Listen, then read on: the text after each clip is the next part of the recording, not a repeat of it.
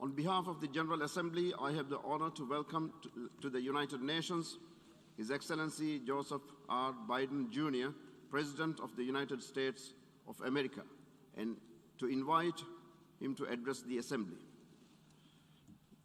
Mr. President, Mr. Secretary General, my fellow delegates, to all those who dedicate themselves to this noble mission of this institution, it's my honor to speak to you for the first time as President of the United States. We meet this year in a moment of intermingled with great pain and extraordinary possibility. We've lost so much to this devastating pandemic that continues to claim lives around the world and impact so much on our existence.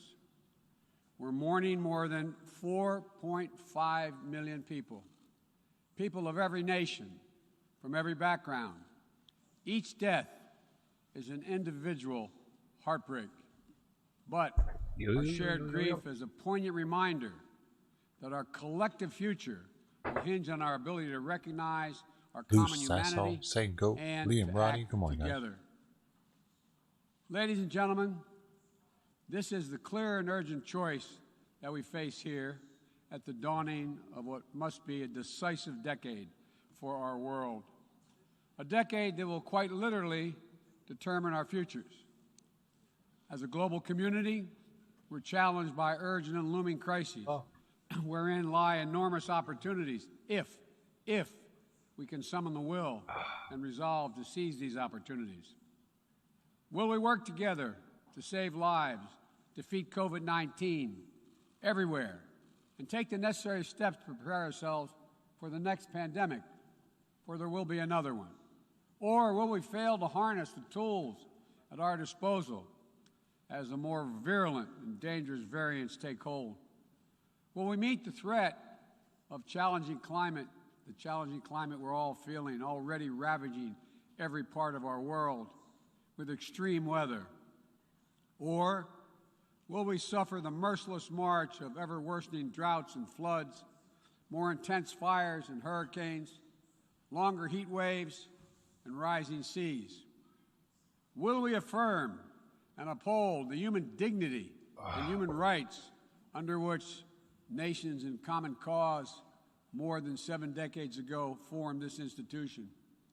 Will we apply and strengthen the core tenets of the international system, including the UN Charter and the Universal Declaration of Human Rights, as we seek to shape the emergence of new technologies and deter new threats?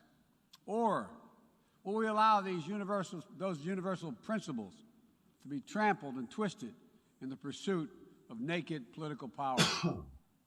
In my view, how we answer these questions in this moment, whether we choose to fight for our shared future or not, will reverberate for generations yet to come. Simply put, we stand, in my view, at an inflection point in history. And I'm here today to share with you how the United States intends to work with partners and allies to answer these questions, and the commitment of my new administration to help lead the world toward a more peaceful, prosperous future for all people. Instead of continuing to fight the wars of the past, we are fixing our eyes on devoting our resources to the challenges that hold the keys to our collective future. Ending this pandemic, addressing the climate crisis, managing the shifts in global power dynamics, shaping the rules of the world on vital issues like trade, cyber, and emerging technologies, and facing the threat of terrorism as it stands today. We've ended 20 years of conflict in Afghanistan, and as we close this period of relentless war, we're opening a new era of relentless diplomacy, of using the power of our development aid to invest in new ways of lifting people up around the world, of renewing and defending democracy, of proving that no matter how challenging or how complex the problems we're going to face, government by and for the people is still the best way to deliver for all of our people. And as the United States turns our focus to the priorities and the regions of the world, like the Indo-Pacific, that are most consequential today and tomorrow, we'll do so with our allies and partners through cooperation at multilateral institutions like the United Nations to amplify our collective strength and speed our progress toward dealing with these global challenges. It is a fundamental truth of the 21st century within each of our countries and as a global community that our own success is bound up in others succeeding as well. To deliver for our own people, we must also engage deeply with the rest of the world. To ensure that our own future, we must work together with other partners, our partners, toward a shared future. Our security, our prosperity, and our very freedoms are interconnected, in my view, as never before. And so, I believe we must work together as never before. Over the last 8 months, I prioritized rebuilding our alliances, revitalizing our partnerships, and recognizing they are essential and central to America's enduring security and prosperity. We have reaffirmed our sacred NATO alliance to Article 5 commitment. We're working with our allies toward a new strategic concept that will help our alliance better take on evolving threats of today and tomorrow. We renewed our engagement with the European Union, a fundamental partner in tackling the full range of significant issues facing our world today. We elevated the Quad partnership among Australia, India, Japan, and the United States to take on challenges ranging from health security to climate to emerging technologies. We're engaging with regional institutions from ASEAN to the African Union to the Organization of American States to focus on people's urgent needs for better health and better economic outcomes. We're back at the table in international forums, especially the United Nations, to focus attention and to spur global action on shared challenges. We are re-engaged at the World Health Organization and working in close partnership with COVAX to deliver life-saving vaccines around the world. We rejoined the Paris Climate Agreement, and we're running to retake a seat in the Human Rights Council next year at the UN. And as the United States seeks to rally the world to action, we will lead not just with the example of our power, but, God willing, with the power of our example. Make no mistake, the United States will continue to defend ourselves, our allies, and our interests against attack, including terrorist threats, as we prepare to use force, if any is necessary. But to defend our vital U.S. national interest, including against ongoing and imminent threats. But the mission must be clear and achievable, undertaken with informed consent of the American people, and whenever possible, in partnership with our allies. U.S. military power must be our tool of last resort, not our first. And it should not be used as an answer to every problem we see around the world. Indeed, today, many of our greatest concerns cannot be solved or even addressed through the force of arms. Bombs and bullets cannot defend against COVID-19 or its future variants. To fight this pandemic, we need a collective act of science and political will. We need to act now to get shots in arms as fast as possible and expand access to oxygen, tests, treatments to save lives around the world. And for the future, we need to create a new mechanism to finance global health security that builds on our existing development assistance and global health and a global health threat council that is armed with the tools we need to monitor and identify emerging pandemics so that we can take immediate action. Already, the United States has put more than $15 billion toward the global COVID response. We've shipped more than 160 million doses of COVID-19 vaccine to other countries.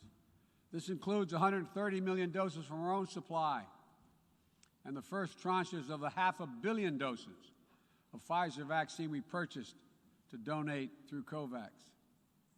Planes carrying vaccines from the United States have already landed in 100 countries, bringing people all over the world a little dose of hope, as one American nurse termed it to me. A dose of hope, direct from the American people, and importantly, no strings attached. And tomorrow, at the U.S.-hosted Global COVID-19 Summit, I'll be announcing additional commitments as we seek to advance the fight against COVID-19 and hold ourselves accountable around specific targets on 3 key challenges: saving lives now, vaccinating the world, and building back better. This year has also brought widespread death and devastation from the borderless climate crisis. The extreme weather events that we have seen in every part of the world, and you all know it and feel it, represent what the Secretary General has rightly called Code Red for humanity. And the scientists and experts are telling us that we're fast approaching a point of no return in a literal sense. To keep within our reach the vital goal of limiting global warming to 1.5 degrees Celsius, every nation needs to bring their highest possible ambitions to the table when we meet in Glasgow for COP26. And then to have to keep raising our collective ambition over time.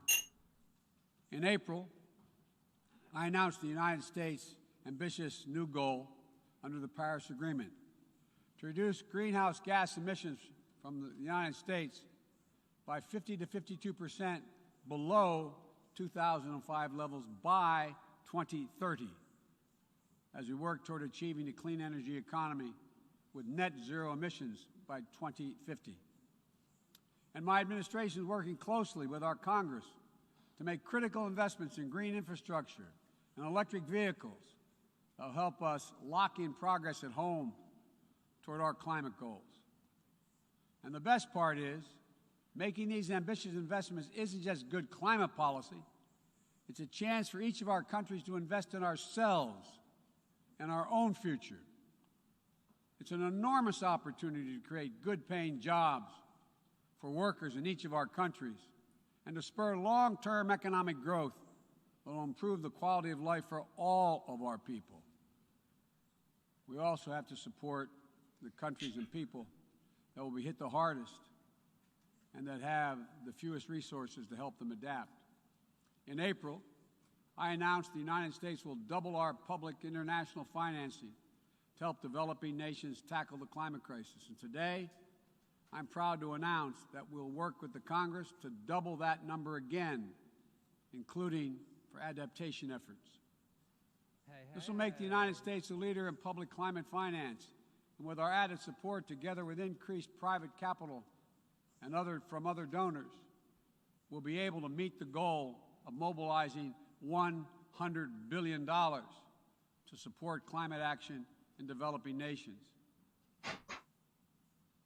As we deal with these crises, we're also encountering a new era, an era of new technologies and possibilities that have potential to release and reshape every aspect of human existence. And it's up to all of us to determine whether these technologies are a force to empower people or to deepen repression. As new technologies continue to evolve, we'll work together with our democratic partners to ensure that new advances in areas from biotechnology to quantum computing, 5G, artificial intelligence, and more are used to lift people up, to solve problems, and advance human freedom, not to suppress dissent or target minority communities. And the United States intends to make a profound investment in research and innovation, working with countries at all stages of economic development to to develop new tools and technologies to help us tackle the challenges of this second quarter of the 21st century and beyond.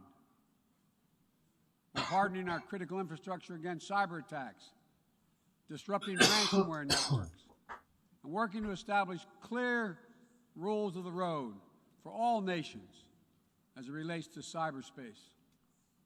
We reserve the right to respond decisively to cyber attacks that threaten our people, our allies, or our interests. Oh, shit. Simon might have diabetes new rules or something. of global trade and economic growth that strive to level the playing field so that it's not artificially tipped in favor of any one country at the expense of others. And every nation has the right and opportunity to compete fairly. We will strive to ensure that basic labor rights, environmental safeguards, and intellectual property are protected, and that the benefits of globalization are shared broadly throughout all our societies. We'll continue to uphold the long-standing rules and norms that have formed the guardrails of international engagement for decades, that have been essential to the development of nations around the world. Bedrock commitments like freedom of navigation, adherence to international laws and treaties, support for arms control measures that reduce the risk and enhance transparency. Our approach is firmly grounded and fully consistent with the United Nations mission and the values we've agreed to when we drafted this charter. These are commitments we all made and that we're all bound to uphold. And as we strive to deal with these urgent challenges, whether they're long-standing or newly emerging, we must also deal with one another. All of the major powers of the world have a duty, in my view, to carefully manage their relationships so they do not tip from responsible competition to conflict. The United States will compete and will compete vigorously and lead with our values and our strength. We'll stand up for our allies and our friends and oppose attempts by stronger countries to dominate weaker ones, whether through changes to territory by force, economic coercion, technical exploitation, or disinformation. But we're not seeking, say it again, we are not seeking a new Cold War or a world divided into rigid blocks. The United States is ready to work with any nation that steps up and pursues peaceful resolution to shared challenges, even if we have intense disagreements in other areas, because we'll all suffer the consequences of our failure if we do not come together to address the urgent threats like COVID-19 and climate change, or enduring threats like nuclear proliferation. The United States remains committed to preventing Iran from gaining a nuclear weapon. We're working with the P5+1 to engage Iran diplomatically and to seek a return to JCPOA. We're prepared to return to full compliance if Iran does the same. Similarly, we seek serious and sustained diplomacy to pursue the complete denuclearization of the Korean Peninsula. We seek concrete progress toward an available plan with tangible commitments that would increase stability on the peninsula and in the region, as well as improve the lives of the people in the Democratic People's Republic of Korea. We must also remain vigilant to the threat of terror that terrorism poses to all our nations, whether emanating from distant regions of the world or in our own backyards. We know the bitter sting of terrorism is real. We've almost all experienced it. Last month, we lost 13 American heroes and almost 200 innocent Afghan civilians in a heinous terrorist attack at the Kabul airport. Those who commit acts of terrorism against us will continue to find a determined enemy in the United States. The world today is not the world of 2001, though. And the United States is not the same country we were when we were attacked on 9/11 20 Is years Bitcoin ago. going down or Today, we're better equipped to detect and prevent terrorist threats, and we are more resilient in our ability to repel them and to respond. We know how to build effective partnerships to dismantle terrorist networks by targeting their financing and support systems, countering their propaganda, preventing their travel, as well as disrupting imminent attacks. We'll meet terrorist threats that arise today and in the future with a full range of tools available to us, including working in cooperation with local partners so that we need not be so reliant on large-scale military deployments. One of the most important ways we can effectively enhance security and reduce violence is by seeking to improve the lives of the people all over the world who see that their governments are not serving their needs.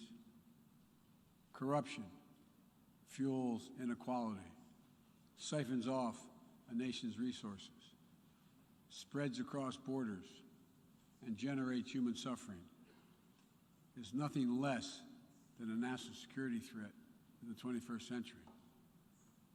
Around the world, we're increasingly seeing citizens demonstrate their discontent, seeing the wealthy and well-connected grow richer and richer, taking payoffs and bribes, operating above the law, while the vast majority of the people struggle to find a job or put food on the table, or to get their businesses off the ground, or simply send their children to school.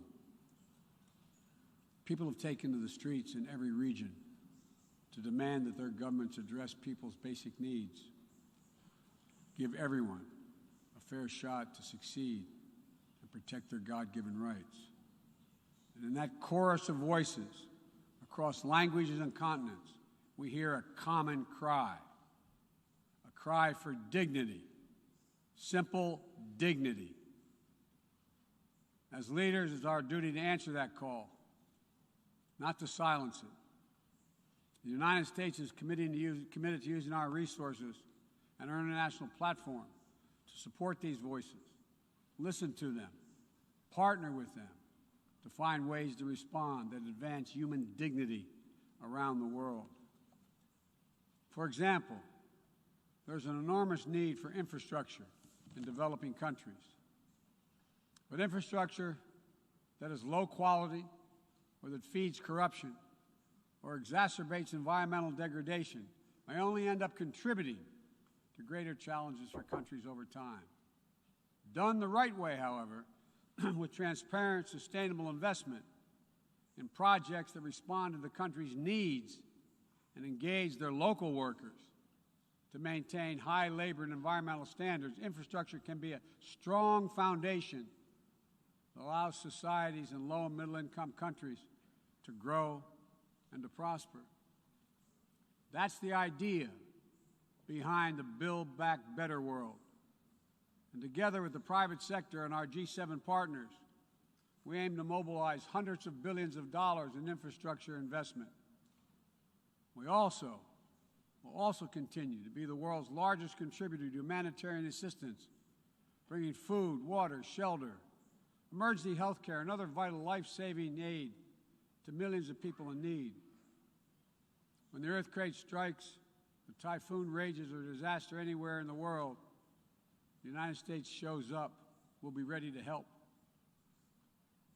And at a time when nearly 1 in 3 people globally do not have access to adequate food just last year, the United States is committing to rallying our partners to address immediate malnutrition and to ensure that we can sustainably feed the world for the decades to come. To that end, the United States is making a $10 billion commitment to end hunger and invest in food systems at home and abroad. Since 2000, the United States government has provided more than $140 billion to advance health and strengthen health systems, and we will continue our leadership to drive these vital investments to make people's lives better every single day. Just give them a little breathing room.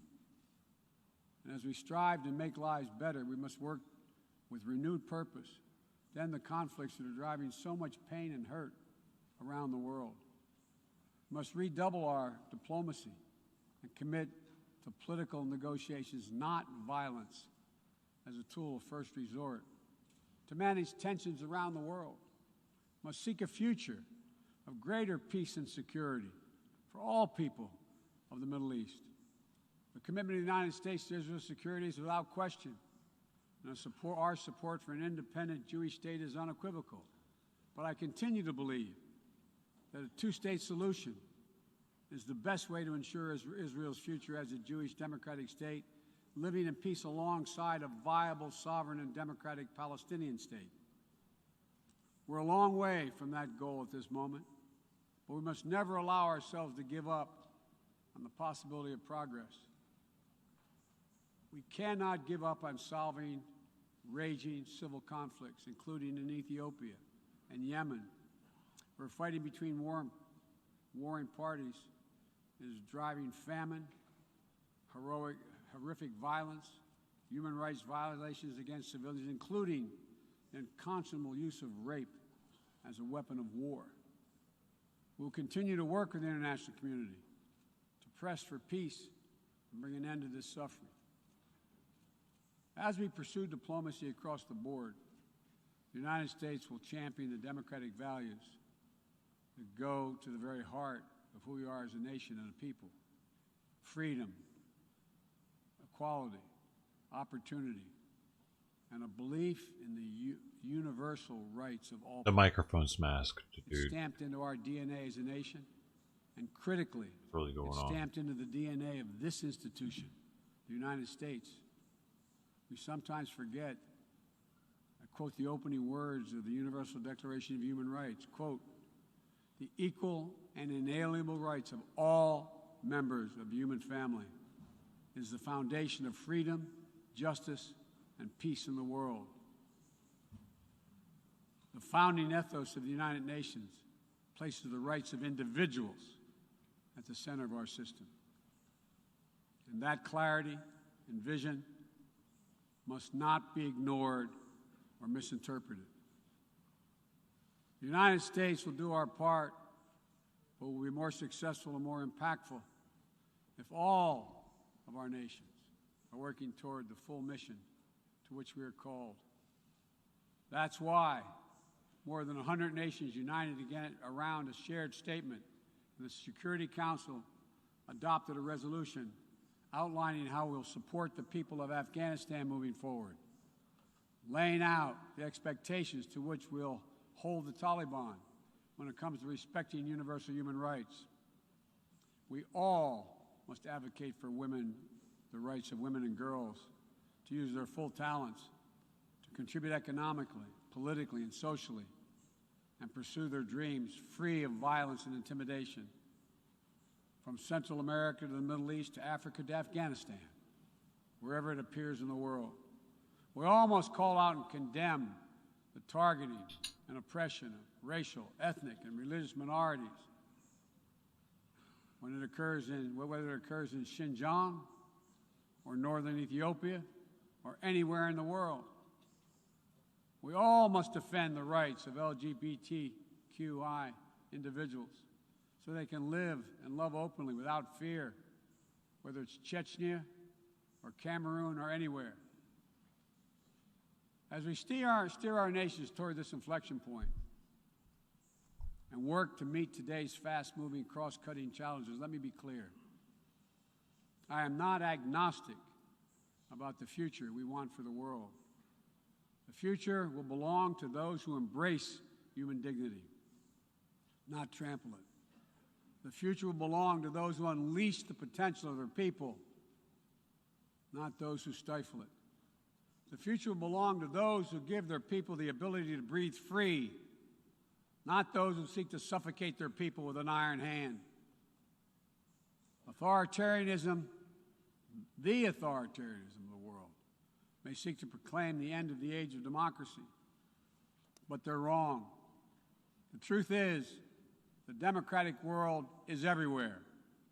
It lives in the anti-corruption activists, the human rights defenders, the journalists, the peace protesters. On the front lines of this struggle in Belarus, Burma, Syria, Cuba, Venezuela, and everywhere in between, it lives in the brave women of Sudan who withstood violence and oppression to push a genocidal dictator from power and who keep working every day to defend their democratic progress. It lives in the proud Moldovans who helped deliver a landslide victory for the forces of democracy with a mandate to fight graft, to build a more inclusive economy. It lives in the young people of Zambia who harnessed the power of their vote for the first time, turning out in record numbers to denounce corruption and chart a new path for their country.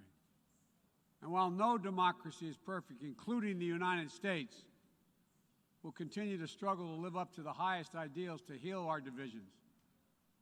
And we face down violence and insurrection. Democracy remains the best tool we have to unleash our full human potential. My fellow leaders, this is a moment where we must prove ourselves the equals of those who come before us, who with vision and values and determined faith in our collective future built our United Nations, broke the cycle of war and destruction, and laid the foundations for more than 7 decades of relative peace and growing global prosperity. Now, we must again come together to affirm the inherent humanity that unites us is much greater than any outward divisions or disagreements. We must choose to do more than we think we can do alone so that we'll accomplish what we must together. Ending this pandemic and making sure we're better prepared for the next one. Staving off climactic climate change and increasing our resilience to the impacts we already are seeing. Ensuring a future where technologies are a vital tool to solving human challenges and empowering human potential, not a source of greater strife and repression. These are the challenges that we will determine what the world looks like for our children and our grandchildren and what they'll inherit. We can only meet them by looking to the future. I stand here today for the first time in 20 years with the United States not at war. We've turned the page. All the unmatched strength, energy, and commitment, will, and resources of our nation are now fully and squarely focused on what's ahead of us, not what was behind. I know this. As we look ahead, we will lead. We will lead on all the greatest challenges of our time, from COVID to climate, peace and security, human dignity and human rights, but we will not go it alone. We will lead together with our allies and partners and in cooperation with all those who believe as we do that this is within our power to meet these challenges, to build a future that lifts all of our people and preserves this planet. But none of this is inevitable. It's a choice. And I can tell you where America stands. We will choose to build a better future. We, you and I, we have the will and capacity to make it better. Ladies and gentlemen, we cannot afford to waste any more time. Let's get to work. Let's make our better future now. We can do this. It's within our power and capacity. Thank you. God bless you all.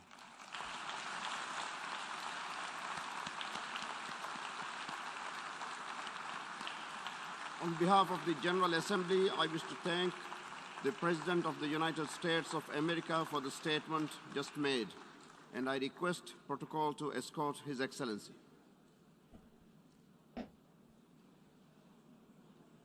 May I request representatives to remain seated while we suspend the meeting for 5 minutes before resuming to hear the next speaker.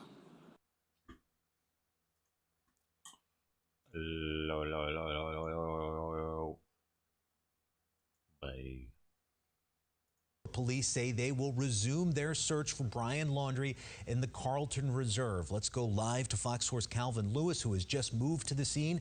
Calvin, what are you seeing right there, right now? Right, Chris. Well, this is the scene right now. You can see actually members of the Sarasota County Sheriff's Office actually blockading the entryway to the Carlton Reserve. That's because, as you alluded to there, Northport Police announcing earlier this hour that they will be continuing their search for Brian Laundrie, the fiance of Gabby Petito, here at the Reserve. We can see a few members of the public out here. They're just as curious as we are to get some new information as to what exactly is going on. We're seeing more and more media filing in as they learn about the news that the search will be continuing today. But this location, it was actually provided as a tip from Brian's family, who says they haven't seen him since last Tuesday. On Sunday, about 50 law enforcement officers were out in the park with ATVs, helicopters, and aquatic vehicles. At this time, Laundrie is still only being identified by police as a person of interest in the Gabby Petito investigation. Now, Brian is described as a white male, about 5 foot 8 inches tall, and weighing about 160 pounds. He has brown eyes, short brown hair, and facial hair. He was last seen wearing a hiking bag with a waist strap. Now, we haven't really gotten any word yet from Northport Police or those responding sheriff's deputies here with the Sarasota County Sheriff's Office. Is, right? Exactly when they are going to begin this search or if they have already started. But they are asking, of course, members of the public if they have any information that authorities are asking you to call the number 1-800-CALL FBI. Head is big. Now reporting live in Venice, Calvin Lewis. Are and how Fox big 4. his forehead is. Wait a second, there's something going Calvin on Lewis. here. Calvin, my man. Ooh, it's like that dude, that meme where the dude's got his entire face squished into the middle, you know, and then he's got what is that? Face squish meme. Let's see.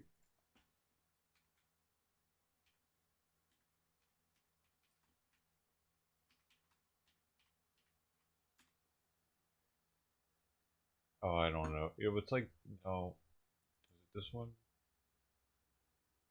No. I don't know what I'm talking about. What if I go here? It's literally none of them. It's like we're...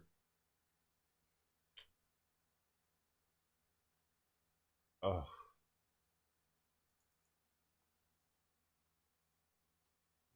Face in middle of face. It's not gonna work. Anyway.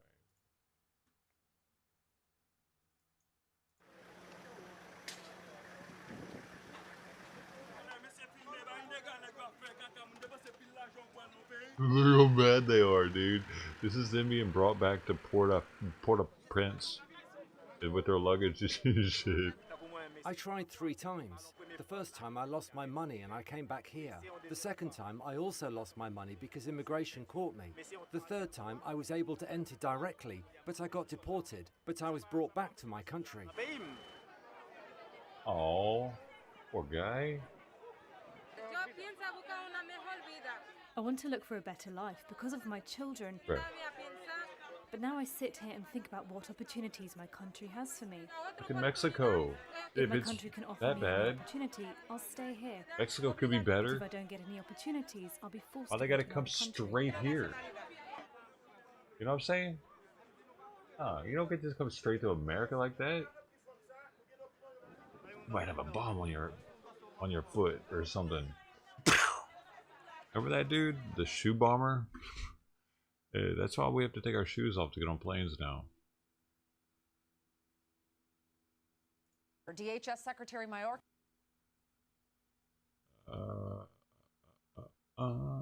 Hey, is this thing still doing a thing? I can't really tell if the volcanoes still do anything.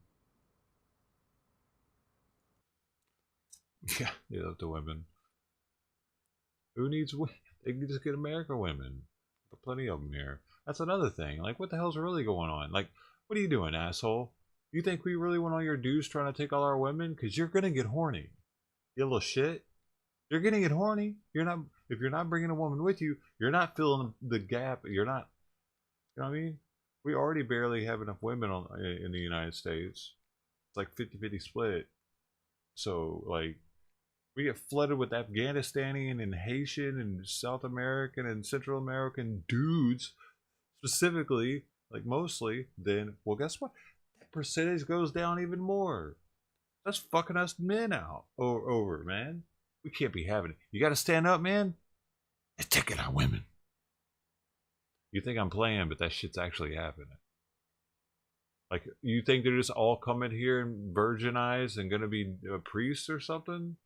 You actually think that's gonna happen? No, the chances are they're gonna get some chick pregnant and bada bing, bada boom. That's how it happens in America. You accidentally get a chick pregnant and you gotta get married. Or, I mean, that kid's gonna be fatherless. So, I mean, that happens a lot too, right? So, I'm sure it definitely happens a lot with a chick that has sex with some Haitian dude that thinks he's gonna put his Haitian man, like, I'm Haitian, let's get in there and do your Haitian duties. You know what I'm saying? Because you know it's more like that down there than it is here. Oftentimes, when the black dudes come from other countries, they're not sweet. They're not sweet boys to the women. You know, they try to treat them like they're still over wherever the fuck they just came from because that's how they were brought up. That's all they know. I mean, granted, there's some fucked up black men in here too. There's a fucked up white man, but if you look at the stats, black men are fucking up more than white men with their kids after they get a girl pregnant. Black men are fucking up more with that. I don't know, dude. Whatever. Fuck you. You don't believe me? Look at the stats.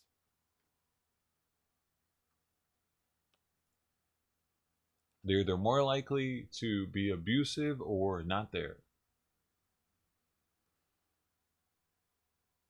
And Haitians, I don't know if you checked or not, but those fuckers are charcoal. They're like next level black in Haiti. How is that even possible? How did they, like, why is that? Because they didn't enter, maybe they didn't like mix as much in their ancestry or whatever, I guess. Maybe they were all that black when they came from Africa, but they just the like Haitians weren't slaves, so they didn't have the unfortunate matter of getting raped by their slave owner, because that's how it started.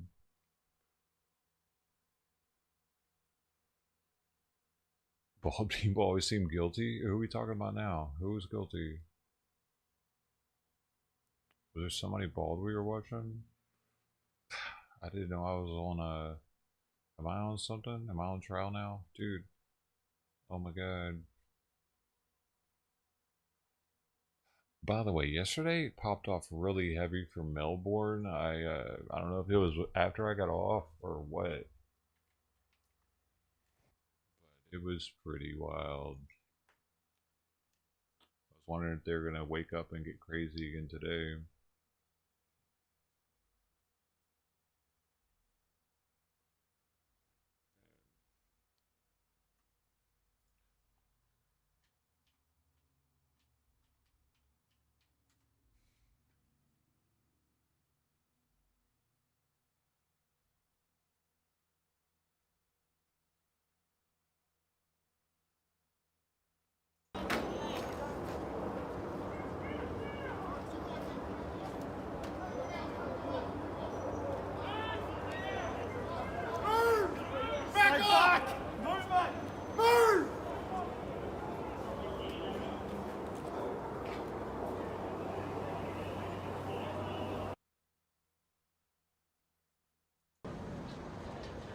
I saw one video where they were bashing in the windows of a couple cop cars. The cops are freaking out, driving out super quick, almost running people over.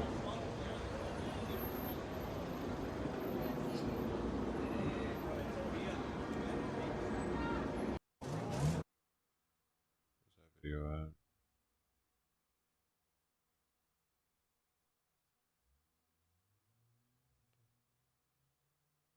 It's all Christians.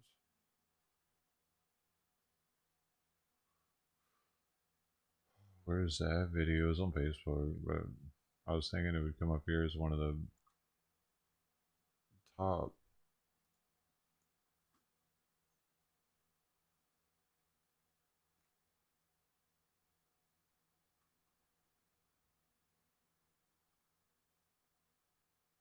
Oh, no.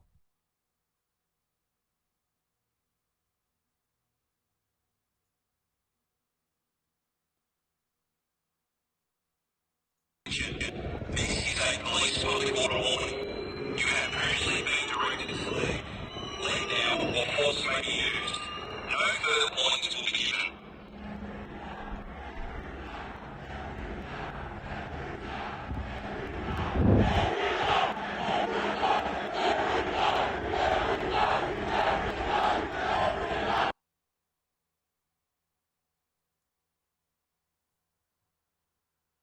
Interesting. It seems Australia is going to be the first place where it gets crazy from the COVID.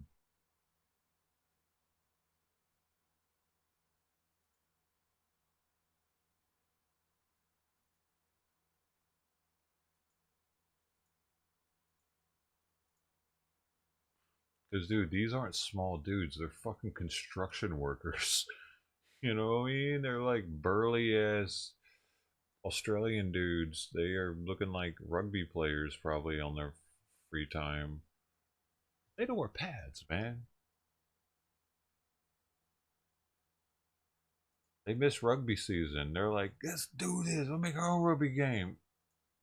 Bro. This ain't Antifa. Antifa wouldn't have a chance, but these dudes, man, I don't know, man. It's getting wild out there in Australia. Australia gonna have to call in cops from another country or something. We need help. Help us.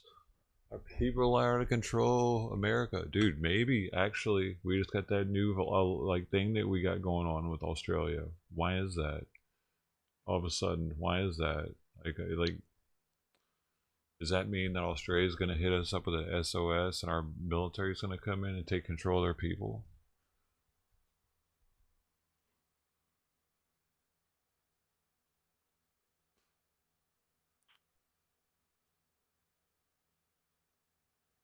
Because if they're going to start allowing nukes, then they're going to allow our nuclear powered ships into their ports. Something they didn't used to do. You'd have to anchor out and have ferries come back and forth from the Navy boats, Navy ships, if they were nuclear powered. And what the hell is all this shit, dude? Why is this all over everywhere? Myanmar, I get it. Myanmar, God save fucking Myanmar. But I didn't type in Myanmar. I typed in Melbourne. Dude, Twitter shit. Why is all this Myanmar bullshit coming up? Do I need to press that again? Myanmar. Apparently all of the internet is... So many people are talking about Myanmar that is popping up everywhere. Look at the Myanmar people. Dude, if people care so goddamn much about Myanmar, why don't you get on a plane? Why don't you get out there, throw some rocks or something? I don't know, dude. We'll die for the cause. Everybody just thinks their fucking post is so important. Look at the pictures. Yeah. Oh my god, I can't... Wait, there was something. There was some right there, actually. Was that the one I was looking for? I almost gave up on it, too. This is actually it. Fuck, they're throwing shit at the coppers. Look at that. Look at that, they're throwing shit at the coppers. Get him! Whoa!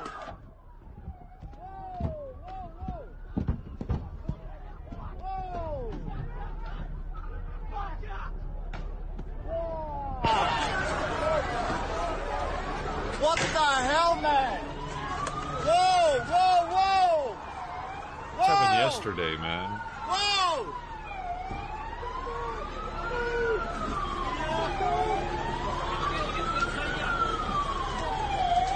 Everybody already saw this, or what? Whoa! Whoa! Shit! How lose viewers on something like this? They must have saw it. Shit! Wow! I straight searched for that for 5 minutes. I finally found it. When I find it, people leave. You people that left, I don't want you to come back ever. Unless you had to take a shit. And you have hemorrhoids. I want the double. Both of those. If not both of those, it's like incorrect. You do not come back.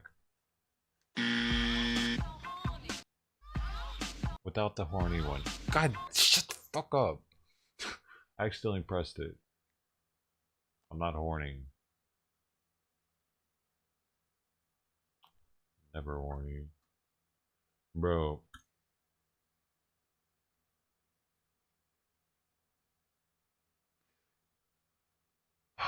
Mark Wahlberg's dead. I'm just playing. Every time I see an actor, I just like think that's the first thing they're gonna say so and so because it happens so often now. If I flip through something really quickly, like, oh, this dude holds his ground real fast, apparently.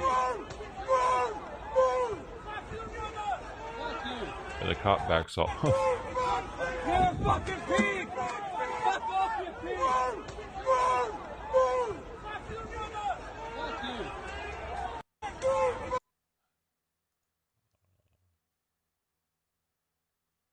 Sons of Exiles? Yeah, that's right. They are.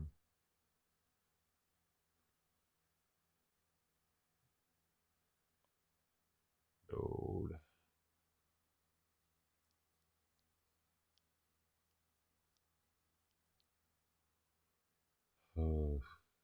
Hey, look at all these cars of the Taliban. The Taliban like had these in them. They're giving them back to Taliban or something, or I don't know. It's weird, isn't it? Cars just collecting dust. That's Taliban news. The Taliban returned the vehicles to the owners. Taliban news. Ooh, hell yeah! Dude, that's a lot of food. Each family gets that. Why does that have a black power looking thing on it? Bruh, hey, their oil looks like it has a black power symbol on it.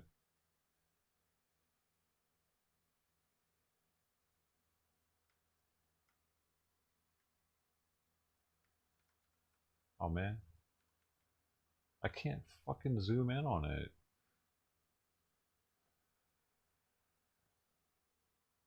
And it's interesting that their flag colors are the same colors as the BLM flags would normally be. The watermelon color, black, red, and green.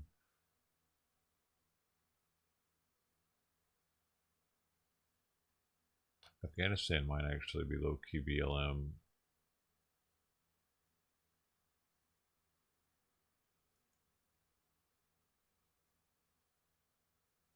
That's a heavy ass bag, dude. Me holding it like that.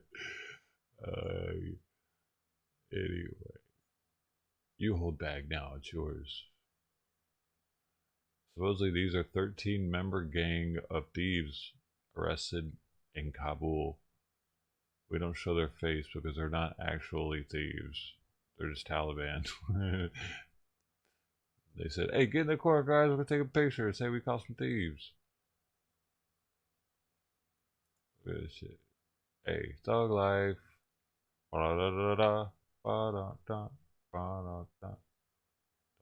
Dude, these are epic ass pictures though. They're brand new, all fresh off the presses. Look at that. It's so official in Afghanistan now. Look at that dude. Whoa, man. This happened.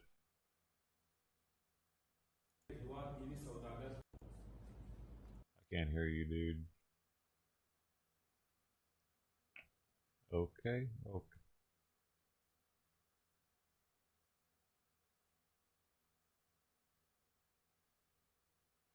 Is that it?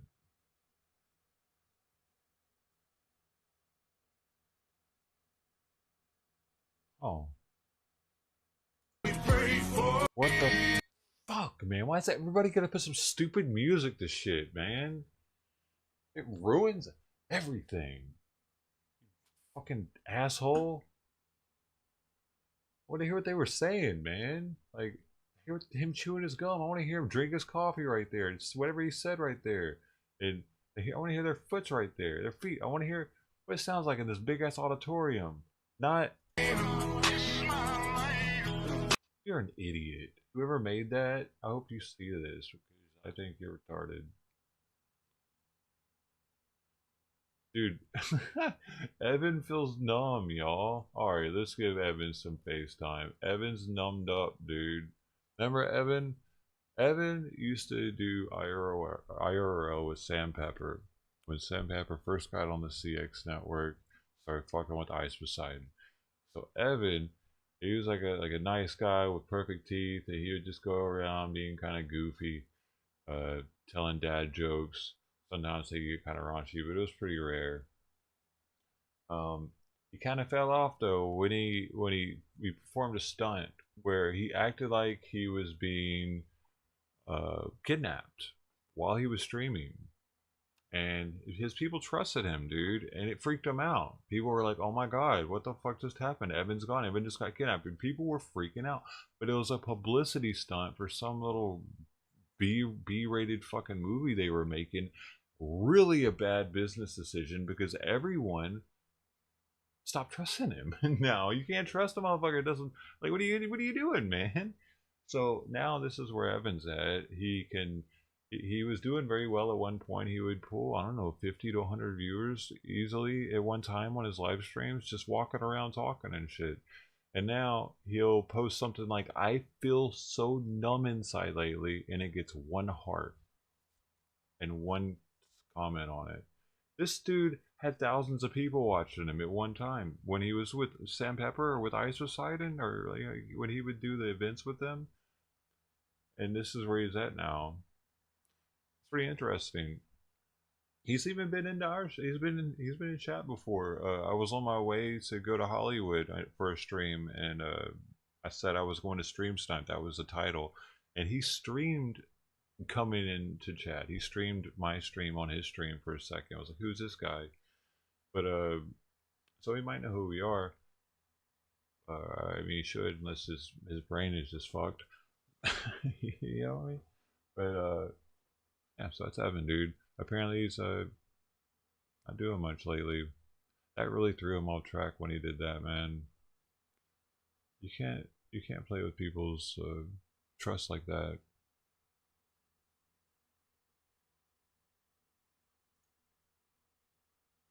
That's Evan. I wonder if there are any old. I wonder. Just to give you an idea, Evan with him and Sam Pepper did this. They would do these trips driving around. Like this has 24,000. This has, look, 454,000 views, and this is just him and Sam Pepper going to Dan Bilzerian's house, which is a fucking massive deal. You know, you're at Dan Bilzerian's house, dude. What? What the fuck? He's got a fucking shotgun. There's a guy at the gate with a shotgun. I've seen this already, and it's pretty epic stream, dude. Like they're walking around, checking it out. The place is full of fucking celebrity, like YouTube celebrities. And then the Dan Bilzerian dude's there, of course. It's a trip. Oh yeah. I forget who that dude is. He's somebody though. But it's just to go to that, to go to now when you make a tweet, nobody even says anything really. I'm trying to see Dan Bilzerian. He was in here somewhere. I remember when they talked to him, but he kind of brushed him off because he was busy or whatever. Where are you, Dan? That dude does have a gun. That's interesting. I remember that. That was weird. They had assault rifles and shit just chilling while they were there. Is that loaded? Monk of fucking F, boys. What the fuck? Where's Danny boy at?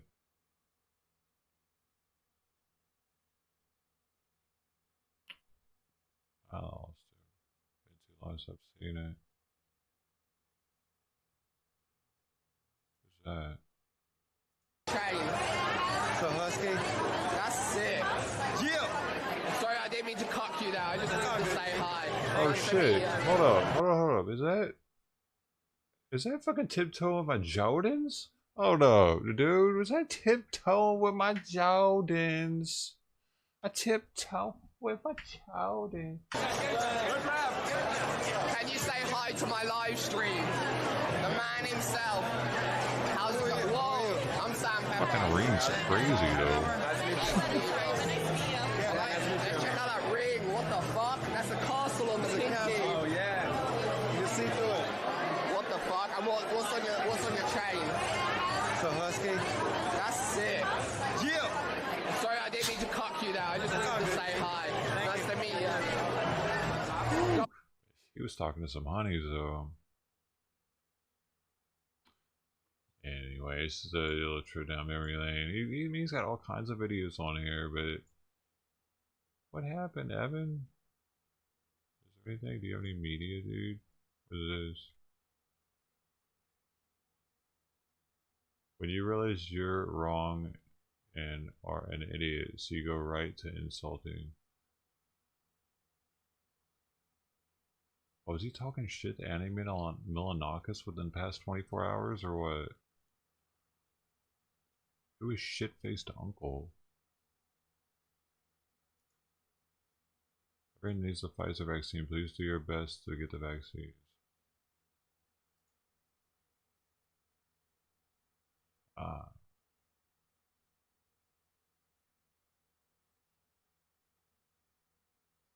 So, like, I see stuff like this, and it's kind of a fear, man. It's kind of a fear. What if I give this my all and do everything I can to try to succeed, and then my shit gets evened out somehow?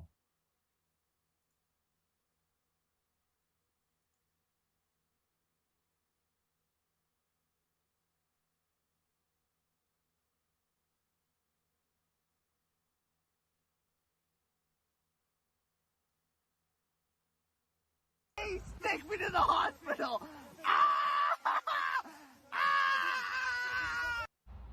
Give me the play ball! Get my on the face! Take me to the hospital! Damn! That dude just had a ball punted at his face by an elephant. Give me the play ball! Get my That's pretty awesome. That the elephant was able to get it to him like that.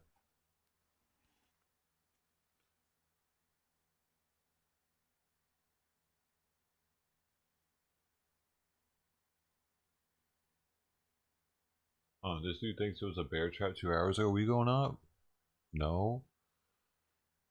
Alright, man. If it stays below 42, a lot of people are going to turn bearish, dude. But it's not going below 42 on a large time frame, which is why I haven't turned full bearish yet. But if it does, a lot of people, including me, are going to be thinking heavily about buying a short. Because this bitch is going down eventually. It's got to go down.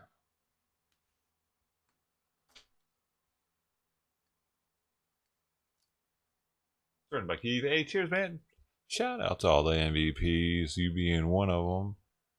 I know because I have to hand input all of them, so it's easier to remember.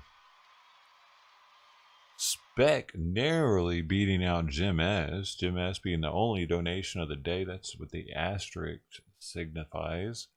Any asterisk signifies a donation was involved in the points. So thank you both for your time, efforts, and money. Mr. Wild Bill 47 put in the time, got third place at 59 points. So we got number 4, Wicked Angela, number 5, Lou Sassall, 6, Cup and Chuck, 7, Liam Roddy 428, surrounded by Keith, 9, B. Jefferson, and 10, Bobby Grant. Yo, thanks guys. And currently, there's a new running order. It's running every day. This is a competition that happens every day. So it changes. Tomorrow, you'll see today's winners. I say them at the end of the stream only because it doesn't allow me to post them anymore. The chat bot says...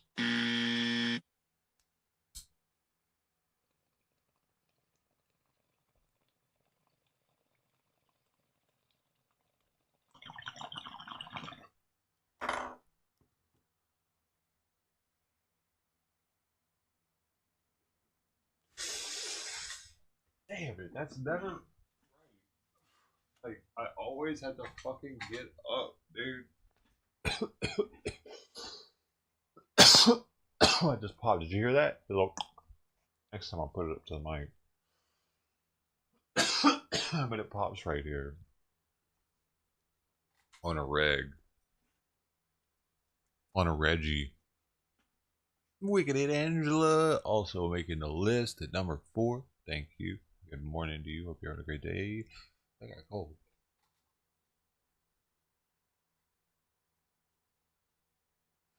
You can, I can't bang for right. Dude, when I played that yesterday, I got copyrighted on it. It was the only thing I got copyrighted on from yesterday. I barely even snipped it. They got me. Oh, whatever. Restock, got it. Hey, PS5s are in stock right now somewhere. So no restock. No, that's not that one. People are getting it right now. If you want one, it looks like Amazon has it 1 minute ago. Let me see. I'll pop that bitch in. Oh, it's not there anymore. Hey, you gotta be quick.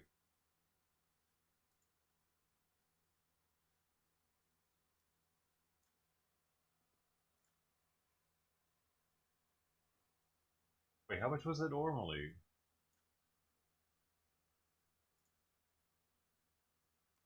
It's not there. Man, for a second I thought it was there because it says $4.99. I was like, okay, that is actually it.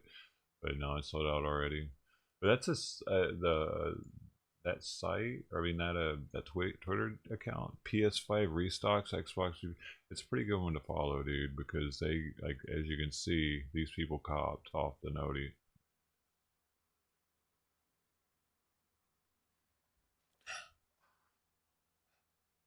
Xbox. Well, one thing I will agree with about that, the Xbox is definitely better when it comes to storage.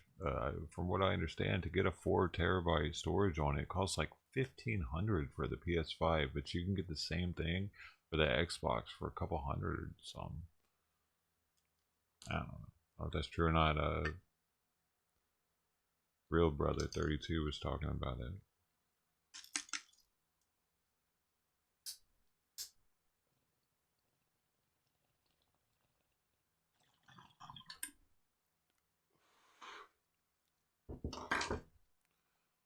I wonder. Do I need to get a? I need to get. I'm gonna get the pot. I'm just gonna get the pot.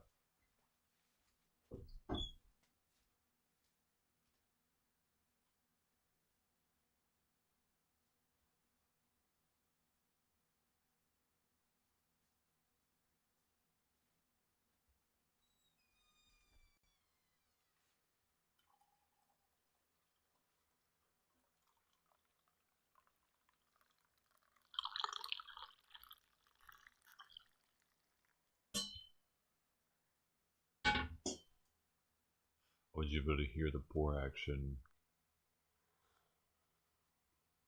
This is Dunkin' Donuts coffee. Every now and then I like to put in the cheaper stuff. I don't know, it doesn't have such a strong flavor. It's nice to have something that's just like not so thick. I don't know how to explain it. Those K-cups can be kind of stout.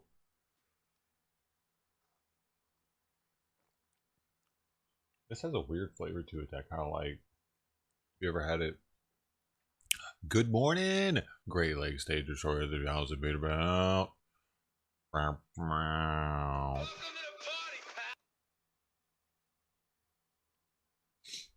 Okay, we're getting back on it. I just had to take a little break, dude. Don't you get it? No, I thought you got it. What is this? What is happening, baby? Hey, wait a second. Whoa. How old are you? Are they allowed to do this at any age? How does this work, dude? This is really freaking me out a little bit. I don't know. Go your ass, crackers. Distracting me.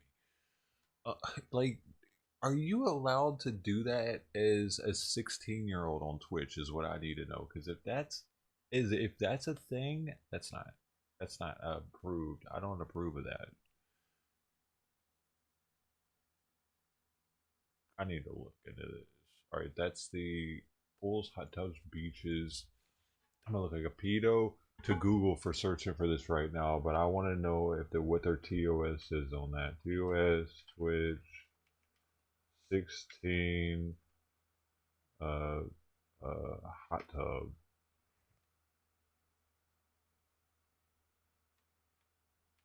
There, that doesn't look good. I'm just trying to figure out what their TOS is. Let's talk about hot tubs. Okay.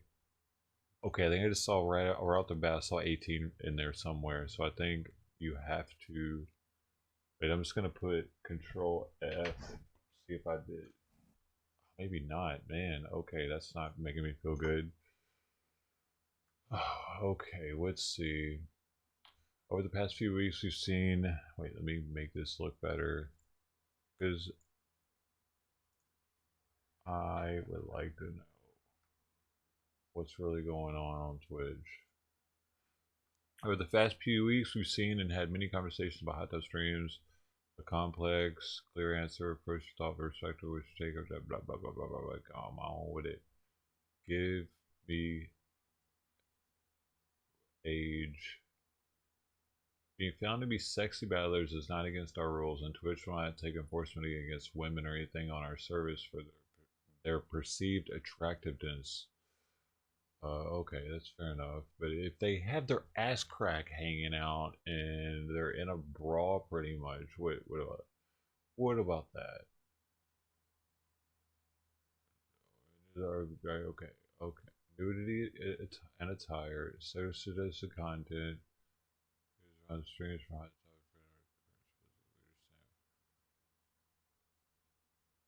tub. Okay, it's not saying anything about age in here. So what I really need to know is how old do you have to be to stream on Twitch? And if it doesn't say anything about age in here, wait. Age to stream hot tub on Twitch.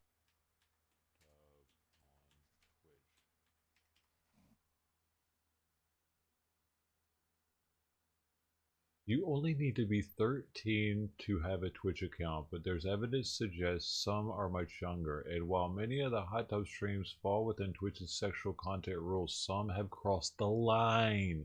What is going on, dude? 13? I knew something was... Dude, really? You could do hot tub streams on Twitch as a 13-year-old.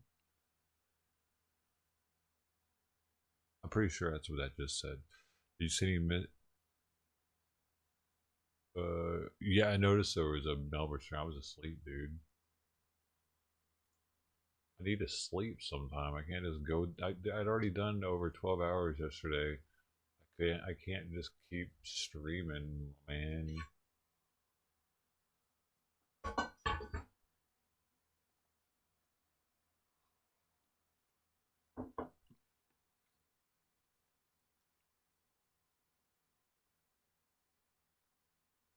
According to Statista, as much as 38% of all Twitch app users in the US last year were aged 10 to 19.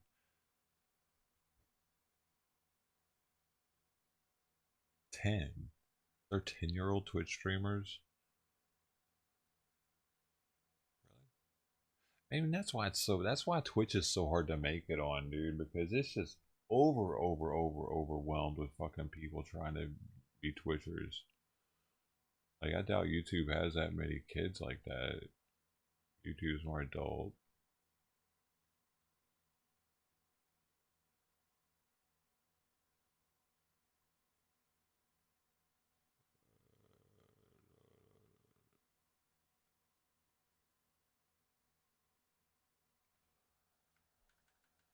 I guess it's bigger, bro. Bigger stream.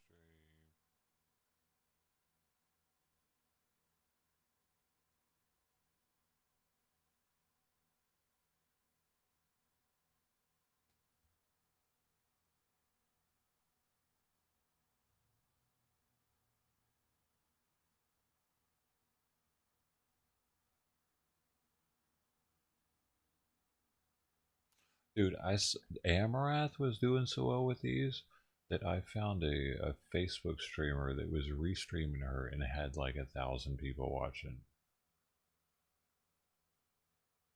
I was like, damn, I need to just start I don't just click this shit on with AMRAD going and just walk away without my camera on. Seriously, I bet.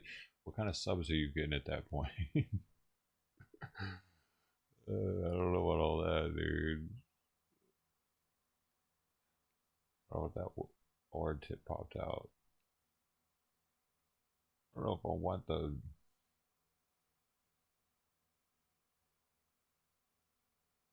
AMRAD subs because they're expecting the AMRAD. All of a sudden, I get on one day. It was a guys. They come back the next day and it's me. They're like, "Whoa, who are you?" I'm the hot tub filmer. I film the ladies. No, but seriously though, the fact that they have 10-year-olds on here, but I mean, for sure they have 13-year-olds. I don't know.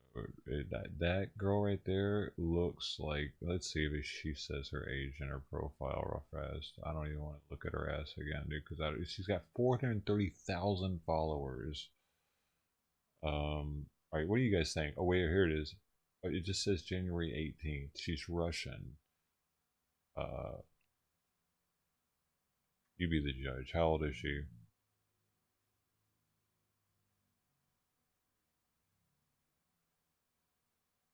Doesn't say anywhere, dude. No one? No one? No fucking... They're asking her if she drinks vodka. So is she actually 21? 15 or 16? Really?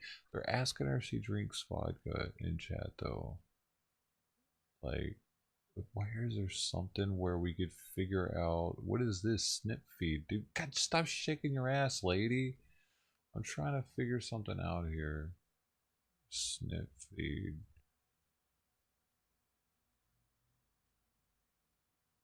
You think she's 21, internet guide?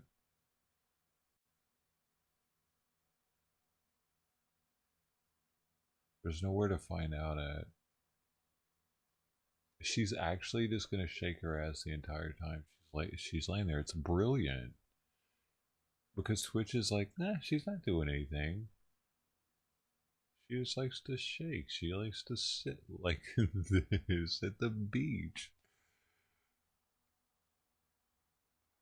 She's definitely got a very good camera, so I'll give her that. So she's taking advantage of her extra bit rate that she's able to have being a partner.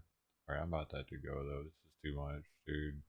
She's gonna start jiggling her ass again.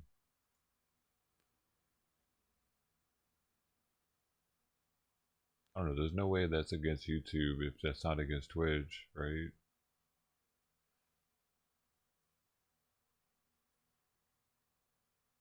No one's on right now over here that I'm following, except for Turtles and Chill.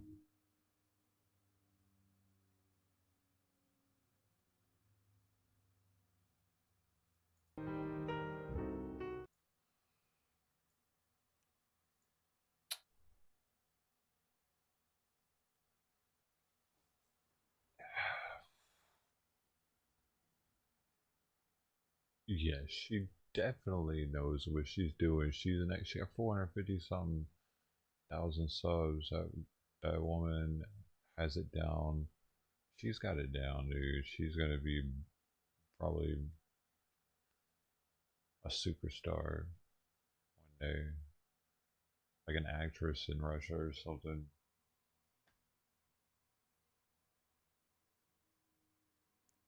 Is that Bernie?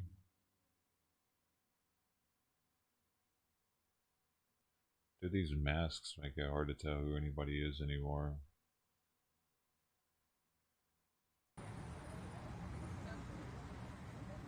No, probably not.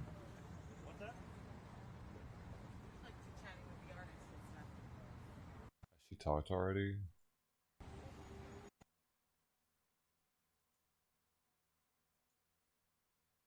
What is she talking about? The COVID deaths? That's what those flags are, right? Come on, man. Hey, bro, I ain't got all day for this. You got a word, bro.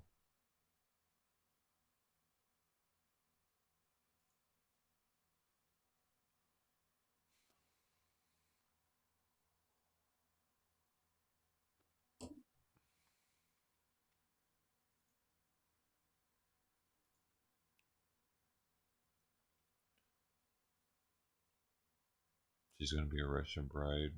Oh man, she's better than that.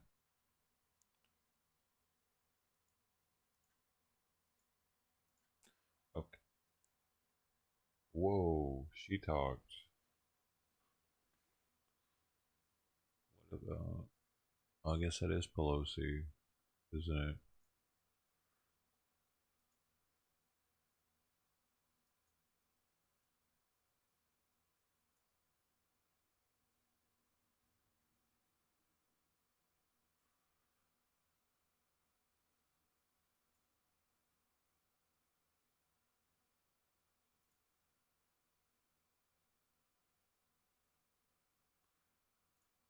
I don't know, man.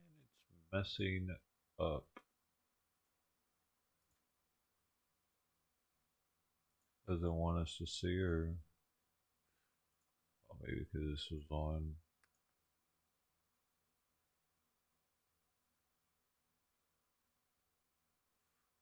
Two women were arrested last month after a botched Brazilian butt lift conducted inside a private Encino home led to the death of an aspiring social media star. Oh my gosh, dude. Imagine trusting someone to inject your ass with shit that doesn't go away.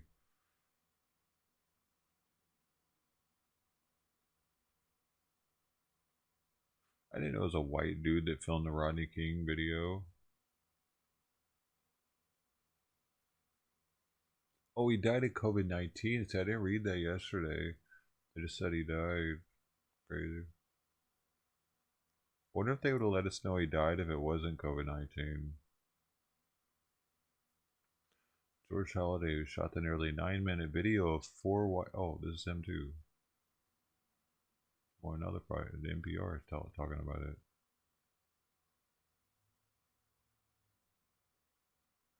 The mother said about a half hour after they ordered, a waitress sat down next to her, said masks are not allowed in the building, adding, our manager sent me over because I'm nicer than he is, and yes, this is political. Masks are not allowed. Parents of at-risk baby asked to leave restaurant for not removing their masks 13 hours ago. This is Oklahoma, I think. Or it's not. It's Texas. It's kind of close though. So there you go, dude. That's interesting. That's a first. I want a video, dude.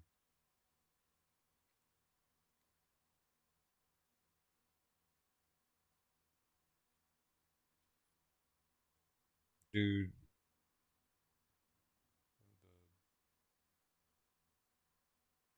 Is there? Oh, they gave the bars information to try to.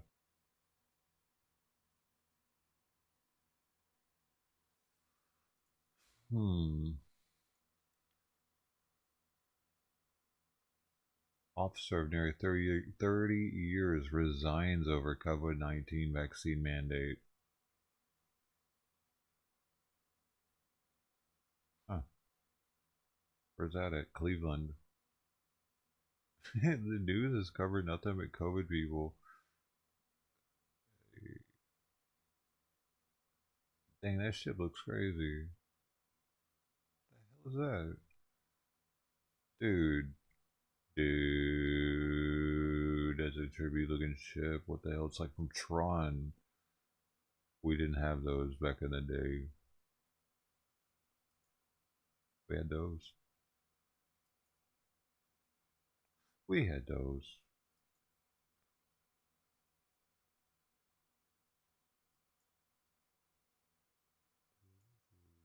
Hey, look at that weird ship. Dude. We had those. We had those.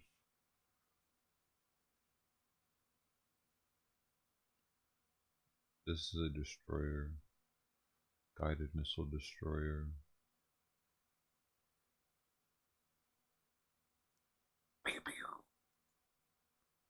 We had those. We had those. We had those. He didn't have those. That thing's rad looking now. It's got this slit, because this is the bridge right here where the officers and everybody are chilling. They're like XO, or the captain would be here. And there would be a flagman up here probably, or a signalman, and a radioman. And the navigator would be back in here probably somewhere.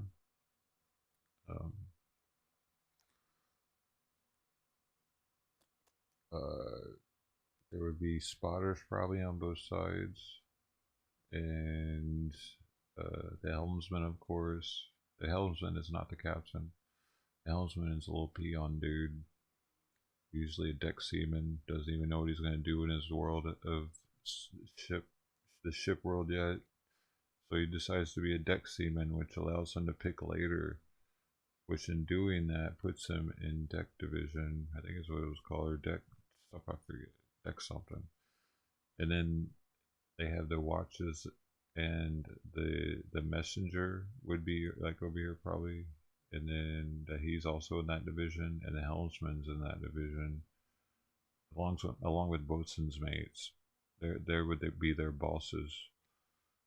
That's who would be in here probably. They're different than a destroyer. And not so much in here, maybe even the room behind here too, for the guy who's plotting everything out. The plotter, I forget the rating. The signalman might have another room over here on the other side. He's the guy that knows like Morse code and flags and shit to be able to communicate with his ships without using radio communication.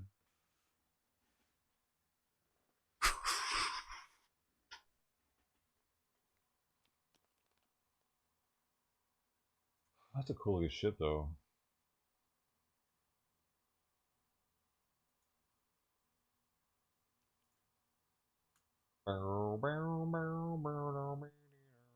Hey man, dude, it's so trippy how they were actually going back and forth across that river to get some food and come back.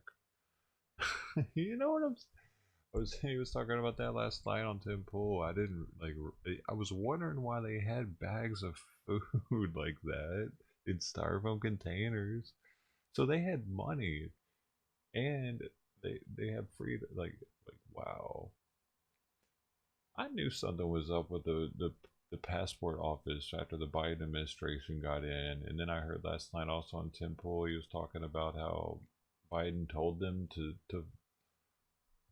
flood the borders or whatever, to swarm the border. They're just coming here, becoming Americans. They had to go to the passport office to do that, apparently. But that stopped, man. Whatever they put to stop, it stopped. So yeah, and they're showing that they're not letting them through the border too. Well, they seem to be keeping them back.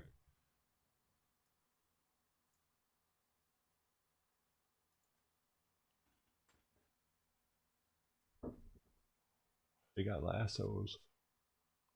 Those aren't whips, they're lassos. Lasso, good idea. Better than net gun, because those are expensive.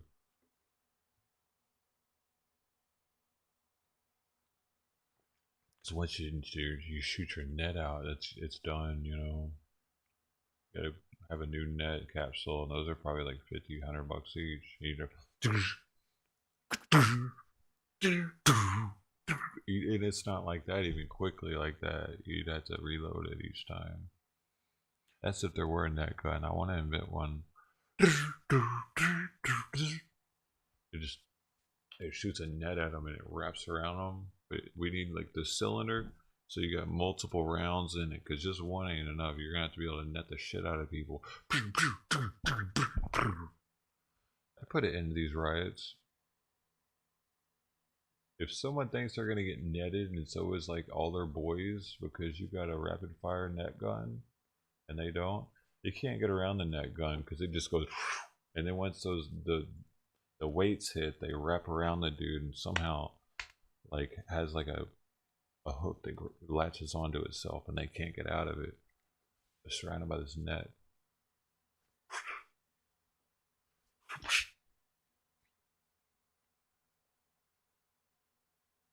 I think we could figure this shit out, man.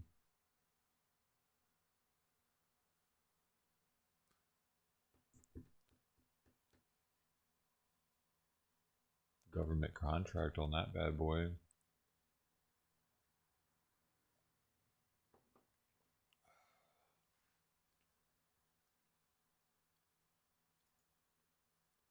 So they did have quite a lot of vehicles out this morning. This is from 2 hours ago, but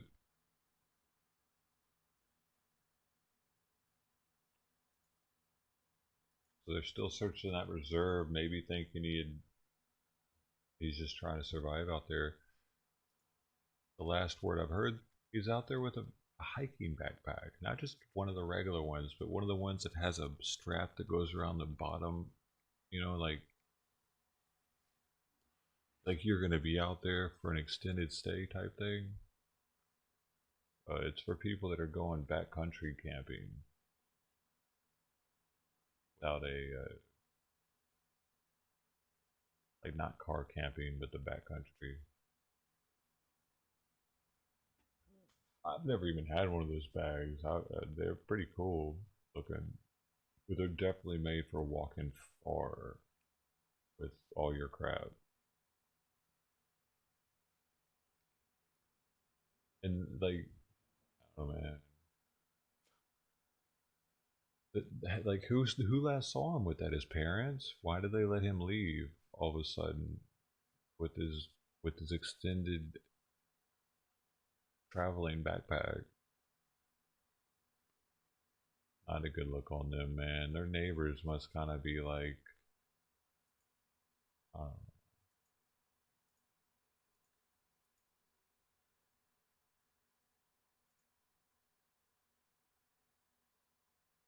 what is this? We have breaking news, folks. I'm excited about it. Gabby Petito's odd final text message revealed. You see, I'm a guy of simple taste. Hey, what's up, Spade?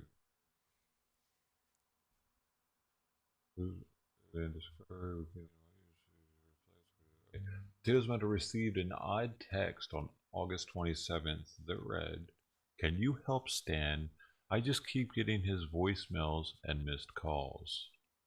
According to the Northport, Florida police warrant, Stan refers to Petito's grandfather, but her mother, Nicole Schmidt, told police that Gabby never referred to him by his first name.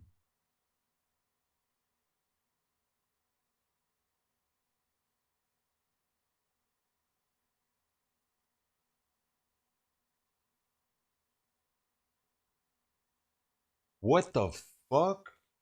Dude, is her stepdad involved with killing her?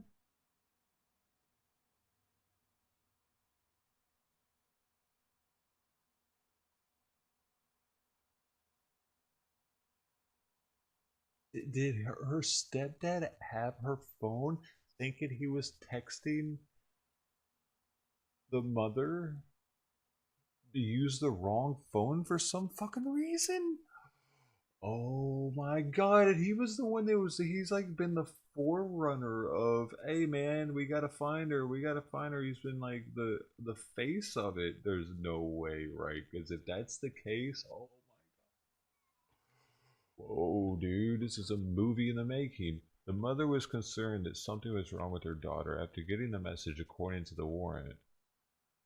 That message was the last one that Petito would send. Petito, who was traveling cross country with boyfriend Brian Laundrie, found recording their trip on YouTube blog Van Life, also abruptly stopped posting on the social media. Investigators say that Petito sent multiple texts and talked with her mother many times during the course of the trip, which they started in July. As the weeks passed, the conversations appeared to show more and more tension between her and Laundrie. The search warrant was signed to allow Northport Police Department to investigators access to the contents of an external hard drive found in Petito's white van. On Monday, police and FBI agents converged on the Northport home, and he returned to that home with the white van that the couple was using. And that was the oddest thing to me, dude, that his parents weren't like, hey, where's your girl at?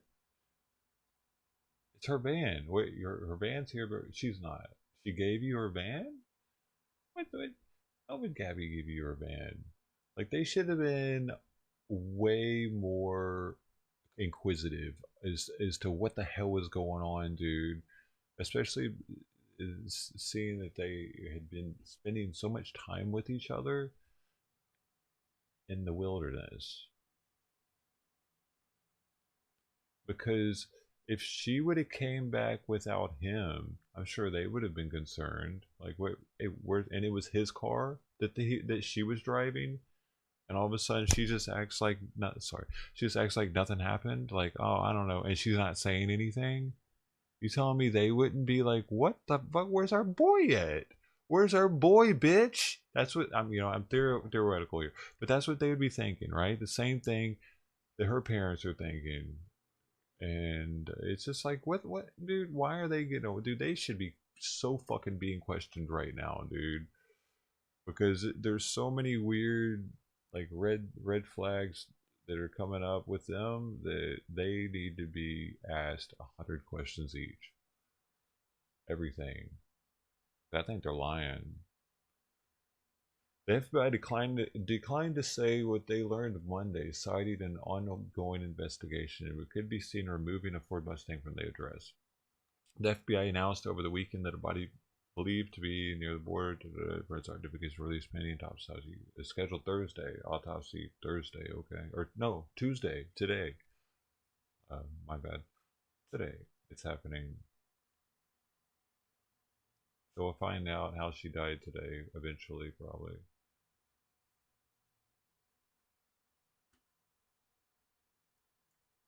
Interesting, dude.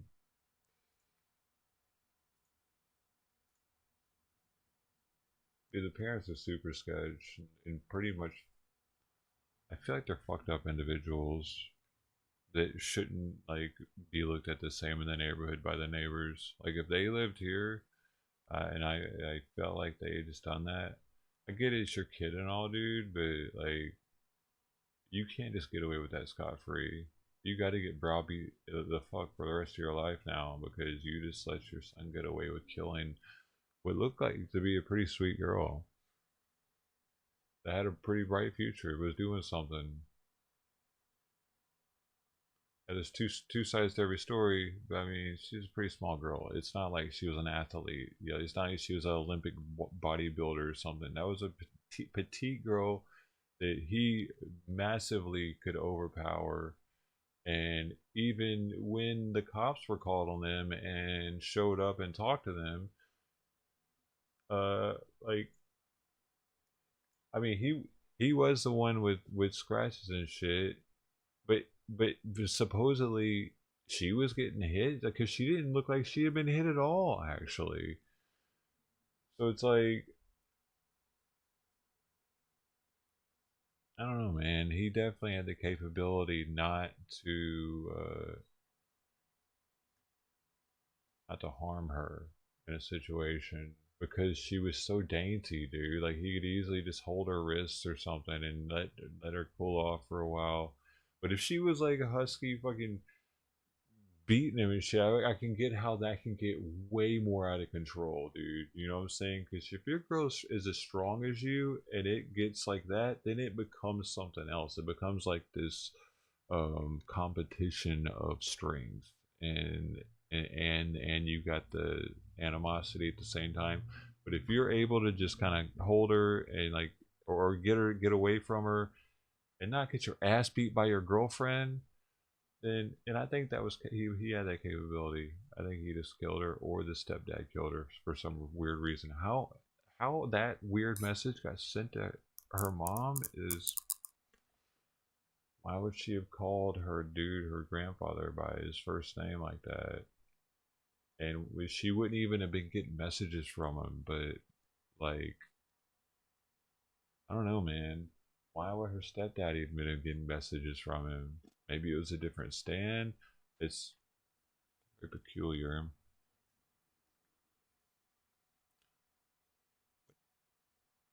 There's no excuse for them doing what they did for whatever happened there. Don't think I'm trying to make excuses for either, like for him killing her, because it's not it. So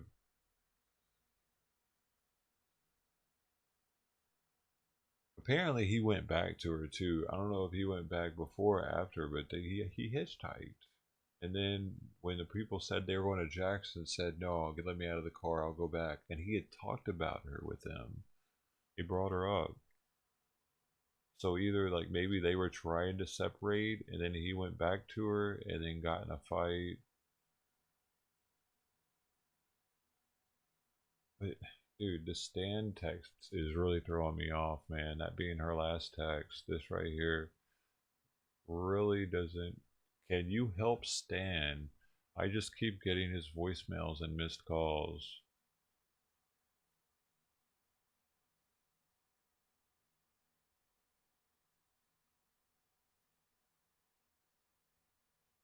So weird, dude. August 27th. And when was the 911 call? It was like 2 weeks before that.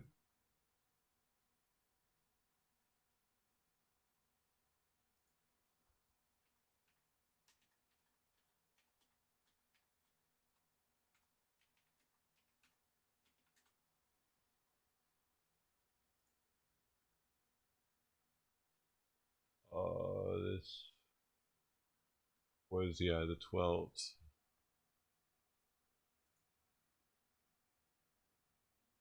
And when was the hitchhiker?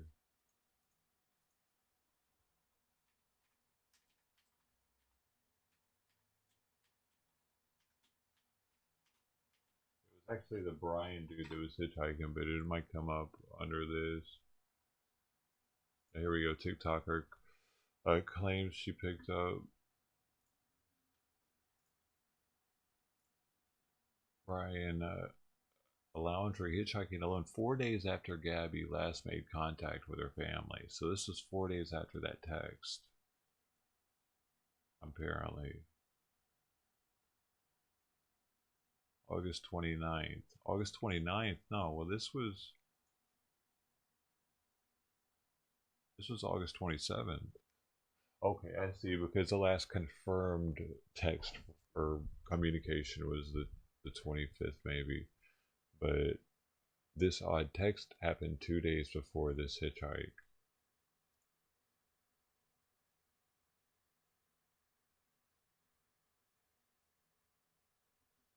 Oh, you can't see it. You know what I'm saying? This one. 4 days after Gabby Petito last made contact, and I saw that it happened on the 29th. So this happened on the 27th, as seen here. So there. No, that's cringe. I gotta pee, man. When I have to pee, I get cringy.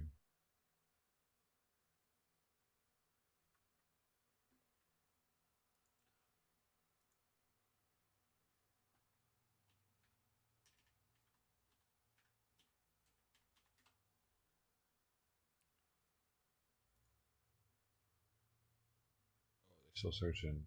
Ooh.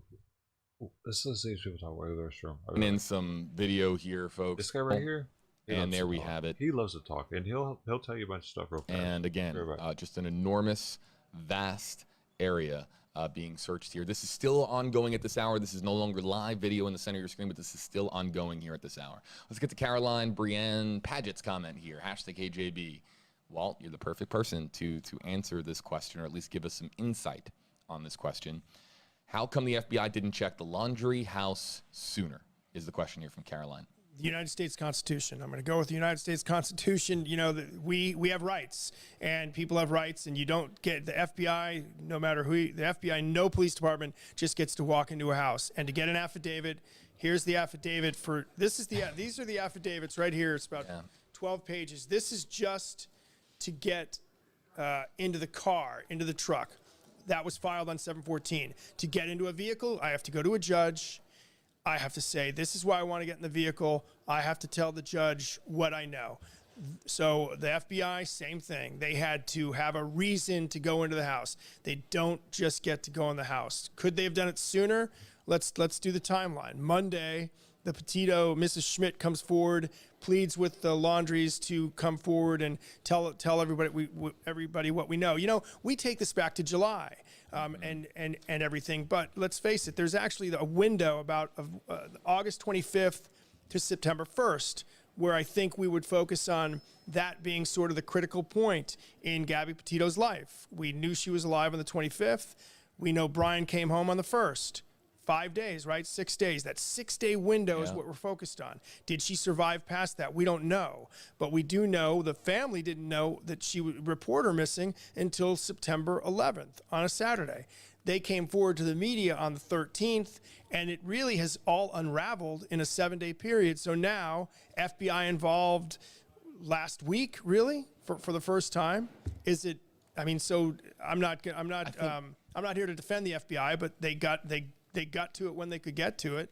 And yeah, it's a great question. But again, you have to have some evidence to go to a judge with before you get a search warrant. All right, I think we got Eagle 8 HD back in the air here. And I know we got News Nation's Brian Enton, who's part of our coverage now here as well. We'll see if we can bring you some live reports there from Eagle 8 HD. And to our digital team here, I just want to again remind our digital team members, if we can bring in Eagle, if I can bring in Eagle, just please let me know. There are certain times where we've tried to communicate with Eagle, and Eagle has been communicating with a lot of different folks as far as what's going on right now with the latest with the search. So if we can take Eagle 8 HD, we will. But this is, again, recorded video from earlier on this morning. I think that one more thing with that, with the search warrant, I think that people see shows like Law & Order SVU and they see Elliot Stabler and Olivia Benson, or they see,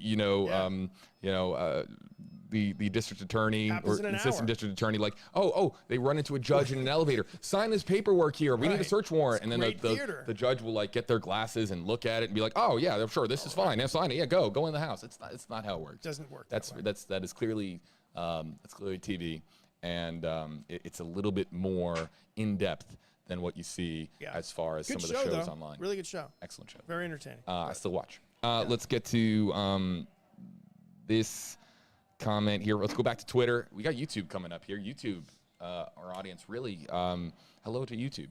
Wow. A lot of folks joining us. From Josh on Twitter, #KJB. Do you guys know if the U.S. Marshal's Office looking for Gabby, Brian Laundrie? But the U.S. Marshals would be looking for him if he was a criminal, right? He's not wanted for a crime. He's a missing person case. I'm going to look that up in my files. I know some U.S. Marshals, but I'm pretty sure they would only be involved if he was an actual fugitive from justice. And he is not, at this point, a fugitive from justice today as we speak. This is a missing person case, right? And a person of interest case, if you will. Let's get to this one here from. I appreciate this question allows us to talk about something we haven't really talked about. They're going to use this case on Twitter to try to change our rights and take them away from us. Watch. Or is this the We should have been able to go in the house sooner. We should have been able to search. He should have been a criminal sooner. Let's play timeline here, though. Let's play timeline. It's going to change for all of us. Let's play the timeline game. So we know that on Thursday they said they knew where he was. I'm going to give the Northport Police Department the benefit of the doubt and say that they were watching him somehow. Because how would you know where he was unless you were watching him? Because then they go, unless, the parents If the parents said he was there on Thursday and then on Friday say he hadn't been there since Tuesday, they're caught in a lie. So I'm going to say that didn't happen. So now they go on Friday, he's missing since Tuesday. And the parents say, he liked to go to Carlton Reserve. So now that starts the search on Saturday. They go 2 days. We talked about this earlier. Did they get tired? Is it a manpower issue? Again, we're talking about thick brush. We're talking about the heat, humidity, and we're talking about a lot of water, snakes, dangerous stuff. It's not an easy thing. Again, not like the movies. Do they take a break? But we do know this. Again, on your show, JB, we saw the parents being taken out of the house by the FBI and then being brought back in, and they remained in that house during the rest of the search, which lasted for several more hours. Was there a conversation during that time?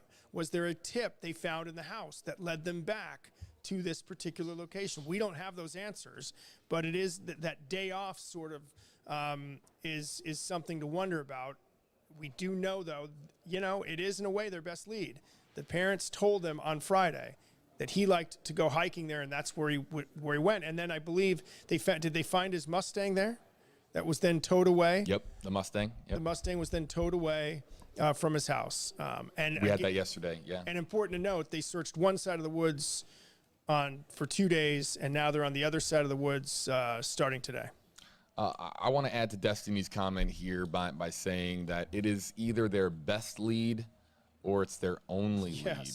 That's because this is an immense amount of resources being committed here to this area. We're talking about many, many teams, many officers, many folks with the FBI. They've pooled a lot in here. And we're not seeing any other searches ongoing here at any other location. So they've pooled a lot into this one area of Sarasota County. And we don't know what they know, but we know that they have a lot committed to this. So I believe it's their best lead or it's their only lead at this time. Let's get to YouTube. Hey, YouTube.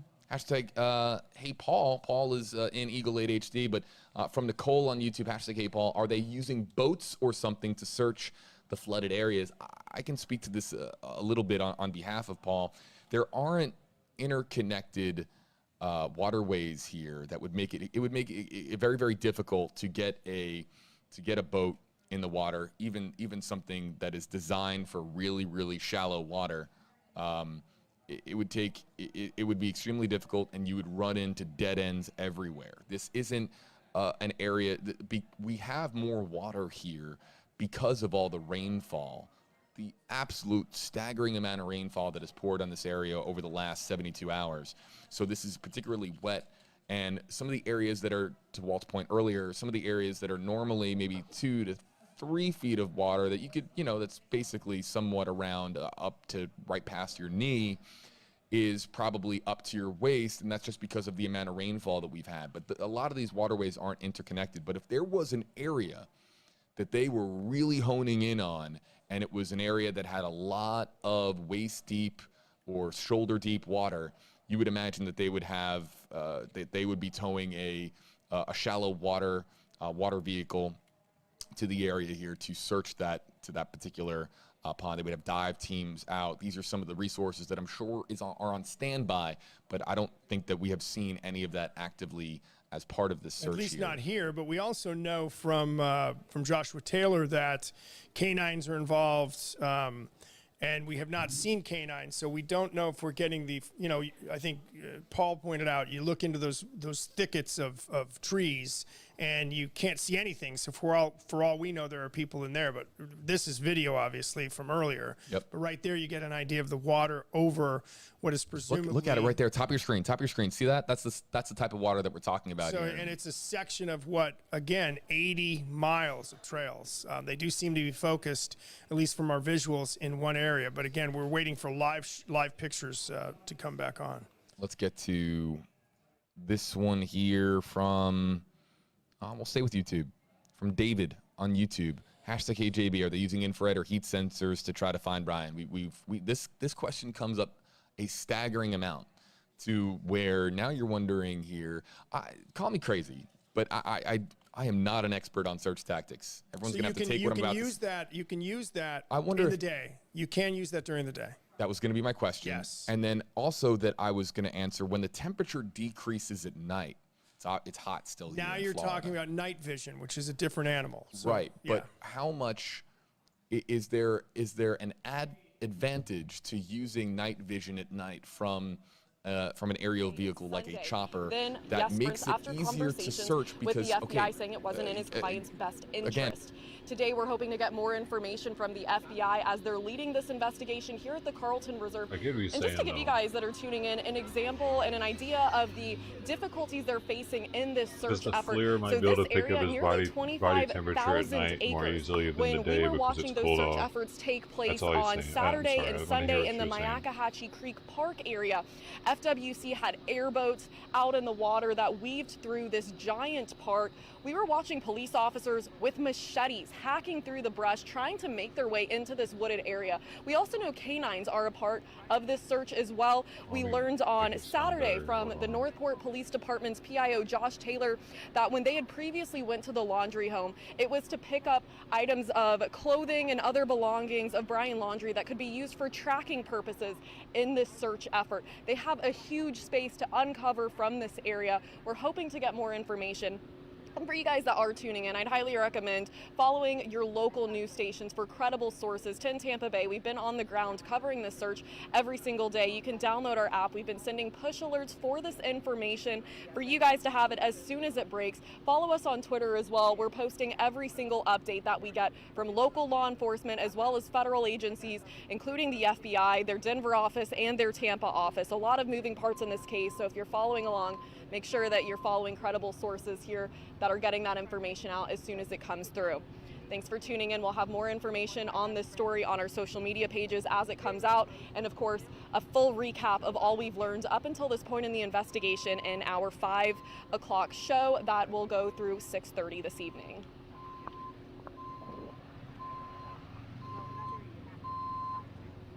Plus, I know this is live video. The other one's not. Yo, I try to get the live video. Dude, that dude will be talking for 10 hours at same speed, dude. It's quite impressive.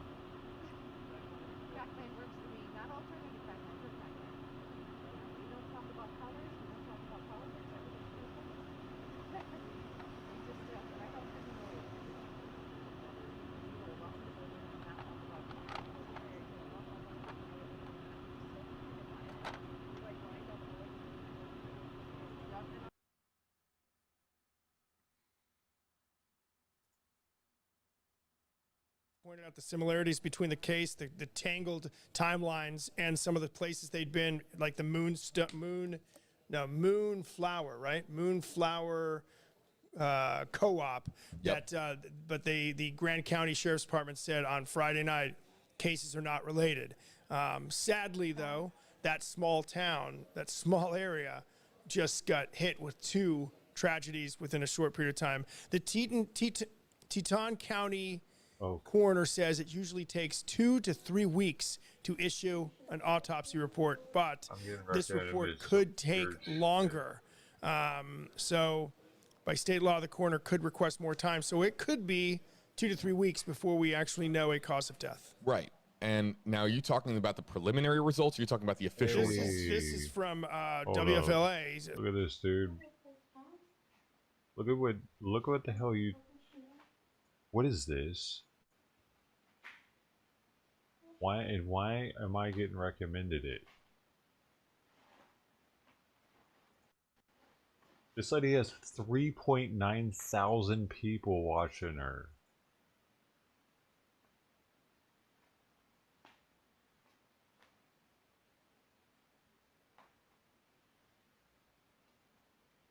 .1 now.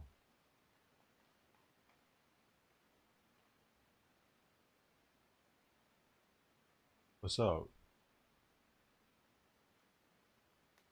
What are we doing here, lady?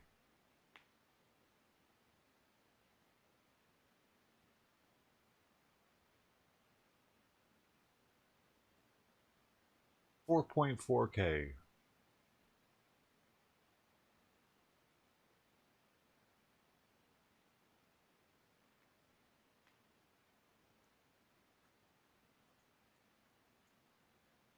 I need you to see this number going up. 4.5K. Não tem funk. Eu só entrei mesmo só pra falar pouco com vocês e já tô saindo, já que eu vou ir dormir. Oh, it went back down to 4.4.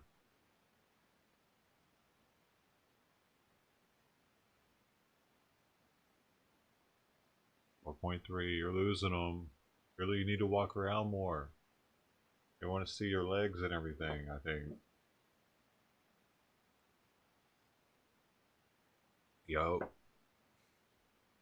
Damn, she lost 200, 300 people because she's not standing up.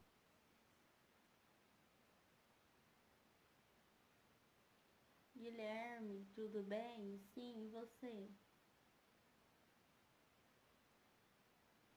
This is the odd stuff that like every now and then comes up over here on Facebook, and I'm like, what the hell is this? Because I'm on it all day long, trying to find content. So eventually, it's not even her picture, dude. Sabe, tipo assim, tem muito homem machista, entendeu? Essa é a verdade. Então tem hora que Hey, nem thanks, Luna. You precisa too, man. discutir, deixa quieto. As pessoas do mundo é machista, né? Então... Anyway, I don't know what she's saying. Oh, we had Chase? I was listening to the music on our IFB. Oh, you missed which is it. It's over. God dang, that was fast. in the wash. The officers approached this guy. He took off running with a headlight, and then moments later, a few blocks away, this motorcycle riding erratically, and officers basically got behind him, turned on the lights and sirens. You're seeing how it's ending right That's there. a nice color. I like the color, in man. custody. Beige. You know what? Very Just sweet. for the folks that watch a lot of these pursuits, we're always saying, oh, the motorcyclists always get away. Here you go. Here's one where he did not get away. You know, circumstances That's abound because that's his of bike, sure, probably. He doesn't want to wreck it. but definitely one person in custody, and unclear about that motorcycle. Maybe that one is stolen as well. Look at that. Not. Look at that. Some folks coming out grabbing property or trying to scoop some stuff up. You know, this is the stuff that where everything starts going Because if it were stolen, he would have probably taken off, young lady honestly. And he wouldn't even have put it up like that. He would have just dipped with it. Clearly, that was one of those Something. things where, you know, she just kind of came in and tried to scoop up some of the property. He'd have been like, shloop, bloop. But it's just a little bit more peek into the everyday life of law enforcement, especially out here in the Los Angeles area, especially in the Valley. She's very, very upset about what's going on there. And you got one person in custody right now, and then of course it's all coming to an end. Probably, I'm looking out the window. We're definitely in the Reseda area, but pursuit, motorcyclist, reckless driving. Not sure if that, you know, the status of that bike. We're going to go with it belonged to the rider, but definitely we saw that guy legs out, flailing around, uneasy on the driving. That Really? just kind of showed you that. And try to Where's stolen that at? this I want to see that scene. part. Again, though, this down there. Oh, he did get that. He did get it. I didn't know he got it, y'all. That is much I just lower wanna than see. Store for Israel. Okay. But they're mad. You want to stay 2 hours before we officially welcome autumn here I like tomorrow. to see her titty. Windsor, you're going to feel Nah. that. guessing away. that maybe You these thought two it things too. are related.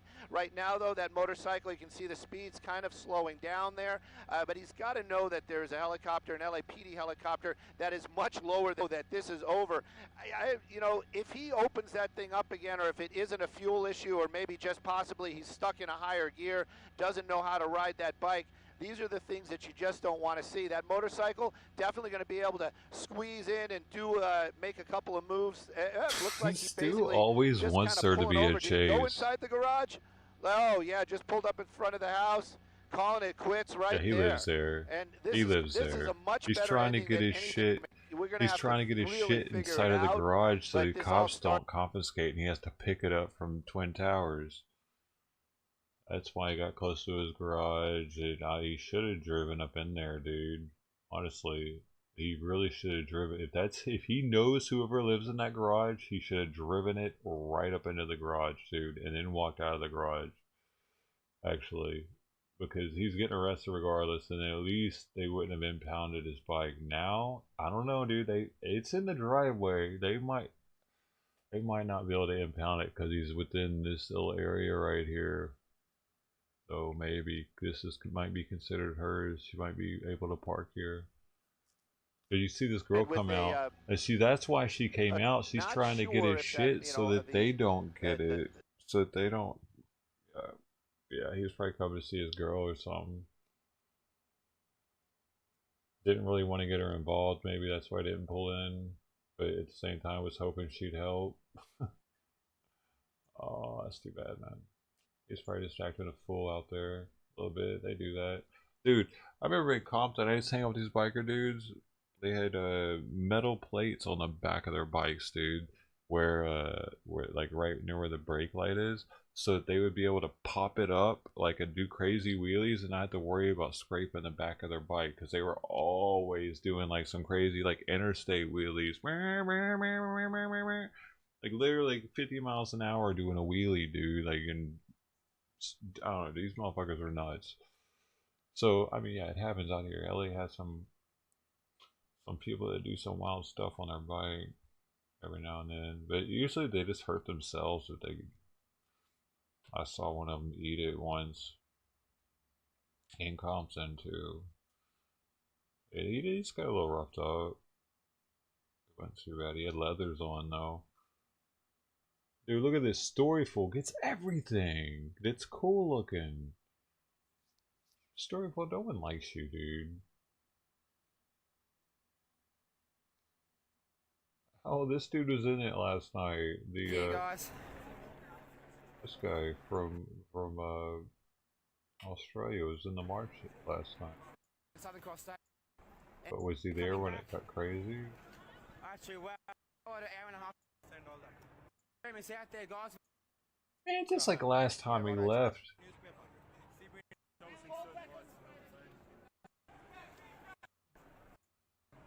I don't see him in any of the action. He just fell back. These people are still going. It's good, they. Keep talking. Keep sharing. Get consent. Yeah, not like Portland.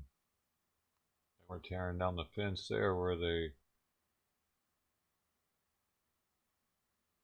Man, we would have bets to see whether or not the fence would come down that night. Because they would, remember, they would like, they put the brackets on. First they didn't have anything and they just took the thing apart. And then they put brackets on it, and then they unbolted the brackets. And then they welded them, so they grinded the fucking welds off. And then they put the concrete barriers on both sides of them.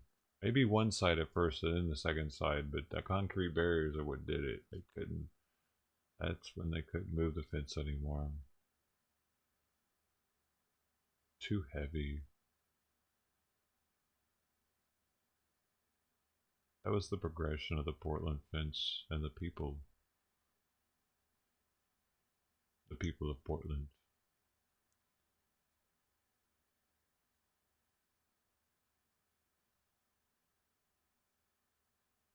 Anybody didn't hear about this weird text, dude? Her mom got a text saying, can you help Stan? I just keep getting his voicemails and missed calls. And Stan refers to Petito's grandfather, but her mother, Nicole Schmidt, told police that Gabby never referred to him by his first name. And why would she be getting his, I don't know. After getting that message, that's when her mom got concerned. Mom's intuition, dude. She knew something was up. Especially when she wasn't responding after that, but she was probably like, what do you mean? And there was no response because the person was like, oh shit, I used the wrong phone. I used the wrong phone. What do I do?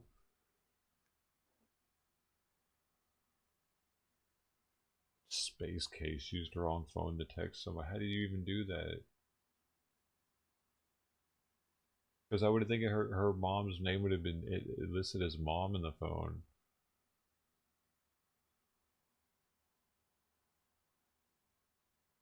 Unless he didn't even look up her name, he just knew the number, maybe he put the number in text, but then it would have still said mom right there. Maybe it wouldn't. I think it would. A text has me. Used to do that. There you go. Wheelie bar.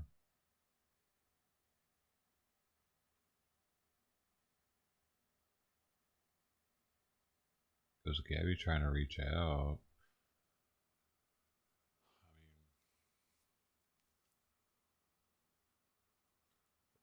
Very peculiar way of reaching out.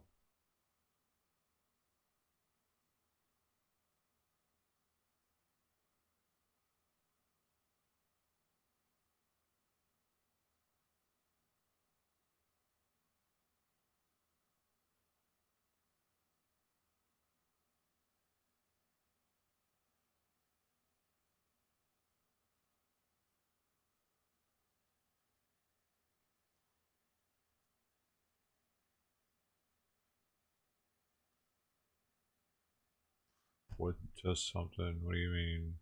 What's just something to distract?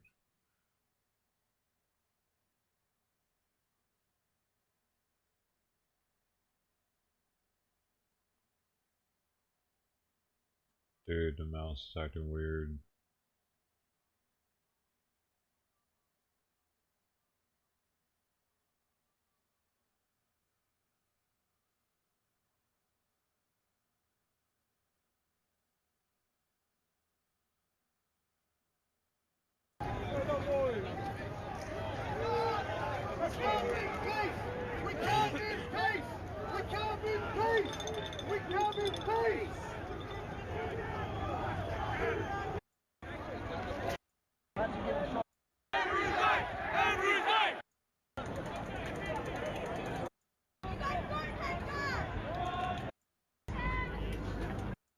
They serving in live with choice.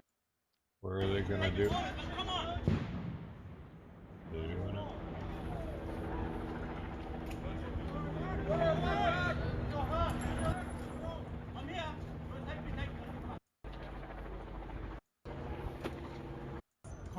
Hey, police open fire? Why you title your shit police opening fire? And the entire thing is them not doing that.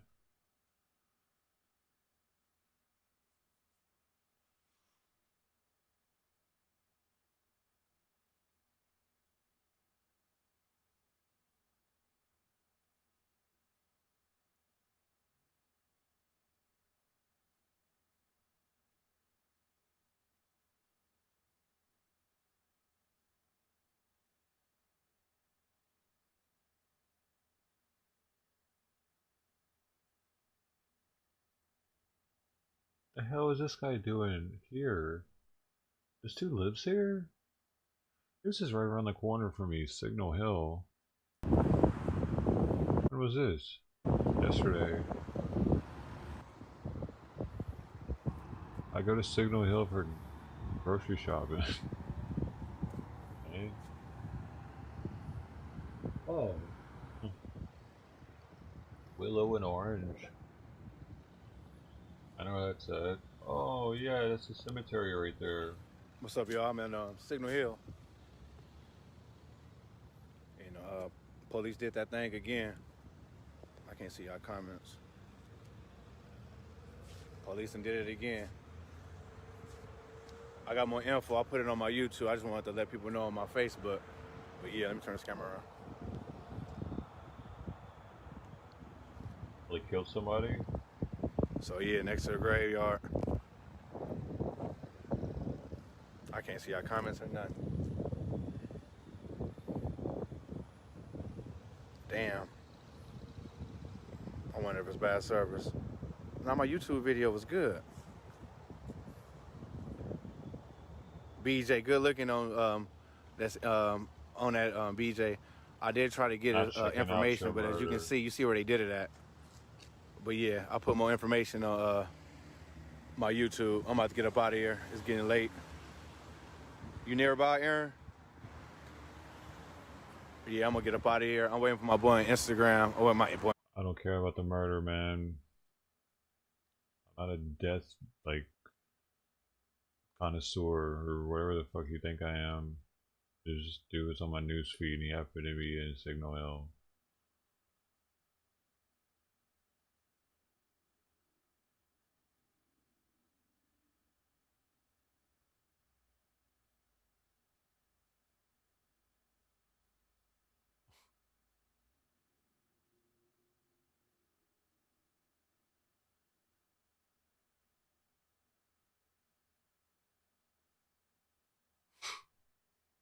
How did this woman get an OnlyFans ad on RT like that? That's pretty crazy.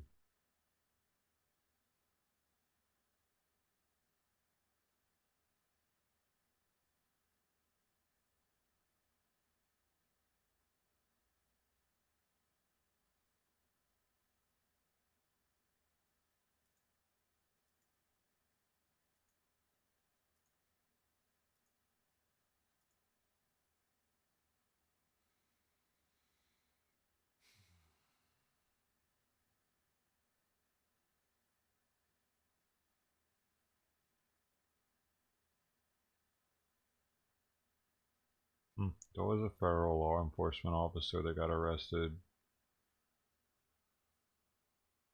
At least Fox is reporting it that way.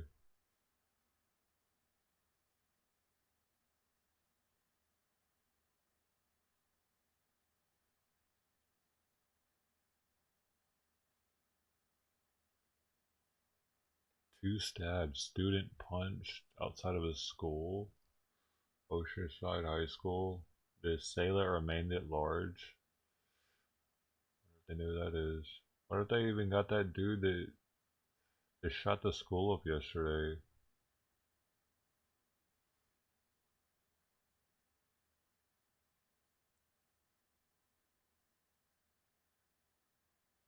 Why do they eat moon cakes, dude? Those things are expensive at Costco. And they're extremely, like, fattening or something. Is this an abduction caught on camera or something else? Whoa. Looks abduction-y. Definitely doesn't look like they're going to a party.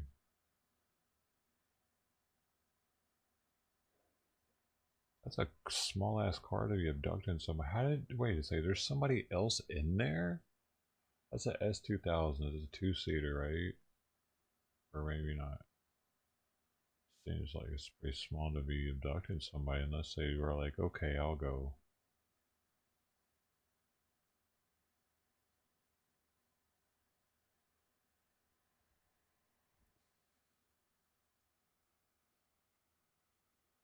The FBI told the Laundrie family not to have a press conference. Wonder why that is.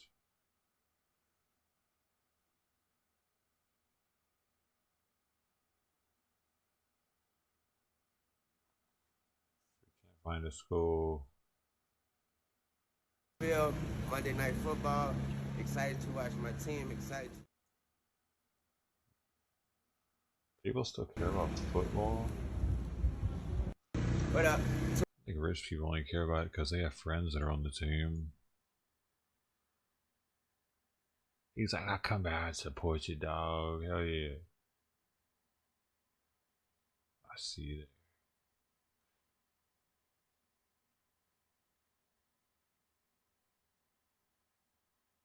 Just gonna show what the guy did to get pulled over or what? Oh.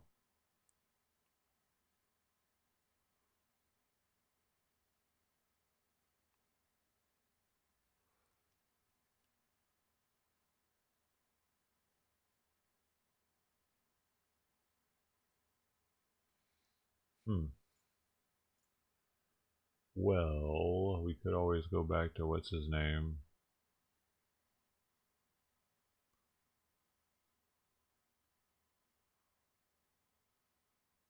Let's go back to this dude.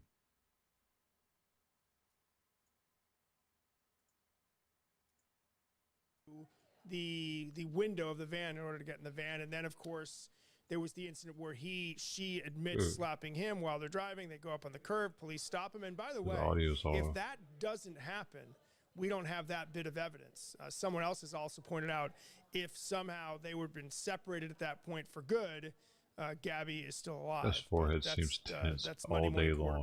Right here, Let's play the it's like 911 pushing call. towards the middle Walt, I think that we're gonna let you constantly depart all here as you work on day some of long. He's your so reports for concerned tonight on constantly WFLA about News everything. Channel 8, your Push, NBC push, station push, here in Tampa push Bay. my We're gonna play back eyebrows the to the 911 call here middle. in just a I'm moment, so and we're going to concerned. Now continue taking your I'm questions, and the thinking. conversation Now I'm continues here, but we're something going to else. say goodbye to Walt for now. Just Walt, get what are more you working on squishy. tonight? No. For tonight. Actually, I'm working on some stories for the future, for the next couple of days, a couple of things. But and Gabby has sort of this story, the Petito story, sort of has taken a back seat, but still backseat for Maybe caught on a trail cam. Again, we're Oh moving some of wow! our I didn't investigative hear about team that. around here to again, we're covering a lot of news here that's going on in the Tampa Bay area. But Oh, he's I probably think the guy. Underside Masa Saidi is Underside Investigator Masa Saidi is also talking He's about very Gabby Petito tonight concerned. on air as well, correct? yes. Okay. So Walt, hey, listen, we really appreciate. Oh, thanks, JB. It was interesting. It's always good to hear from viewers and people watching this, especially when calls come in from Ireland. That's always. We've had Ireland, New Zealand, Germany. I'm actually doing a talkback with an Australian TV show tonight at 5. Kristen Snyman. They saw it. Yeah. So yeah, it has captured the world. The stories captured the world. Hashtag JB, I'm from South Africa. Senior God's grace, investigator. all right, The Walt, thanks world. a lot for sticking around. Why? All right, the conversation continues here in a minute. There's so many missing people in the United States. Of the Why? 911 Dude, call, the entirety I- of the 911 call. We're gonna play that back Here's the here for you. thing. The conversation continues coming up here next on WFLA Now. Grand County Sheriff's Office. Here's the thing, dude. Like, people are gonna be pissed that they were unable to do like some kind of searching sooner in this case.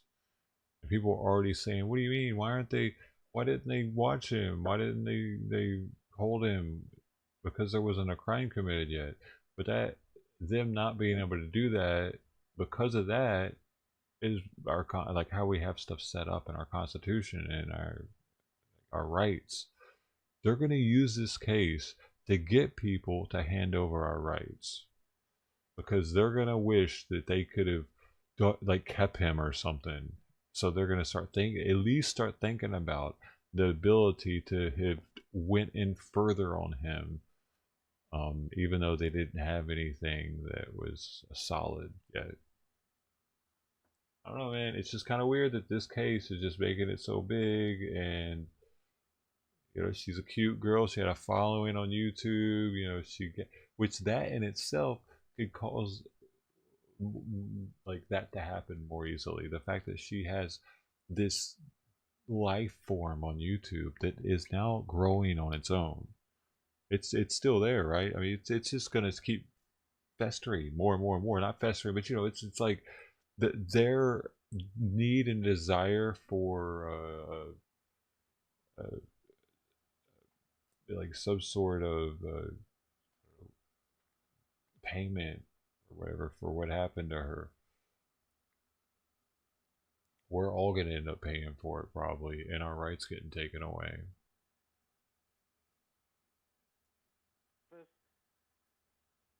See. Right across the street, yep. Okay, and when they turned onto Main Street, they went right or left? Right. Right, so they went north. North on Main. Hold up. All right, I will let somebody know. Thank you. Yeah, no worries. I didn't know there was more to that call. Again, JB. Driven by, and I'd like to report it. That bit of evidence. Hold on, I'm just gonna. Right onto Main Street from Moonflower. So Walt, we saw it, yeah. Call. We're gonna play that back here for you. The conversation continues coming up here next on WFLA Now. That's the first I'd heard that part. County Sheriff's Office. Were you able to get a description of the intoxication? Hi, can you hear me, sir? Yeah, I can hear you. Hi, I'm calling. I'm right on the corner of Main Street by Moonflower, and we're driving by, and I'd like to report a domestic dispute. Florida with the white van, Florida license plate, white land, gentleman, Where's about it at? 5'6" beard. They just drove off. They're going down Main Street. They made a right onto Main Street from Moonflower. Or what were they doing? Cooperative, but What'd you say? What were they doing? We drove by and the gentleman was slapping the girl. He was That's the same one, then. Yes, and then we stopped. They ran up and down the sidewalk. He proceeded to hit her, hopped in the car, and they drove off. Okay, you said it's a white van? White van. I can give you the license plate if you give me 1 sec. I took a picture of it. What kind of white van? Like a big one? It was a smaller van with the license plate of, it was white, Florida license plate QFT G03. It was, the make was a Ford, model was Transit, black ladder on the passenger side. Black ladder, passenger side. White Ford Transit. White Ford Transit. Okay, what's your name? And where did they, so they headed south on Main Street from Moonflower Market? Correct, they made the right turn. Oh, so they went north. North, yeah, sorry, I'm not from around here. Okay, so you're right there by the post office? Right across the street, yep. Okay, and when they turned onto Main Street, they went right or left? Right. Right, so they went north. North on Main. All right, I will let somebody know. Thank you. Yeah, no worries. Bye. Again, JB Buno here with you live. That was the 911 call that was made in Utah pertaining to the domestic dispute that would eventually become that call with the body camera video that we have now seen so many times here on WFLA now. A temporary flight restriction has been issued as of 11:45 a.m. A TFR issued by the FAA for a first responder activity here. That means the news helicopters, no news helicopters, unless they get an exemption from the FAA, which is extraordinarily rare, no news helicopters are going to be allowed to show you the search area at any longer. Now, that's a curious development only because news choppers can assist, just like truckers on the road, truck drivers who can be really helpful on the radio and communicate and talk as far as a missing persons case. News choppers can be on the radio sometimes can radio into the same frequency if necessary as first responders and let them know, hey, you might want to check out this area. We found something here. We have, of course, our chopper here at WFLA, and that can be used but as of right now, the temporary flight restriction completely vacates all unnecessary air traffic here from this area for the TFR, which is the exact area that we were live from earlier on today. What you're looking at here, some of the clips from earlier where we saw some of those search efforts ongoing here. So the TFR issued at 11:45 Eastern to 7 Eastern, 7 tonight. So that takes us through till sundown, and we won't be able to show you any more live from there. But we're going to continue the conversation here for you folks. And is that something, or is that nothing? Did they clear air traffic there for a particular reason, or was it because they didn't want news choppers there and there? We don't know exactly why the TFR was issued, but if we find out, we'll let you know. Let's take this question here from Kristen Russell. #HeyJB, #HeyWalt. Is there confirmation search that the search is still ongoing after the TFR? Absolutely. It's just to get rid of unnecessary air traffic in the area there. So the search is still ongoing. We have been told that the search is still occurring at this time. Until we're told otherwise, they are going to be combing through this dense area of Carlton Reserve and looking for Brian Laundrie. And until we have any information that says that the search has been called off, of course, the search is ongoing here at this time. Ashley Jameson, #HeyJB. I missed it. Did you say that drones cannot fly over the area due to the TFR? And of course, the drones that are in place can still fly through the TFR, provided that they are, of course, authorized by law enforcement and by the federal. Of course, the FBI and the FAA are in lockstep. They're federal agencies. So the drones that are in the air, we believe that they are federal drones. They can stay in the air and continue participating in the search here. We're going to be bringing in new members of our team here, folks, at WFLA News Channel 8. We have more folks that are going to be joining us to take your questions and your comments here in the Facebook Live comment section. And the next person that we have joining us here on WFLA Now is WFLA News Channel 8's Josh Benson. And Josh, you're a little taller, just a little taller than Walt, aren't you? Yeah, well, there you go. You can come down a little bit here, and you can reposition your microphone here.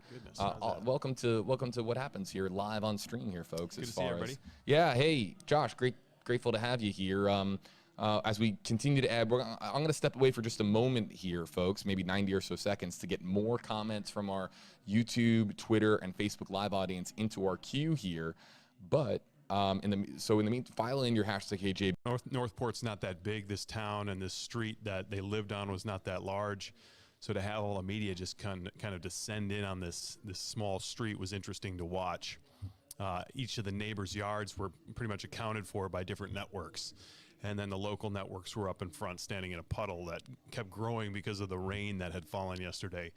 But just watching the scene, I mean, there wasn't too much action out there until they would bring out some boxes, or they, towed away that Mustang, like I mentioned.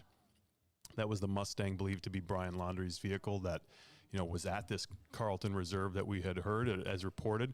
And then the parents claimed that they drove that back to the house. So that sat at the house for several days until it was towed away yesterday.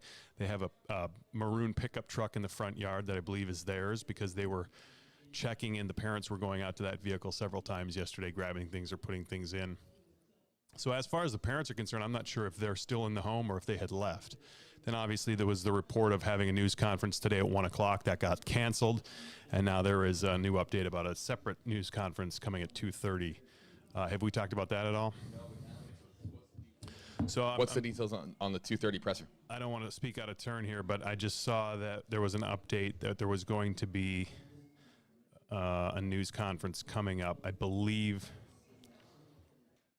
I don't want to speak out of turn. It might have been Petito's parents going to say something maybe in response, but let me find the details on that. But I think that was new because the first news conference that the parents was canceled, right? So at least there's some things happening today. Obviously, the search is back, and they're focused on it, so they must believe he's there. You have the FBI leading the charge. You have Northport Police and all these other agencies.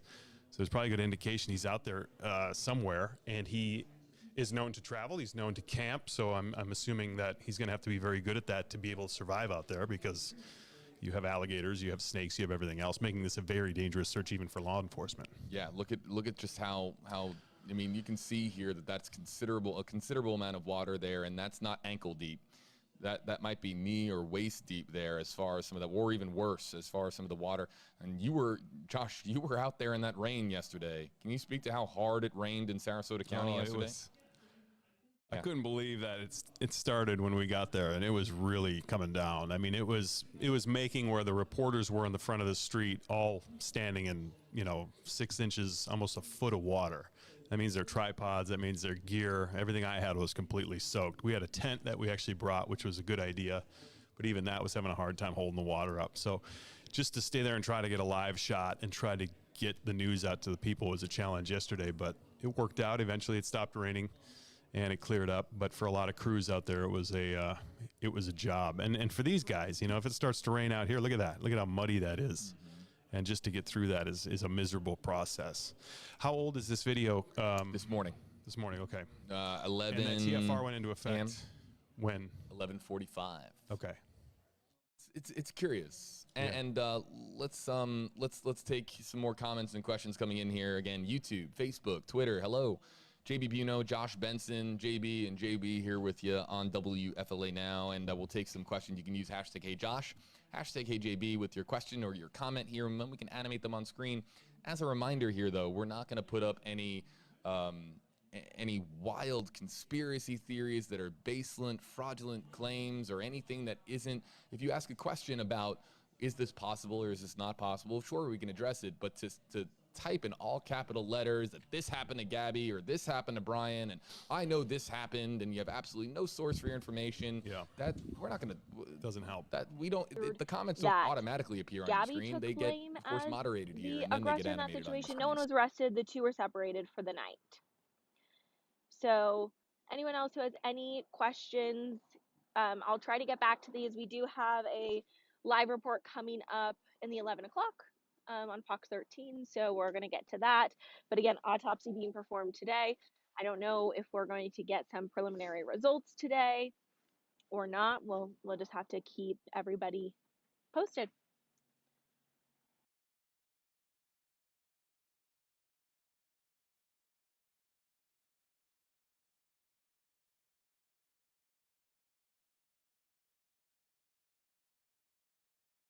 Prevent information from being released. In this case, a body found. It could be a situation where a body or someone is there and they're about to make an arrest. So in this case, it's a good question, April. I'm not quite sure why they would issue that unless there's sensitive aspects of the search or they think they're getting closer. JB, what do you think of that? Yeah, are they getting closer? It's hard to say when we're talking about a needle in a haystack sort of search here, but I'll say this. Here's one thing that clues us in as to why the temporary flight restriction might have been issued, Josh. As I understand it, the FBI took over the search efforts today as far as leading the strategies, component of these search efforts, which is unlike what we had over the weekend where Northport Police and law enforcement, it was the FBI is in charge of what's going on here today. The FBI has a little bit more power as far as what they can do to make sure that this search goes on as smoothly as possible. The FBI can call up the FAA with one phone call and say, we need a TFR issued, and that's probably a big reason as to why we have the TFR today. I think it's easy to look into this and being like, wow, it was issued at 11:45. It's a first responder activity TFR. There could be something going on, but it could just be that the FBI says, you know what? All the unnecessary air traffic in the area, it's not helping as much as we thought it would. We need our drones to be able to survey the entire area, participate in the grid search as much as possible without having any obstacles such as news choppers in the air. Let's issue the TFR and make sure that we have the entire sky to ourselves to comb through this area. That's more than likely what it is, but I could be reading too much into it, but that's probably somewhat close, or it's worse. And I think what's interesting about that is here you had Northport leading the investigation. They called the search off. Then a body was discovered. Then this whole investigation ramps up. And for the FBI to come in, take over and say, we're going back to search the park or the reserve, that speaks volumes because they know what kind of work that is to try to bring all these people in and resources in to search this place. So if they thought he had fled or if they thought he was spotted somewhere else, they may look into that, but it's not enough evidence to say, hey, he's probably still in this reserve, so we got to get back to there, and why did we ever stop searching? So, they took the upper hand and said, we got to get back into this reserve and figure out where he's at. Interesting. And curious, Josh, before we move on to some other #HJB, #Josh comments here, what do you make of the search not occurring yesterday here at Carlton Reserve and reemerging here today after the weekend search, reemerging here today a little bit closer to Venice? It didn't make any sense to me because if they had indication he was in the reserve and they knew what kind of job that was going to be, why ever stop the search? But what was weird is they stopped the search, they find a body. Well, now the search is ramped up 1,000% because now they really need to find this guy because of the facts that, hey, he came home on his own, he isn't willing to speak. And now, technically, did he flee or did he leave? He's not coming back. All those things are going to start adding up to probable cause for law enforcement to say, all right, we have enough now that we can, once we spot him and find him, he's going to be arrested. Probable cause to, again, the search warrant being executed yesterday. And what was the activity like, Josh? We're going to take some more #HJB, #Josh comments here in just a second. But what was that like being there yesterday while on the same day that the search warrant was executed and all those boxes were removed from the home? Yeah, it was interesting. I mean, I think that just kind of put an exclamation point on the fact that was ground zero of where this case is now going to restart. Body was found, likely that of Gabby Petito. Now they know that this family's not speaking and Brian's not speaking. So what are they going to do? They get the search warrant. They get to go into the house and take whatever they need. I'm sure they took a lot. The boxes that they were bringing out indicated there was a lot of stuff coming out of that house. The parents were brought into a minivan for questioning. They weren't arrested or anything, but they were brought in them down. I to think have a talk to out in the parking lot of that get home. In that house. So the whole thing's been a nightmare. calamity. But we're going to go to break. But I do want to say, put up on the screen, if you will, the message. I'm going to ask the control room just before we go to break. It was the message that the parents got on August 27th, saying, "Can you help Stan? I just keep getting his voicemails and missed calls." And when you see that, Stan is her grandfather, and her mother says she never would have called her grandfather by his name, Stan. So she believes that was a lie. I don't know if we have that message that her parents marked in the. It came out in the affidavit today that message, that text just was not something that her parents believed for a minute was hers. America's August 27th. Most Wanted. So it gives us a bit of a time frame. John, dude, that was we're going to work on that epic little piece show of back in the 90s, digital wasn't it? information that is getting stuck in our gremlins. But in the meantime, after the break, I want to ask you Cops about in a America's huge Most Wanted. They were development back to back, one today. after another. And that was one of our correspondents out at the Grand Teton Park entrance saw the coroner van They're heavy hitters, come man. back and spend the whole day back at the scene where they had already recovered the remains. I'm going to ask you what your thoughts are about that. America's what it Most might Wanted mean gave for the America investigation, like what this it might feeling mean that for the we were condition of Gabby's helping. body, which of It course was the first thing ever like that. matters for Because a they would trial. call We'll be in back to right after our this with number. John And Walsh. have you seen this person? And they called a lot of people, dude, because TV is powerful. Welcome And it's back to because his Banfield. daughter Joining got killed, me right? is John Walsh, the host of In Pursuit with John Walsh. It airs on Investigation Discovery on Wednesdays. It His also daughter got streams on kidnapped or Discovery Live, something. and it's a great show. You do great They never work, found John her, Walsh. right? I have always said that about you. We've got so many bad guys off the street because of your commitment to justice. So in this case, do you have any thoughts on the reporting that came from Marcos Ortiz, who works with us? He's out at the Grand Teton entrance to the park area, the campground area where Gabby's remains presumably were recovered. That coroner came back today and spent the day there. Thanks, what does man. that tell you about this scene? That's messed up. Well, it tells you two things. As you mentioned, they took her body away. So they got the pathologist on the plane today, the forensic pathologist, and they're going to do that autopsy during the night tonight, probably, and most of tomorrow. But he went back to the scene because they overlook all kinds of things. I remember, I think you worked with me during the days of Chandra Levy, where that crime scene was invaded by reporters so much that they missed 3 of her ribs. Her ribs were in the park. So, you know, they're going to go back and really cover that. They might find something in the dirt, in the sand. They might find a piece of something that he used. If he used a weapon, they need to cover that thoroughly. It's still an active crime scene. And of course, the sad thing is she's been out there and exposed, and probably animals have been after her. I'm hoping that there's enough of her left that they can get a good read on how he killed her. That would be very, very important. But you know, that they're going to Chandra work Levy it hard. story was Now in that they found August of 2001. I remember that well. It was right before 9/11 that Gary Condit was under the microscope. Good memory, John.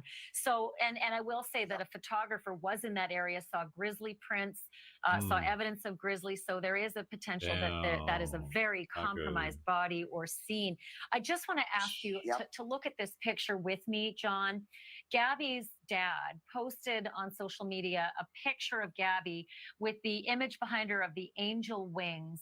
And it was just, you know, it was such a heartfelt image that he posted, knowing what he knows now. I wanted to ask you, as someone who has been through this, who has had a missing child, who has had the worst news with your son, Adam, what would you say to Gabby's parents tonight? Several things. And as you mentioned, they have joined this horrible club that my wife and I belong to, the Parents Who was of Murdered Stan Children. calling? But I look at it as Adam, this beautiful 6-year-old boy, is my angel. He's my motivation.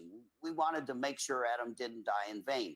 And now Gabby is his angel, his whole family's angel. And she was a beautiful girl, and she was killed by a horrible coward. But I would say to this, the whole country is praying for you. The whole country is in anguish for you. And the best way, I say, for parents of murdered children to deal with things is first get justice. There's no such thing as closure. He'll always have a big chunk out of his heart. That whole family will. There's no closure. It's justice. They need justice. Remember all the good things about Gabby. Remember all the wonderful, don't celebrate or think about, don't celebrate. Don't dwell on the one day, horrible day in your life and her life. Think about what joy she brought to you as a family. And I'm going to do the best I can, and lots of other Americans, to make sure you get justice for Gabby. John, let's put up your number so that if anyone's watching right now, they can call your number as well. It's right there, 1-833-378-7783. As John said, the callers can remain anonymous. I'm going to repeat it, 1-833-378-7783. John, you do the Lord's work. Thank you, sir, for being on tonight. And I hope we can talk again and certainly continue to cover this case together. Thank you, John Walsh. Thanks for having me. And let's pray I catch that, or somebody catches that guy. Go to my website, call my hotline. Ashley, you worked for me for years and did great, great work. We need to catch this guy before he kills somebody else. Well, he certainly would be desperate if he's on the run right now. I'm going to remind everybody, John, your show In Pursuit with John Walsh airs Wednesdays on Investigation Discovery.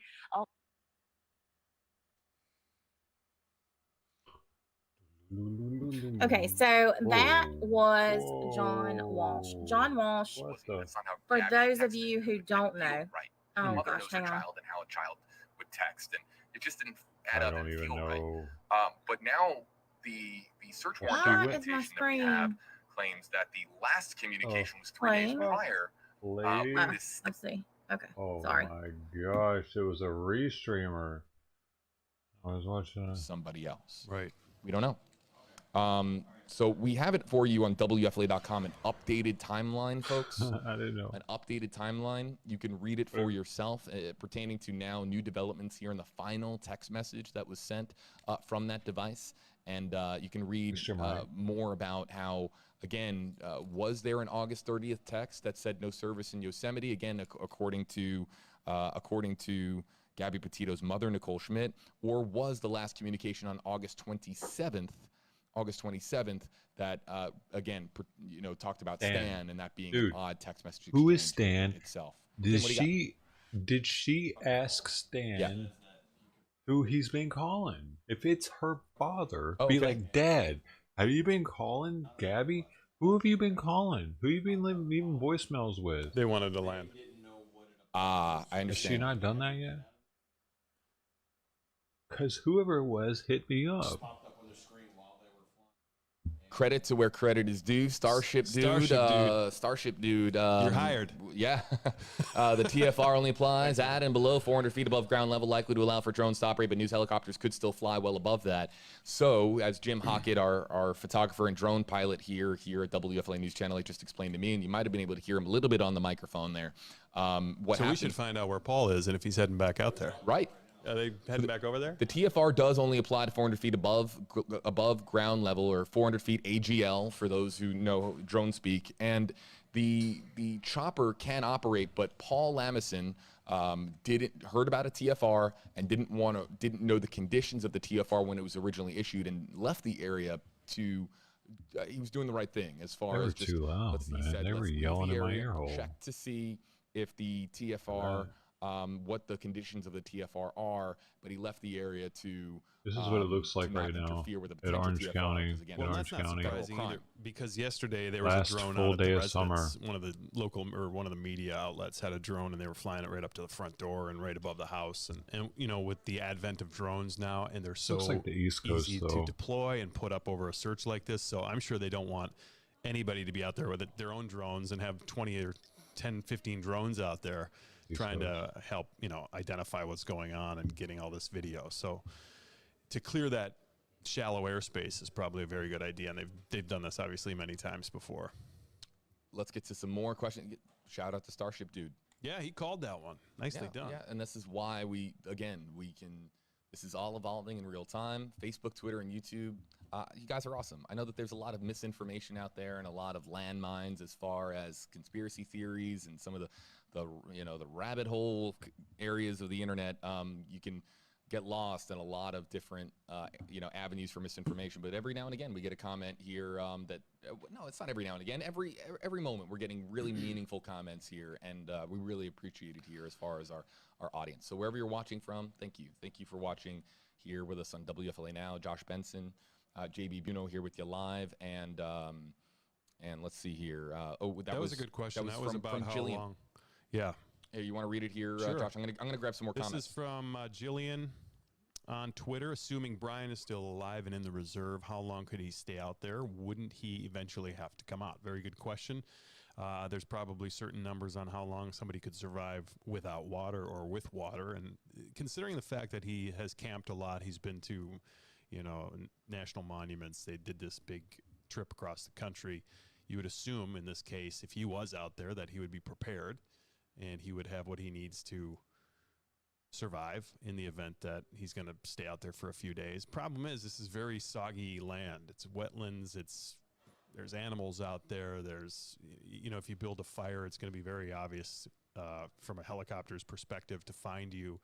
So it's going to be very difficult to try to keep a low profile if that's what is happening in this situation. That's purely speculation. But if that is the case, then that would make it even more challenging to try to stay out there unidentified. But as far as surviving, that's a different question. I think it comes down to water, most likely. I mean, you can't live without water for a few days? There's a life straw. Yeah, for sure, but I think it's a few days, and then I think that you're really in trouble if you don't have any water. Yeah, water, of course, extraordinarily important. The life straw, you could survive out of that puddle. Water, Josh, you had a lot of it fall on your head yesterday. That's so true. Any survivalist out there they got them at knows Costco, how to, 3-packs. Stay out in the wilderness for an extended period of time would know how to utilize the water falling from above their heads. And so but that would be miserable out there to try to last out there for longer than a day, I would imagine. Just the mosquitoes, the just whatever creatures are out this there. Guy, and to be there overnight, that's not a pleasant experience, I can imagine. Bugs me. Let's get to this one here. Shut Holly, up. You're an idiot. Abramovitz. The guy's been camping for like months on end now. I'm sure he's not too bothered by Brian it. for sure in this area. Could you are a pussy boy, though. Sorry, weird car scenario was reported. It can't be. Let me It just can't be. address this The component of the mosquitoes story, and there's Josh, the waters. you could chime in here as well, but I'm a dork. there have been a lot of accusations made against the parents that at this time are baseless. This guy just happened to be on the news right now. Josh Benson. The story in their brains that Brian returns home, tells mom and dad that something terrible happened. They contact. They're surrounded by water down there. This guy, or brought in so quickly, and that the parents absolutely know a whole lot more and and some have even gone as far enough to theorize. And again, I'm just summing this up here based on the rabbit hole that is TikTok and Reddit and some portions of YouTube. And if you're wanted for murder, you can start eating frogs. You know what I mean? You'd be surprised what a buffalo will start eating out in the middle of the woods when they know that they're about to go down. No credit to those accusations here at this time. We asked Josh Taylor, Northport police spokesperson, are the parents cooperating with his disappearance? He said that they are cooperating with finding Brian. And so everyone out there just wants to immediately assume that the parents have a role in this. Yeah, he prepared, I feel. We have to tell you they said that he was last seen with that leads them to believe, that leads authorities to believe, or based on what we know publicly at this time, that the parents are involved. But Josh, there's been a lot of speculative comments. Say they're so bulky to have that metal frame. Social media in 2021. There's going to be endless speculation out there, but so many people asking about not just Brian Laundrie, but Brian Laundrie's parents. Yeah, absolutely. And I think the real indication why we're so fascinated with this reserve right now is because of the attention from law enforcement. They're out there, and they wouldn't be out there if they didn't think something was out there. If they had proof that something was, they knew that wasn't out there. So, yeah, I mean, we follow the trail just as they do. If they're going to be out there and they're going to dedicate this amount of resources to it, we better keep a close eye on it because they could find something very soon. He's let's trying get to to live this out there, dude. new development here from Until he's able to Josh travel Taylor. through a border, we were just probably. talking about Speak of the devil. City of Northport Police. He's Because the once he communications grows manager and public information enough of a officer for Northport beard Police, who we after had on being our out there videophone on for a Friday month night. or two, He has sent he'll be a damn near media update, unrecognizable. and it reads as especially if he's never had a Nothing beard. has been found as of 1 o'clock Eastern Time. There is no presser. Because then there's no pictures of him with a beard. Again, this is an FBI-led criminal investigation, and Northport Police are assisting our federal partner in any way we can to bring this investigation to a close. You know, that's the first time I've heard it called a criminal investigation. Have you heard that yet? No. So it's a manhunt, essentially, based on that. That's what it sounds like to me. Josh, I'm right there with you. They're still calling him a person of interest, as far as I know. They haven't called him officially a suspect, have they yet? Because I haven't. No. Not that I have. But to hear that in an official email, timeout. Gave him a timeout. A criminal investigation is an FBI-led criminal investigation. or that could be related. And listen, to Gabby. we could be leading. We could Gosh, be you better getting shut way up. too much here into terminology and semantics and the actual words that were sent out here, or this is something new. And I'd like to ask our team here at WFLA to confirm with this. And He wants the confirmation again, I'll before just read it Josh out here keeps for you. talking. What does this mean to you, our audience? Use hashtag HJB, hashtag HJosh here. This is an FBI-led criminal investigation, and Northport Police are assisting our federal partner in any way we can to bring this investigation to a close. Oh yeah, because This is a missing persons case. It's not a missing Or is it? person Because case. He's now- dead. Now they. God, he's so stupid. That's what I take from Why that. is he so stupid all the time? Is he fucking? Everything Maybe we've been let's told. respond to him. Let's respond. Have somebody respond to him and get clarification on if that is related. Because he's Is talking it about the intentional, search. dude? Muting our microphones here for a second. Oh my god! I thought we already went over this yesterday, dude. He has a beard. Oh, he already had a beard. That's right. Maybe he's out there shaving it. But like, as soon as they found, that's why I thought that all of a sudden they had a search warrant, because they found the body. Now it's not just the missing persons because there's a dead body. They had to wait for that to get the search warrant. Once there's a search warrant, this is a criminal case, not just a missing person. Hence the search warrant. You don't get a search warrant for a missing person, my man. All right, Mike's back up. Curious, and we're going to ask about whether or not there's any different circumstances surrounding this case regarding this now being called by Josh Taylor, Northport Police, a FBI-led criminal investigation rather than a search in a missing persons case. Again, And is the that fact they just a brought up- label? Is that just labeling here, It could or is be. there And the fact that it's across state lines, as they brought up, makes the FBI obviously involved and leading the investigation. It's just the first time that I was just like you, Josh. I was just kind of taken aback by it. just because this is at this time. It's everything that we have been told that we can report to you is that this is a missing persons case. So now all of a sudden to see a note being sent our way that it's an FBI-led criminal investigation, it's just different from what we've been This hearing over the dude last several actually days. thought And, they were just trying to search for this our audience has Brian a dude right to to help know him. what has been Oh, sent he out might from be the hurting public out there. We information gotta officer, find him. from, He's the lost. former lead Oh investigative my agency on gosh. the search. The way I see it, obviously a body was News found. people, And you man. can look at that as saying it was criminal, as far as they could conclude eventually, and that could be the criminal investigation they're talking about. But this email is related to the search for Brian Laundrie. Are 50% of Americans as dumb as these two dudes? Because that's concerning. That's in what's that email concerning me from the most. Josh Taylor, he sent out YouTube video. Yeah. YouTube video that we have permission to use here. And we're going to play back this YouTube video. This is video of today now. Video of today. We're going to play this back for our audience here on YouTube. So you guys can watch it. It's 2.5 minutes, and we'll kind of watch it here together. We'll kind of listen in here. Maybe we'll comment, maybe we won't here, but we'll watch this. We'll process this new video that has been sent out by Northport Police. New video. And then, New video. New video. New video. Let's bring up now. This is from YouTube here. And let's It's kinda play this loud. out for our Turn that audience down a little watching bit. at home. Again, from Northport Police on YouTube. Take this with Get loud. You're going to see the trail once you get there, but this is going to intertwine.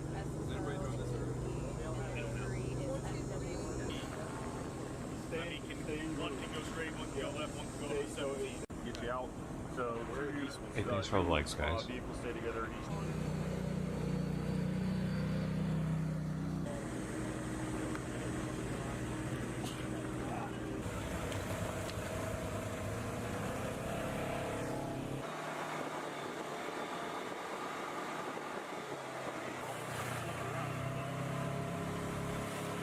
Whoa, it's straight swamp, dude. Nasty swamp, like leeches type swamp.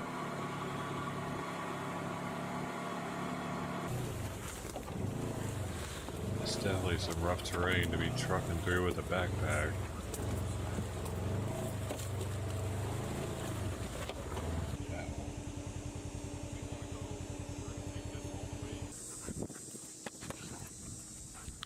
Trucking through, I mean,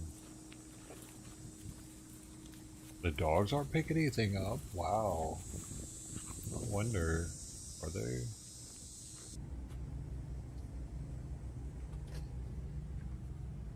It's pretty unreal. Those dogs aren't picking anything up. But, oh, it's been raining. That's why. Sure, what are we out here doing? We're out here searching for Brian Laundrie. We have multiple law enforcement partners assisting us in the search. The contingent that they've sent us to assist with is ATVs, UTVs. We have multiple drone operators that have been sent out in numerous teams. So we'll mix the resources and deploy them out so that if they encounter flooded areas or terrain that they can't access with these wheeled vehicles, we'll deploy our drones directly out into the wooded areas. We also have partners with the Lee County Sheriff's Office with drones that operate at a higher altitude that has more advanced technology to zoom in and to see areas that are difficult to access on foot or wheeled vehicles as well. What's the terrain like? Terrain's very difficult.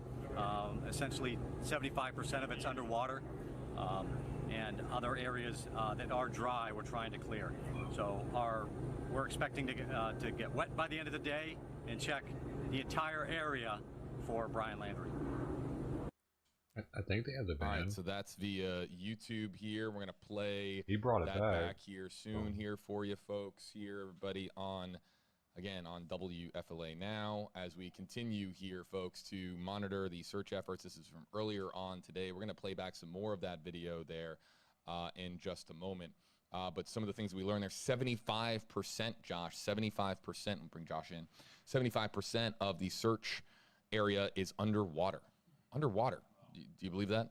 I mean, it's a job. You're bringing up your mic here. That's why they can't track him. That's clearly a really, really difficult terrain to be navigating through here. Just a point too, when we left you on the video that we were talking about this indication of FBI-led criminal investigation. We have an email from 8 this morning.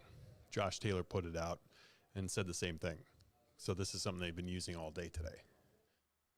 So the search for Brian Laundrie is happening right now, and that's essentially how they're tagging this as a criminal investigation. And per the email. Right, per the email, which, again, different from a missing persons case. We're going to take some more of your hashtag HeyJB, hashtag HeyJosh comments here for those of you who've been with us here for many, many hours. I have to, you're probably sick of hearing me say it, everybody, but I have to because we're constantly engaging a new digital audience here for people finding us on YouTube and wondering how it works. You can use any of the hashtags you see here on your screen. We have 2 on the yellow stripes right now, hashtag HeyJB, hashtag HeyJosh. If you do that, we can animate your comment on screen. If you do not do that, we will just kind of let your comment go idly on by here. So we'll continue to, of course, monitor the social media comment sections here, and we would like to, again, hear from you, again, using one of those hashtags. We've had some, hey, one more time, shout out to Starship Dude for great commentary there, and we'll continue to play back some of that video here from what I'm loading up right now is that video here from Northport Police. And a lot of multitasking is part of my job here, folks. Being able to bring in what we just, and I want to make sure I have this right. There it is. Okay, so this is the search video from from Northport Police in the center of your screen. And let's just kind of, Josh, let's look at this here. Okay, so we can see here crews. We'll just kind of talk about what we see. We can see crews.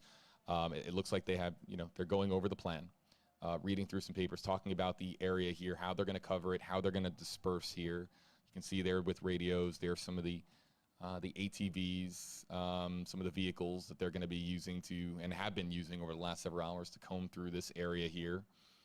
And we see later on in this video, Josh, some of the technology that is being used here. And we also look at there's the terrain. Look at that. Mm-hmm. Looks different from the air than it does on the ground. You just have to visualize any change in the landscape. Yeah, look at this.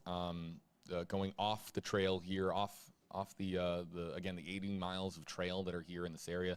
Look at all the brush. I mean, it's not just as simple as putting left foot in front of right foot here. You're dealing with heavy brush. I'm not familiar with this place. Is this somewhere where people go to walk and hang out, or is this more of 80 miles of trails? Okay, so the trail, that one looks like a manicured trail there. So at least you could actually hike and walk through there. The potential superheroes of this story, again, talking about the canines and the bloodhounds that are being used here and utilized here. And there's the drone technology that we're talking about here. Nice setup. But you know what, though? Even with the drone video, it's so hard to see through some of that brush. Here's some of that sound. Let's see if we can just listen in here one more time. Partners assisting us in the search. The contingent that they've sent us to assist with is ATVs, UTVs. We have multiple drone operators that have been sent out in numerous teams. So we'll mix the resources and deploy them out so that if they encounter flooded areas or terrain that they can't access with these wheeled vehicles, we'll deploy our drones directly out into the wooded areas. We also have partners with the Lee County Sheriff's Office with drones that operate at a higher altitude that has more advanced technology to zoom in and to see areas that are difficult to access on foot or wheeled vehicles as well. What's the terrain like? Terrain's very difficult. Essentially 75% of it's underwater, and 75%. Other areas that are dry we're trying to clear. So we're expecting to get wet by the end of the day and check the entire area for Brian Laundrie. And that's from, again, Northport Police on YouTube. You can watch that video, of course, yourself if you'd like to. It's publicly available to us on YouTube here. And one more time, an enormous shout out to the hardworking men and women of these search crews and these search teams here, and the hardworking men and women of law enforcement that are trying to, with the entire weight of the world here, trying to produce results on this story. They are combing through nasty terrain. Really, again, with the amount of rainfall this area has seen, it's not normally, as we understand it, this looking like this. I mean, of course, there's a lot of water in this area, but all the rainfall over the last several days hasn't helped. Rainfall that Josh knows about from being at the house yesterday and being in this area yesterday. So just a big shout out to law enforcement. I want to let you guys know, for Florida law enforcement, we are hoping and praying and behind you guys, and hope that we have some news here to report here as far as results here with these ongoing search efforts, Josh. Yeah, and I'm thinking about that TFR they called earlier today. It sounds like they have multiple drones that they're going to use from law enforcement's perspective. So obviously they don't want anybody in the airspace from that 400 feet down, and they even have drones that can probably go higher. So that's interesting to hear that, it's just not one or two. They probably have a bunch. And look at how helpful those can be. They can see anything. That's a huge screen. I want to know if they must be using infrared, especially at night. We've been talking about infrared, and our commenters have been commenting back with FLIR technology. And that we need to get that question answered, because that's so many people have been asking about heat-based infrared, heat-sensing technology. And you can see animals. You can see pretty much anything that's alive down there, especially when at night, when you can take away the heat element of the day, and that's what's generating the most heat. So if a human is out there, you should be able to spot him or her. Josh, you mentioned another name earlier, another name that will live on in infamy as far as the news, and especially here in Florida. I want to have you can address this comment here that just came in from Nikki Callis. Hashtag, hey Josh, totally agree with the Casey Anthony It's vibes. Almost creepy how similar these scenarios are. I mean, not in investigative state, but just in terms of, you know, the House and the parents and the media involvement and just how big the case got nationwide. There's a lot of talk about why this case has gotten so big and why so many people are involved and interested in it. And that's, you know, initially how the Casey Anthony case grew to be so big. Obviously, it involved a toddler, and people are a lot more tied to a situation like that, and that's why it skyrocketed around the world, and people were so fascinated by it. But when you talk about, like Nikki mentions, the vibes, yeah, to see the amount of media outside that home of George and Cindy, Casey Anthony's parents at the time, I mean, it was weeks and weeks on end where the media, we were camped out there, and I remember being outside of the courthouse. We covered that case extensively all day outside of the courthouse. Matter of fact, at the time we had a box truck converted into a studio. Dude. And it had AC in it. We could stay out man. Be quiet. Investigators said the body had been in there for several days and was found without clothes. Men take vehicle with free car sign, later find body in trunk. What? Dude. Mississippi.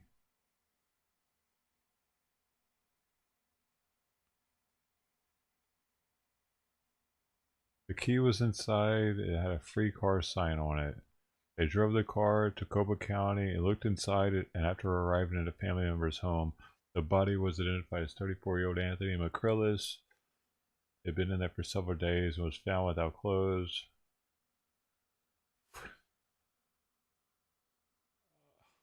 I don't know, man. I don't know about that. YouTube, and we do have, of course, if you've Oh, heard just of found the this term car. trolls, It had the dead body there of in course it. have been trolling comments here in the YouTube comment section. Comment moderation on YouTube is extremely difficult. It is hard, of course, for us to moderate comments on YouTube. We know that there are some really despicable comments going on right now on YouTube. It's extremely difficult to police something that is as rapidly evolving as the news story that we are following here. I want to let you know here, folks, first and foremost, to everybody on YouTube that is commenting things that are despicable. You're getting in the way of others that are trying to meaningfully, communicate to us with purpose and with meaning and with good intentions.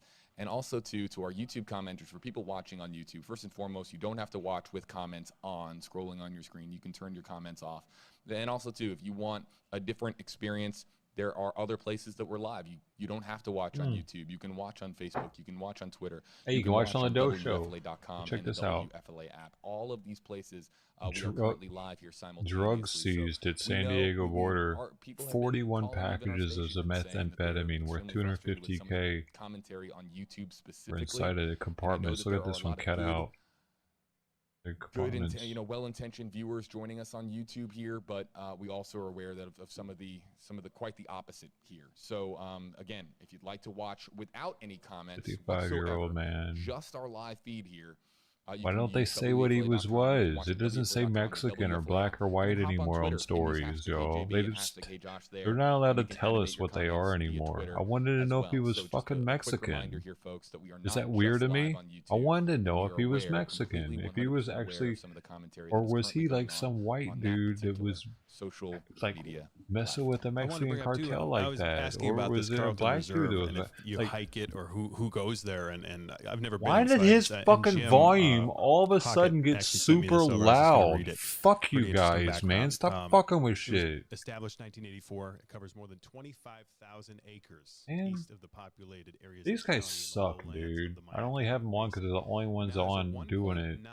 But if I had a choice, I'd have somebody else on with less slipping through the oak hammocks and pine talking. This loop around the wet prairie is the easiest trail to tackle and a gateway for extended exploration. So there is a reserved area, but it's obviously a blink of what the size is of this preserve.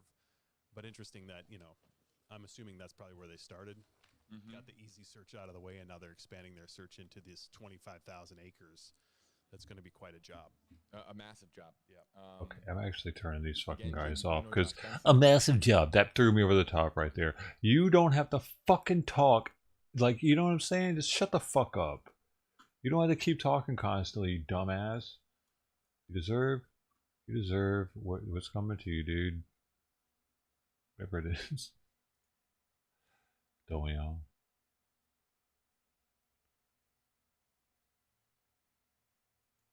At this time, there's been a lot of... Hell no.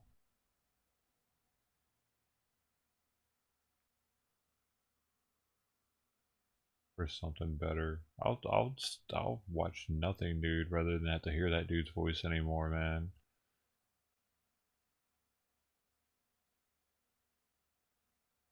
Look at nothing.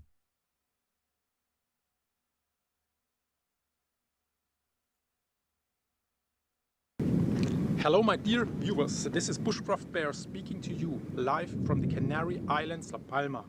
This is the third day of the volcano eruption here on the southwest side of the island.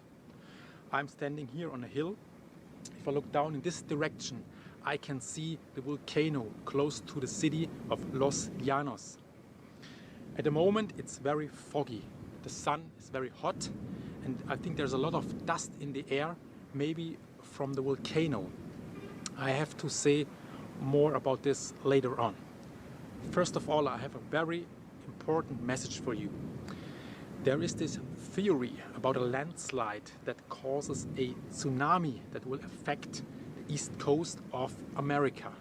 So the last couple of days I did a lot of research, and I want to share this information with you in an upcoming video. So make sure to subscribe to my channel, share my videos so that I can reach a lot of people with this information.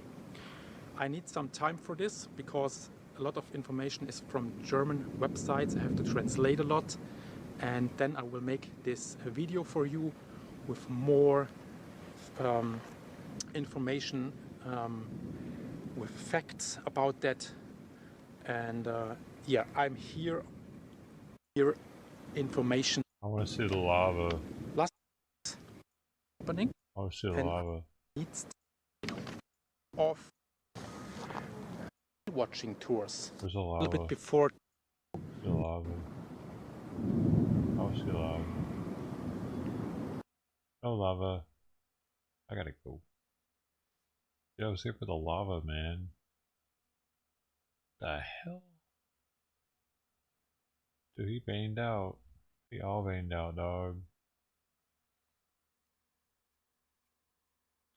He out of his mind.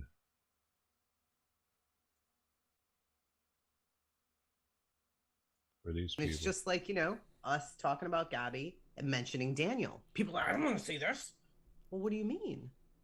You really cared when it was Gabby, but you really don't care when it's Daniel? 1,300 people Explain that to me. with 8,000 subs. Yeah. What the hell is There's happening no over explanation. here? Yeah, but there are cases that are more, you know, like you get more interested in them. But the thing is you know. I mean, there are definitely cases that grab me, like the Murdoch case. You were interested in it. Some parts of it, I'm like, wow, that's really interesting. But it's not Other real. parts, I'm like, no. Yeah, Right? there's still, you know, I don't really even know how interesting some of the stuff is, because the problem is I don't like anybody in it. Yeah, you don't like the people, so there's not even the only victim that you might care about is the mother, Maggie. Yeah, Maggie, and then Stephen Smith from years ago, but we don't even know if that's related. They say it was, you know, but right. Yeah, and yeah, you do have to have that emotional thing too when you read the story. So I get that, but a good point that we need to point out here is people won't even hear the story in order to know if there's any emotional attachment. I can't understand what they're talking about. I'm sorry. I wanted to understand more, but I couldn't. They're talking about some other case. This is that dude again. The dudes. Where's the chopper? Showing some stuff. Man, that's it. It's just those two, and then there's random people. There are random people that are covering it like me. Oh, what are they talking about over here?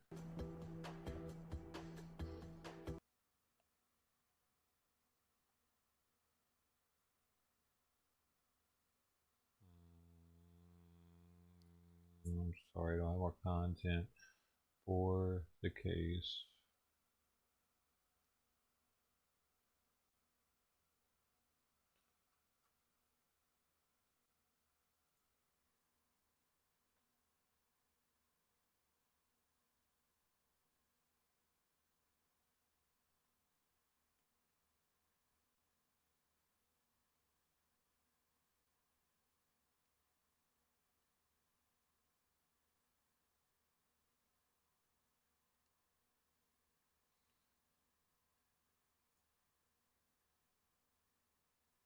I guess the lava's done flowing, maybe, because none of the lava flow channels are showing lava flow.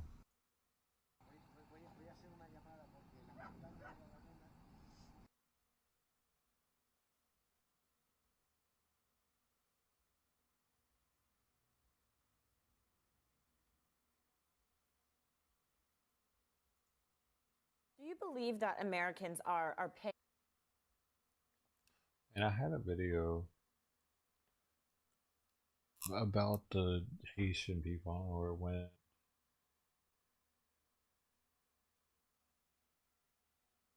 Damn it, Bitcoin's down to 42 right now, I just noticed.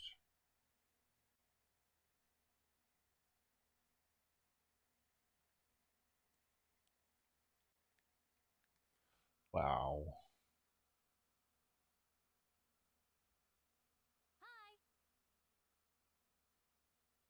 Hey Barbara, how's it going?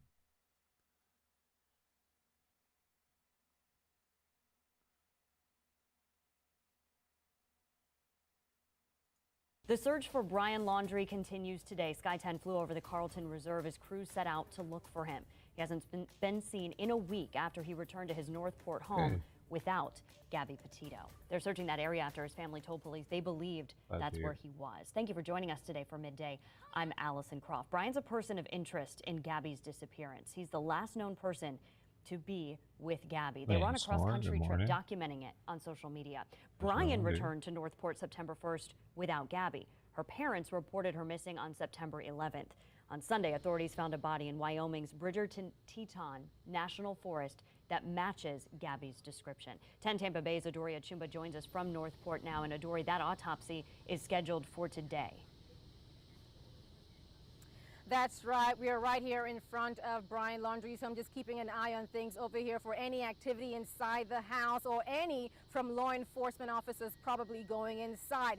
This as they continue looking for answers to the question of Gabby Petito's disappearance, as well as that of her boyfriend Brian Laundrie. Meanwhile, though, in Teton County, Wyoming, the coroner there says that the autopsy on the body found at one of the camping grounds at the national park on Sunday is scheduled for today. While only the coroner can determine a positive identification, FBI investigators said Sunday night that the body was consistent with the description of Gabby Petito and offered condolences to the Petito family. Now, according to the Sarasota County Chief Medical Examiner, such an immediate presumption would likely have come from observing and matching photos or visible tattoos, jewelry, and possibly clothing items found on the body. He says the second stage of the coroner's investigation will involve finding the cause of death.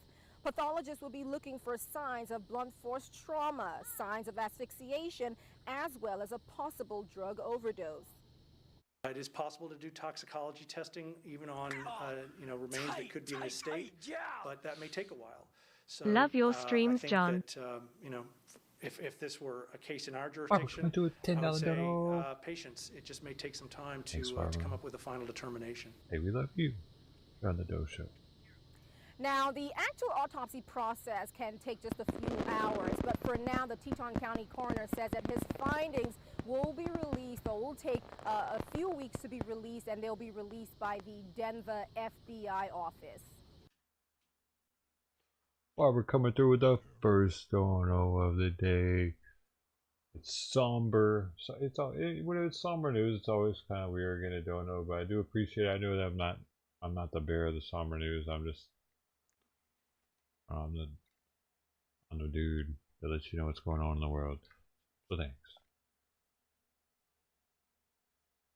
Barbara, for being so awesome. Barbara, by the way, also made all the masks that I wear. She's a seamstress.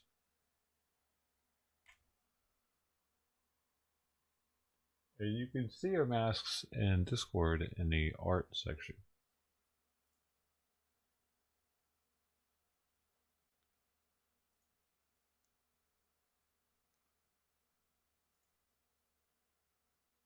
I gotta find something else now. Unless you guys want to watch the Florida guys some more.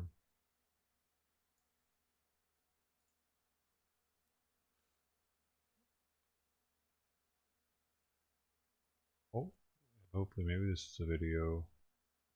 This is some news. What is the video? Or is it? Tesla on autopilot, its driver reportedly unconscious. Investigators are looking for answers today after that potentially dangerous scene played out on Southern California freeways last night. Eyewitness News reporter John Gregory explains how the car was eventually stopped. A wild situation for the CHP, having to stop this car with the driver incapacitated. It sounds like the autopilot feature stopped the way it should have, and it's something they're going to see more and more of as more Teslas and other cars like them hit the road. A reporting party is advising that his wife is unconscious in a Tesla. The vehicle's driving itself. It ended up piecing into the right shoulder wall and still continuing. The call came down just after 11 p.m. An incapacitated driver on the freeway in a Tesla that was driving itself in autopilot mode. Tesla is slowing down to approximately Okay, so that's what was going on. He was strong. There's vehicles in front of it. That's what's causing the vehicle to slow down. CHP patrol officers pulled in front of the car and slowed down on the 134 connector to the 5 freeway. The autopilot slowed the Tesla to a stop. The driver inside taken into custody. She's now facing DUI charges. Tesla's autopilot has made news before. Why didn't this it work driver appeared to be correctly, though? sleeping as the Tesla drove down a freeway in Southern California. Authorities stress using the autopilot feature like this is illegal. Again, apparently the wife is unconscious in the vehicle. The car can steer for you and it can brake for you, but it can't pay the fines or worse, the penalty if drivers are incapacitated. Now, nobody here at this Tesla dealership would talk to us on camera. In the past, Tesla has made it very clear the autopilot feature is meant to be an assistant. Drivers still need to be alert and responsive in case something does come up like an accident. I guess it just didn't work, man. Bummer. They were probably drinking all night then, like, oh, I'm good, I got a Tesla, baby. I got a fucking Tesla. I can do this. I love having a Tesla, man. I love it. Hey, I'll see you guys later. You have a good one, you too, Chuck. I got a Tesla, man. Boop. And he wakes up to sir, hands behind your back. Oh my, dude, that's a bar. That sucks, dude. Man, I bet he opened his mouth too much about being like, I got a Tesla, I can do whatever I want. I got to drink. You gotta worry about me, Chuck. It's like one of those things where you too confident in a situation, it comes back to bite you in the butt. It was a female though. It was a woman, right? Yo, man. What a dude. She wasn't talking to Chuck. She was talking to Sandra. No, Susan. No, Sheila. No.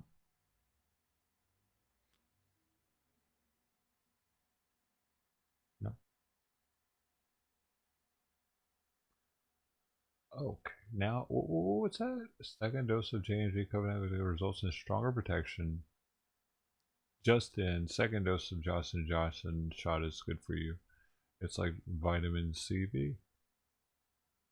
If you want your vitamin CV, go get it for free. 25,000 employees are suing Disneyland. Nothing to do with COVID though. They just want to get paid more.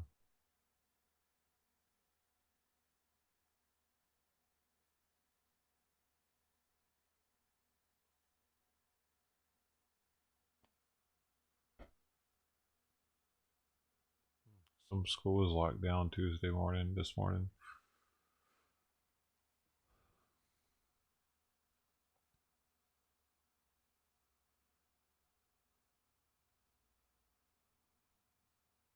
Right? Yeah, if your Tesla can't drive your drunk ass home, what's the point in having one?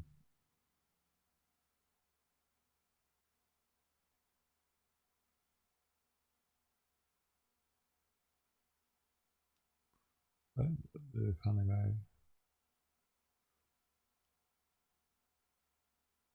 No, they didn't find him yet, Bill.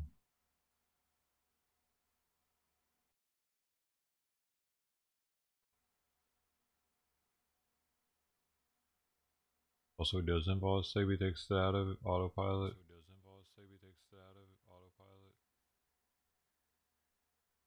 What the hell? There's a rolling billboard that says "Don't get vaccinated," and it's a funeral home. Interesting.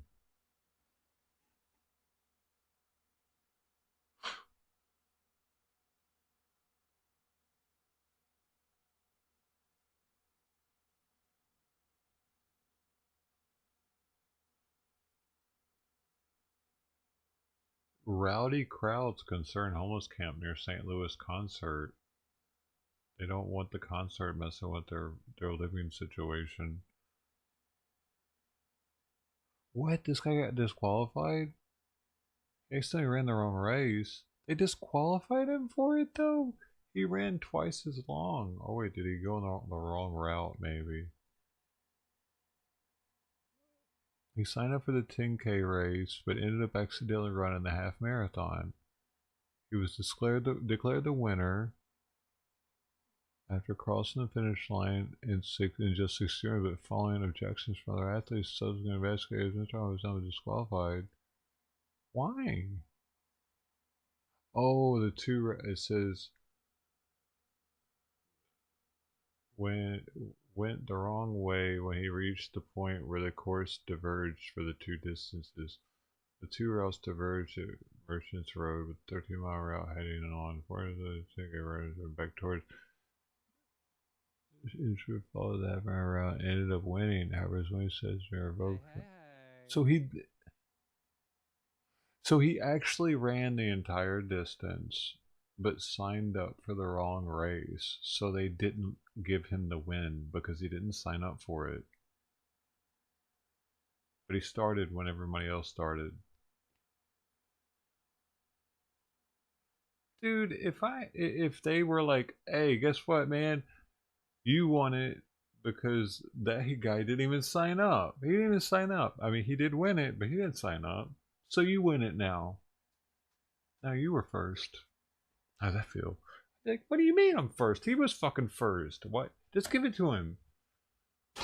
I'll be second. I was second this time. I gotta do better. But no. Well, okay, thanks. I'm first now. I did it. I did it. I beat everybody. No, you didn't. You didn't beat that fucking guy.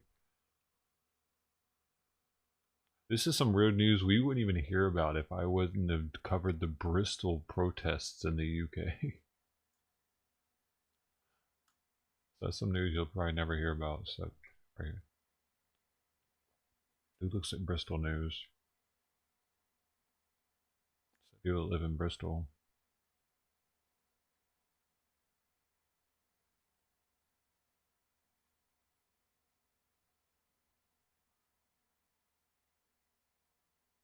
That's an exclusive. See the trail once you get there, but this is going to intertwine.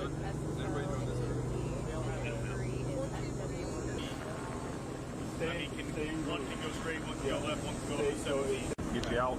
So two vehicles stay together at each. Is it the same video?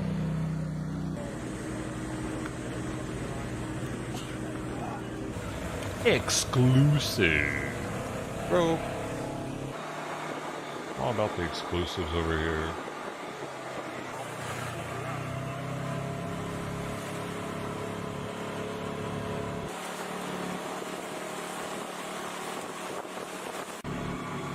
No, it's not exclusive.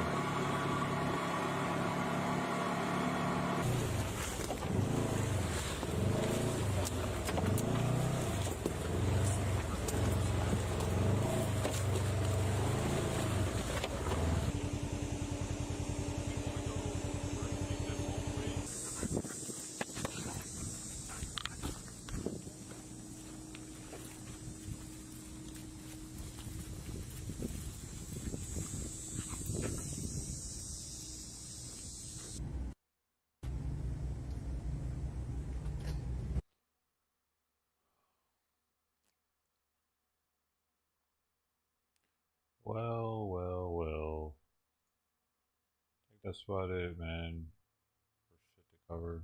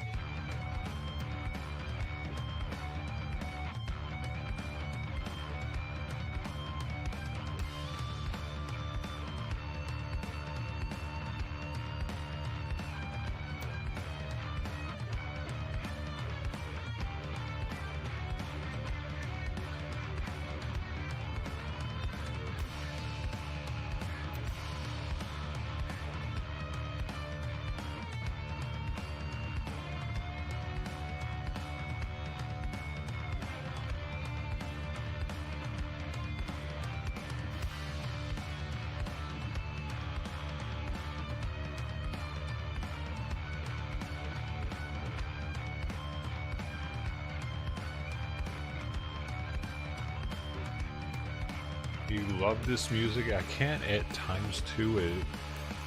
What does that mean? I can't make it go twice as fast. How do you do it? You stop the stream and then start it ×2?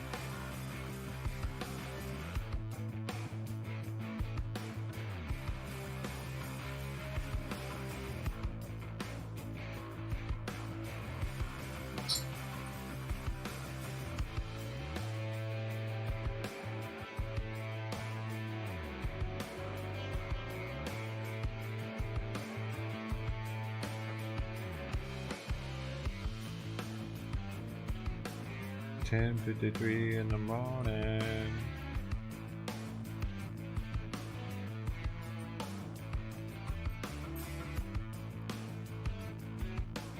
This is one of the first channels I go to in the morning.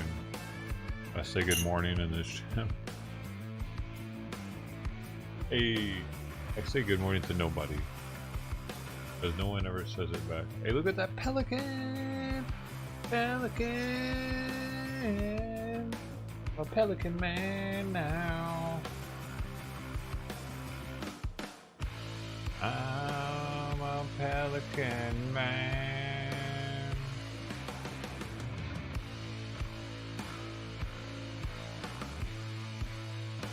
The ocean is my home.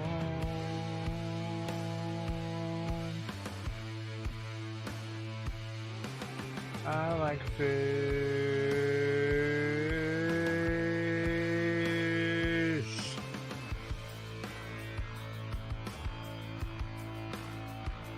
Pelican man. That's what I am.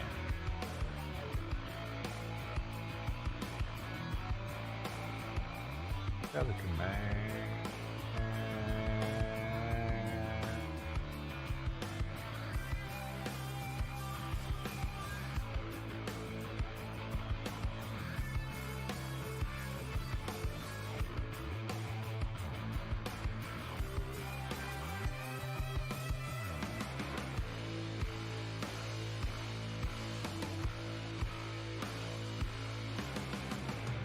Dude, there was somebody that was going around hurting pelicans. What is going on out here? Why are there boats right here, dude? That's unusual.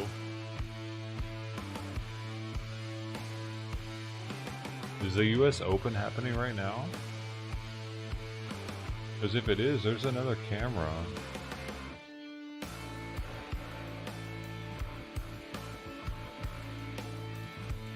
Pelican man. Pelican man, Pelican man, Pelican man. Water a little bit better, they float better. Even if you know, they're definitely having the Huntington Beach thing going on right now, bro. Pelican man. Are they? I don't know, man. You can't see nothing in this one. It must be somewhere else at the beach.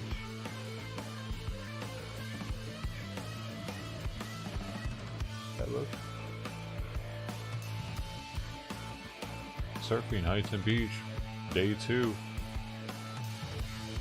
So this is where I should be right now. There is something beautiful about just that clean through to the last day of. And here's a look back at what Wesley did. He was already. He's able to roam free. Can't tell where they're at. Oh, now I can a little bit maybe. No, not really. Oh, they're definitely down there though. It's copyrighted though. World Surf League.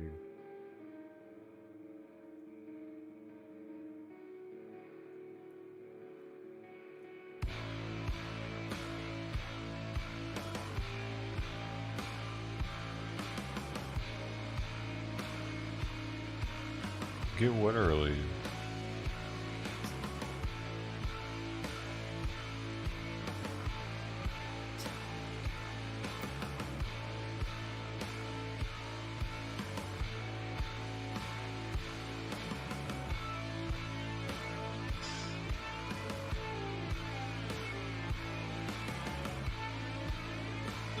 Well, the Johnson & Johnson bag's just half as strong as the Moderna, so that's one reason.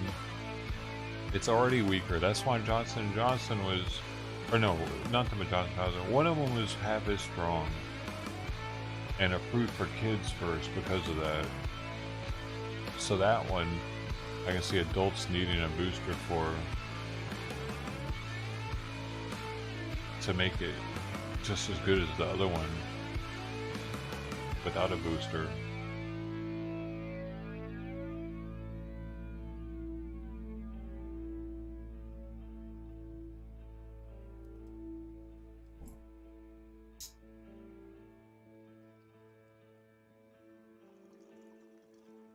It would depend on which one you got, I think.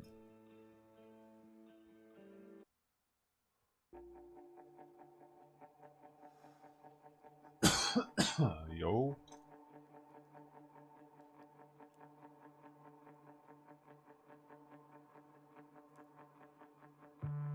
We're talking about being able to put in our food soon.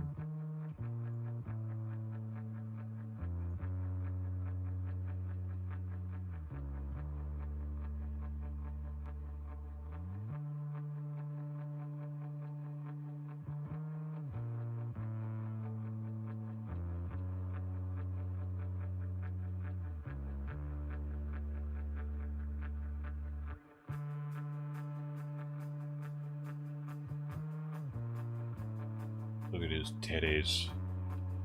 Would you look at his titties? So big. Juiced up. Juiced up. He's got them juiced up titties. Wanna squeeze, wanna squeeze. I just want to see how firm it is. No homo. Alright? I said it quickly enough. No homo. Hey, there we go, volcano hive. Give it a squeeze. Let me see how big his nipple can get. Titty twister.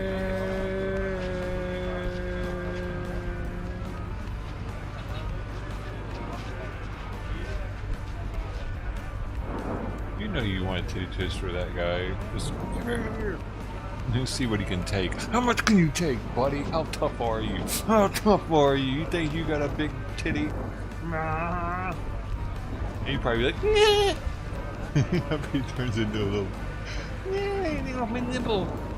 People change when you start giving them a titty twister. They're not the same person anymore. But their kid comes out. Love it. That dude's cool though. Scooby, he's one of the OG, triple OG working out people on YouTube. And he's a sweet dude.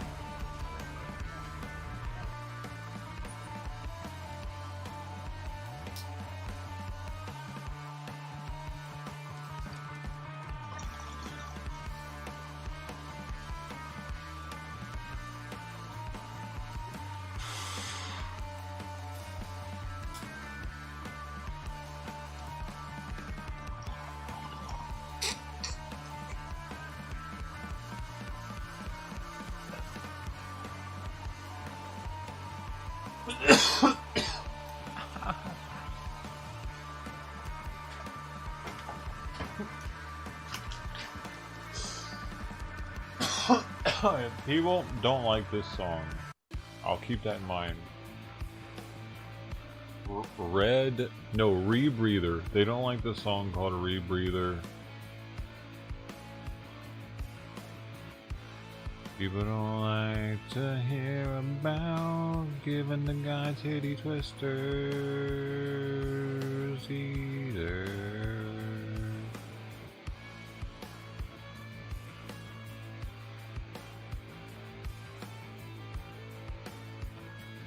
Okay.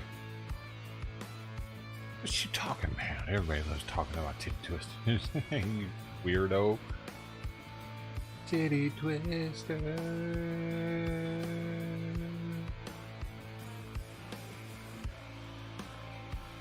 This guy still talking? That's not him. Get out of my face. 18 viewers? Fuck out of here.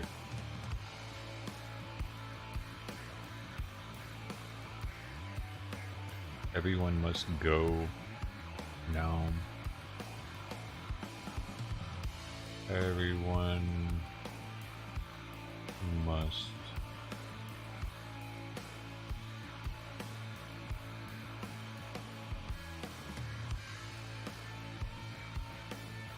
it's time for you to go.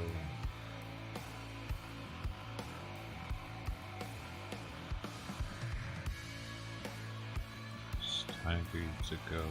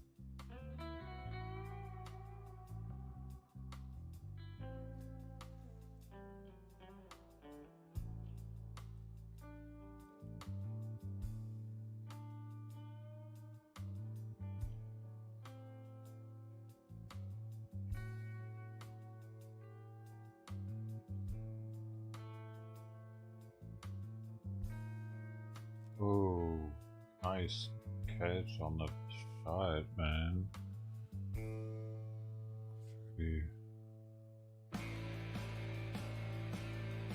Hot tub. Hey, that's the biggest hot tub now.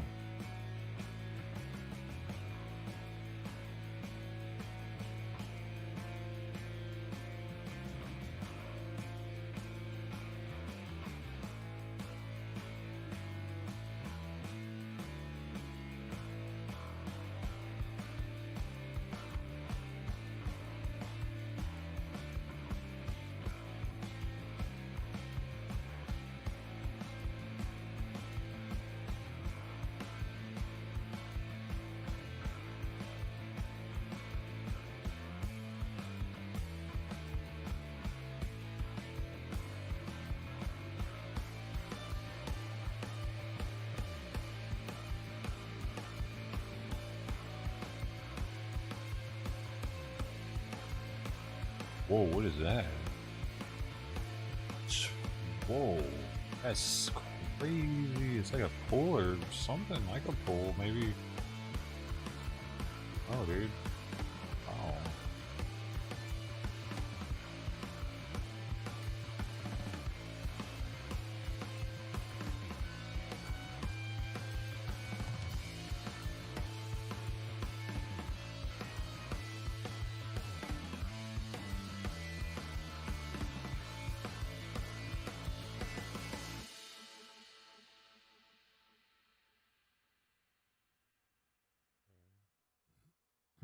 It's just starting to.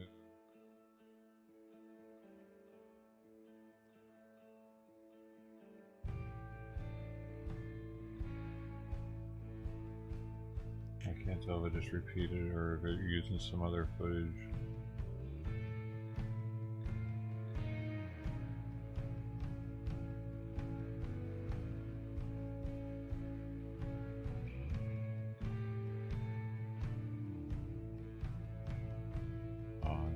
This looks new.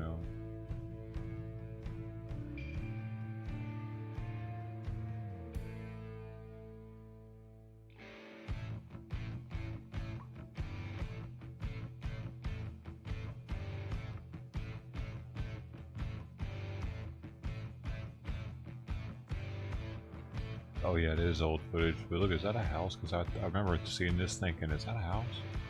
Earlier, it was from the first video we saw.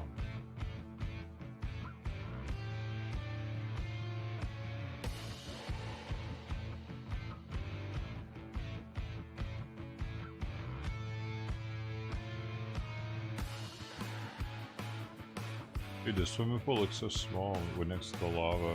It's just so much lava, man.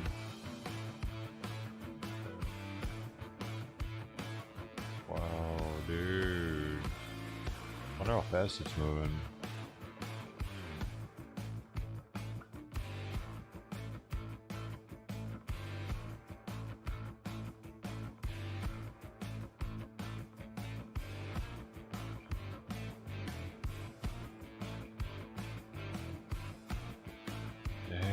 Not a good time to live in a low spot.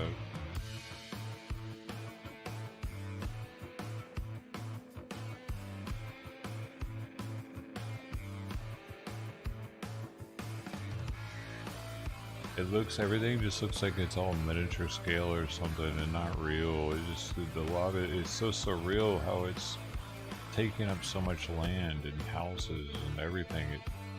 It's as if it's there's water trickling down this side of a hill or something, just blop.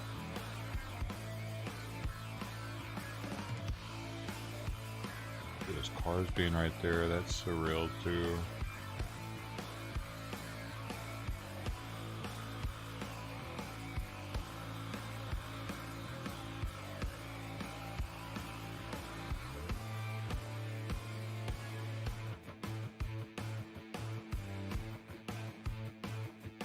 If only they could put water on it and make it stop. Like build up at a certain area and start building a wall on itself or something like that. can't use it. Oh, that's not who I just used, is it? No, no, no, good, good. Dude, every single time I've used this source right here, DW, they've now banned 3 of my streams. 11-hour streams. They've made them so they're unviewable by anybody. Just using like a two-minute long clip. It's German news. They're assholes, dude. I haven't even used them in days, and I keep getting copyright infringement bans from them, dude, from different streams. Literally, because like a 3-minute clip I used, and they were like, "Yeah, no, you not cool, dude."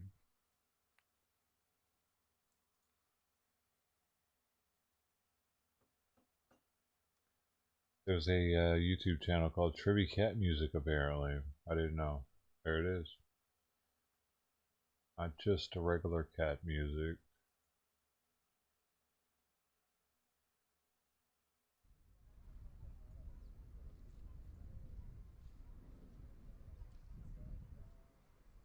Live volcano footage. Yeah, it's definitely still going. Wow, it's popping it around, dude. Man, if one of those slapped you, it'd probably kill you. Like if one of those like slapped you in the face while it flew out of there and like said, it's probably game over, dude. I don't know. What do you think? Would it go straight through your head? Would it go through you like a meteor? Or would it just be like and fall off?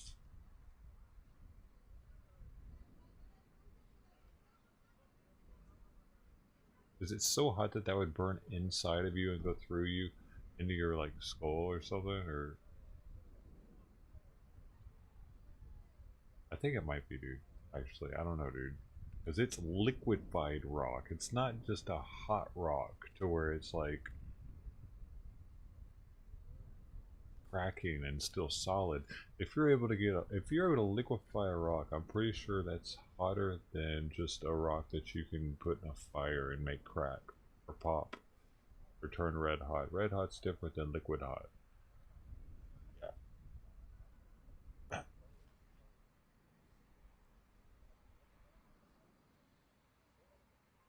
Do we even have the capability of making magma at home? Like, is there anything that you could do to liquefy a rock at home? I'm gonna look.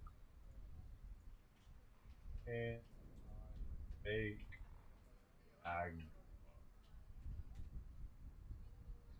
magma block. No. How to make magma? That's Minecraft. Okay. Can you make magma at home if you want to? If you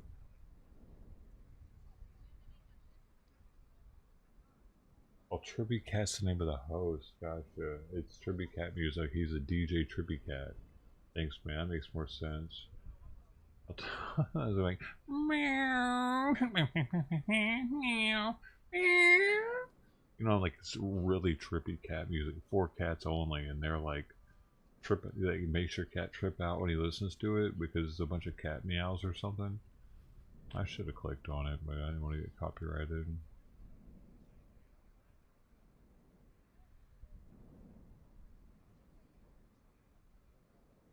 Man, that is crazy. It's just spewing it out like it ain't shit, dude. Like it's like got all this gas built up, man. I'm a little gassy. Or it's a little gassy, man. Why can't we just like poke it with something somewhere else and release the gas without it getting all magma-y with it? Does it have to do that?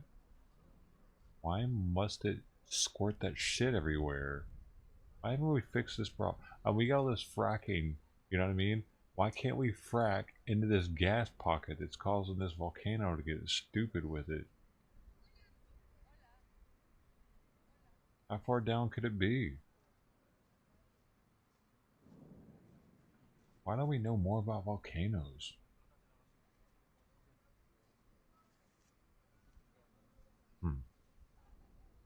All this gas is built up. Like, that's what it is, right?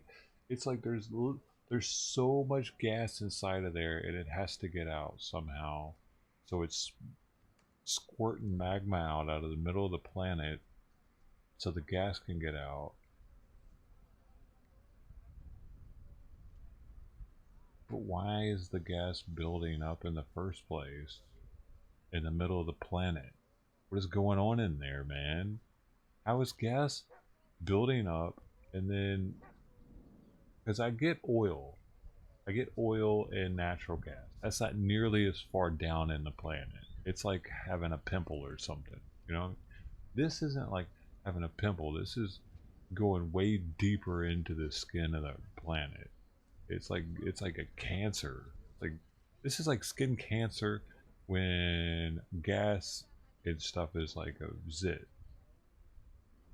This goes deeper into the organism, down to where the magma's at. How is that happening? How do we have gas building up down there? Then, and it's been doing it like since forever, since the planet started.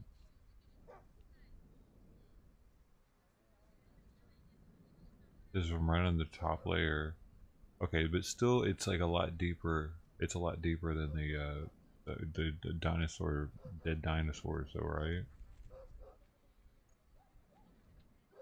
Which would be natural gas and oil deposits. Planetary and what is the plant eating? It's eating. By the way, good morning, Nathan. Still morning. Still morning here, man. The plant is eating.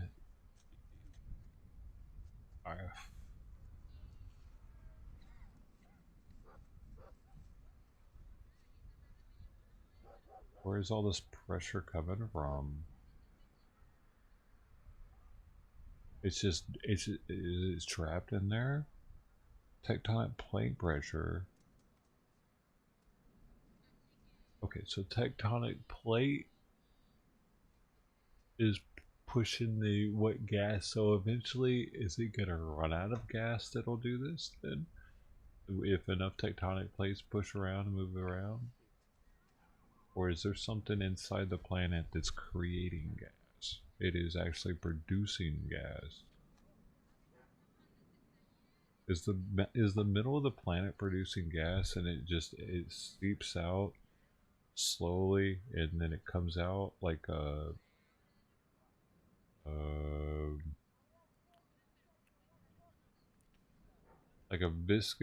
super viscous liquid that bubbles travel very slowly through.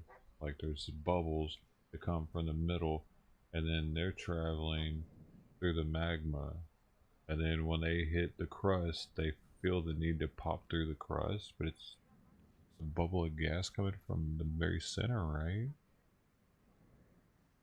It's formed out of water. So what is it? The water that's draining down to the magma and then creating steam down there and then creating all kinds of other chemicals because all of a sudden there's steam with the other gases hitting the lava. So the water hitting the lava as after it rains. Okay. Oh, that's what it is. Are we sure about this? Are we all on the same page with it? The volcanoes erupt because it rains. So if it stopped raining, we wouldn't have volcanoes erupt. Because I think we might have had volcanoes before we had rain.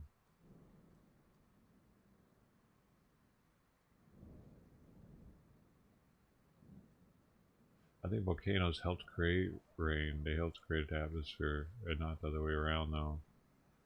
Not sure, though.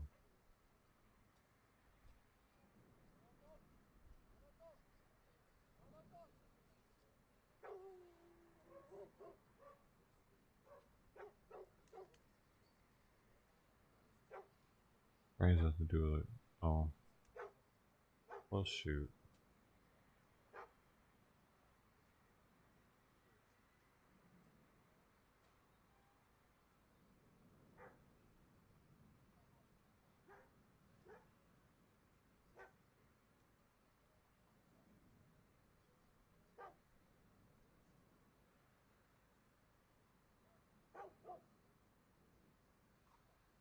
world is so complicated.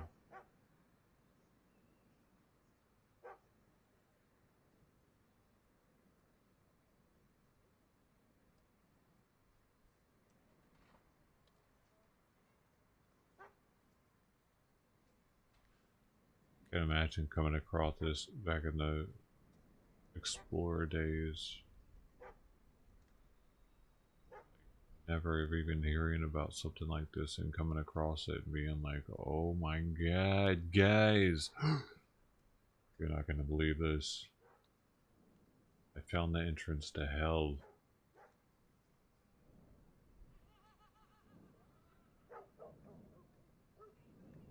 Like, not knowing that there are other ones out there, just like seeing one for the first time like this one and being like, what? Sir, you have to see this. It's in the distance. I don't know if we should go any closer. The Earth. It seems to be on fire. And stuff is spewing out, me lord. Yes, we must go closer. Let us go.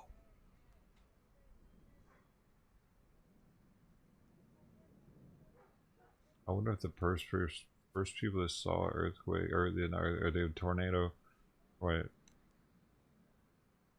Like all of them, there was a first for all of them actually. The people saw them for the first time were like, "What the fuck is that thing? Oh my god, he's trying to suck us up now! God no, please! I'm sorry." You know, before we had science, they were totally thinking God was trying to slurp them up with that tornado, or that this was the entrance to hell.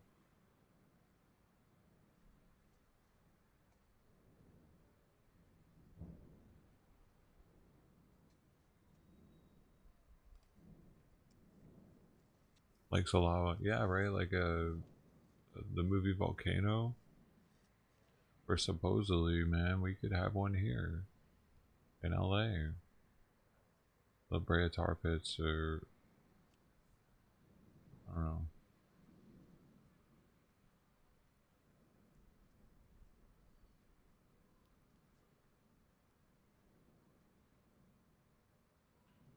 I mean, would there be tectonic plates here? Are you right? It's possible. Maybe you could start coming up through those plates. We got faults.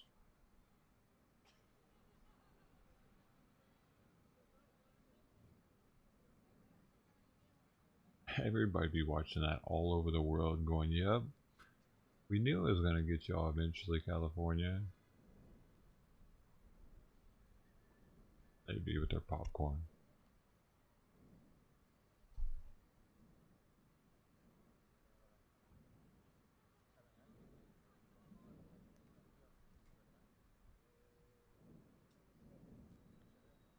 At the end of that movie, though, it was so, like, everybody was covered in gray from all the ashes, and this little girl was like, look, everybody's the same. It was like, oh, we are all the same. Doesn't matter what color we are. It was so wholesome.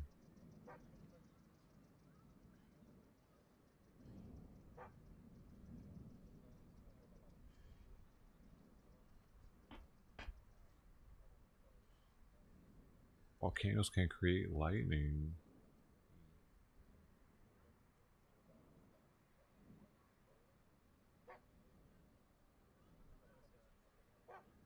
Or those are massive chunks of liquid hot magma. They're probably like as big as a car. It's hard to tell though. Whoa, whoa, it's angry, dude. Like what? How does the pressure not stop? You would like. I've read that this could last a month. Can't they drill holes in it or something? Laser beams. They need to shoot it with lasers, dude. Make extra vent holes for it. Like drill in to assist. It's that volcanic rock though, it's hard.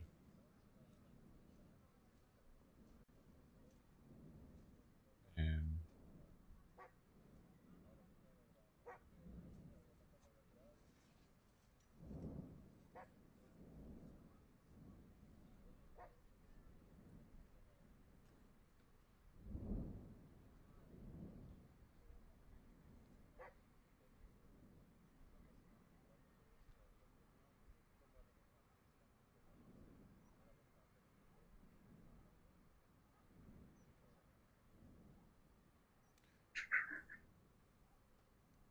can you make magma at home though, dude?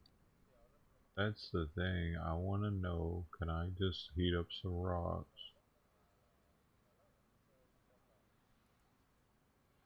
And it's all Minecraft.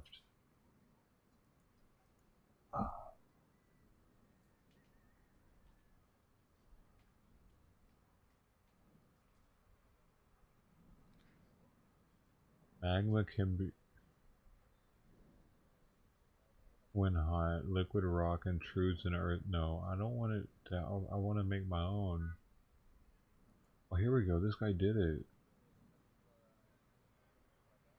In this video, we're going. Oh my gosh, that's not loud enough.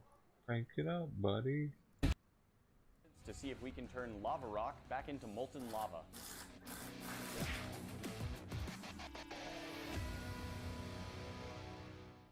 Guys, we've got a fun experiment for you today brought to you by YouTube user The Rock. We'll also use the arc furnace to try melting some. That we melted up. Let's go.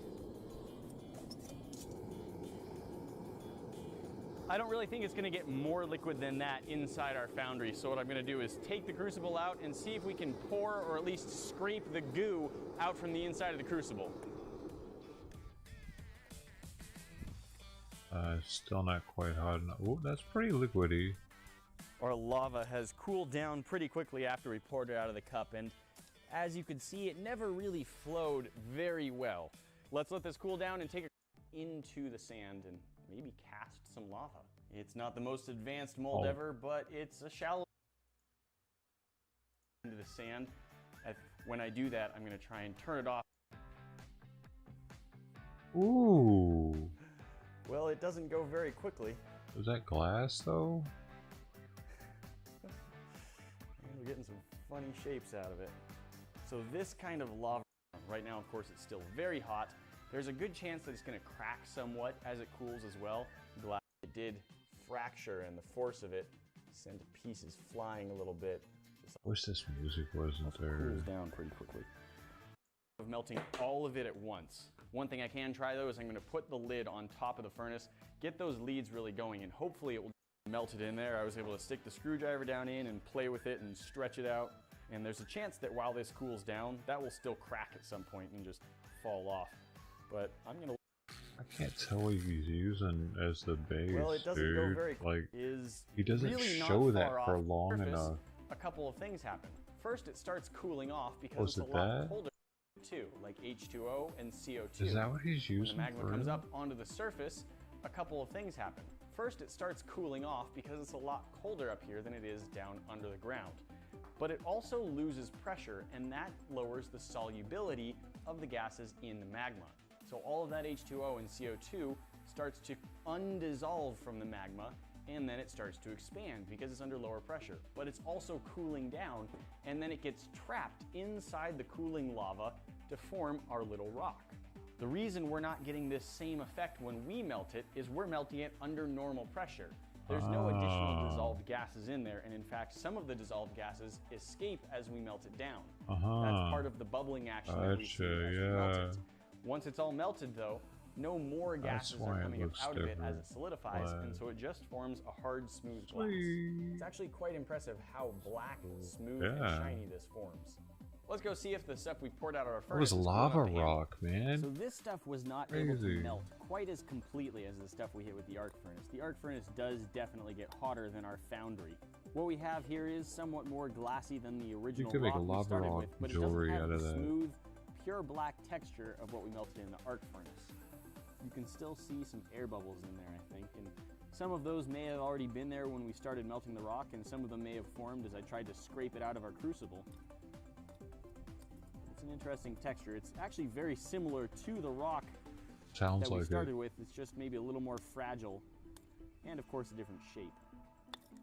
Well, awesomeness, Brahadish, thank you for your suggestion to try and melt rock. Check your YouTube. That was awesome, dude. That's exactly what I wanted to know. You can remelt magma if you want to. Make it from a regular rock? Yeah, I wonder if you can. If you can make it from a regular rock. The thing, I don't know, man. Can you? We need that. We need a regular rock, dude.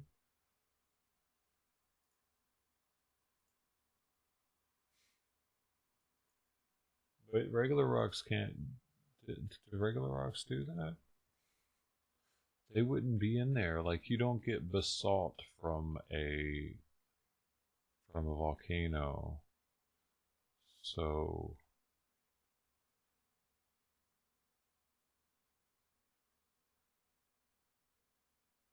like, you wouldn't see granite being flung around like that because it's already like went through a chemical process through heat and pressure to not be granite anymore. Now it's that the shit that flings out of volcanoes, which is why some rocks are volcanic rocks and others aren't. Sedimentary, or there's like 3 or 4 different kinds of rocks.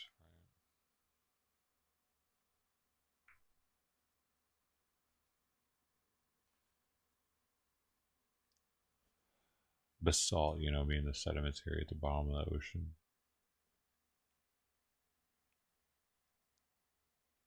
Yeah, the lava was melted rock, I get it, but that, like, those other molecules aren't in lava because they don't originate like that. Like limestone is shales that built up. It doesn't like, you're not gonna get magma from limestone because that's not how limestone's made. You know, that kind of thing. He answered the exact question I wanted to know. If I could make that on up here, limestone doesn't turn into that when you get it hot. Has other property, like other rocks would have other properties once it gets to a certain temperature and pressure.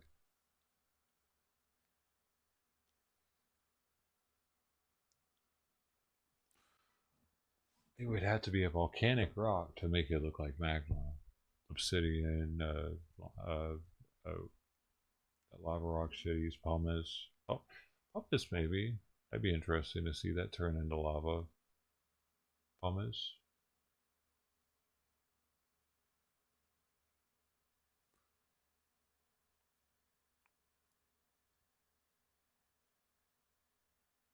The rock turn into lava, then turn into lava rock, then turn into glass.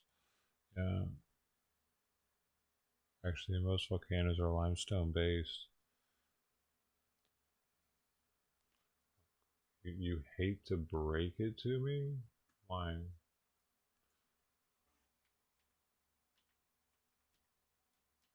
What is it being based? What does it being based have to do with the whether or not that can be magma? Limestone is a carbon sedimentary rock. Mineral calcite and aragonite, which are different crystal forms of calcite, carbonate. Limestone forms when these minerals participate out of water containing dissolved calcium, so it does not happen in a volcano or inside the earth. It happens outside the earth. So you cannot turn limestone into magma.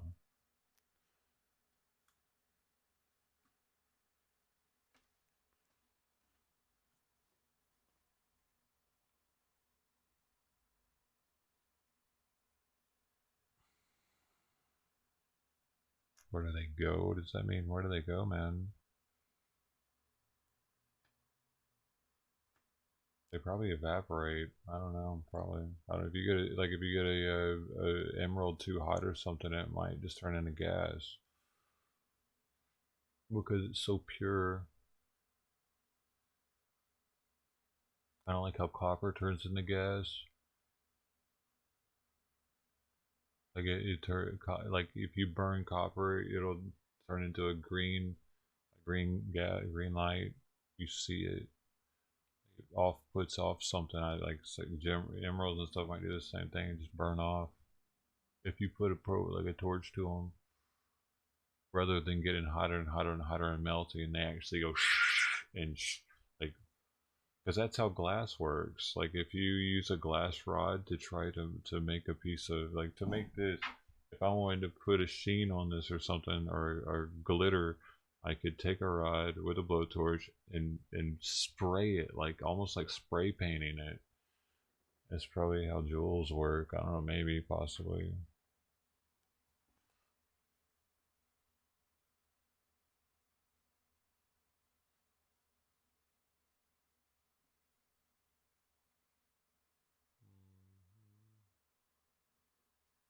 The diamond's not a... Diamond is like the only one, I think, that won't melt in lava, though. We were talking about... I wasn't talking about a diamond. I was talking about the mineral crystals that he said.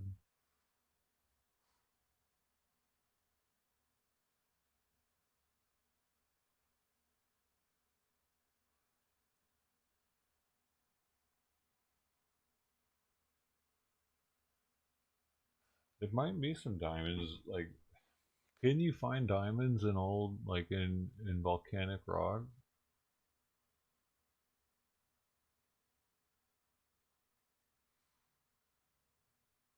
I wouldn't see gold be in there, but maybe could that be there too? I've never really heard of gold being in volcanic rock.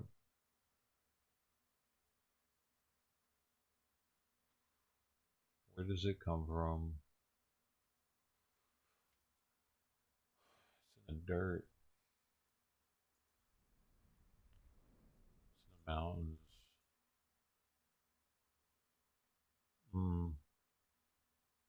Earthquakes? Earthquakes pushing mountains up, maybe.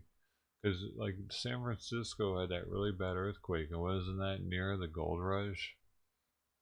Or was that after the gold rush? Whoa, look at that piece, dude. Oh my god, it's as big as a bus, probably. What? It just now landed. That was the biggest one so far.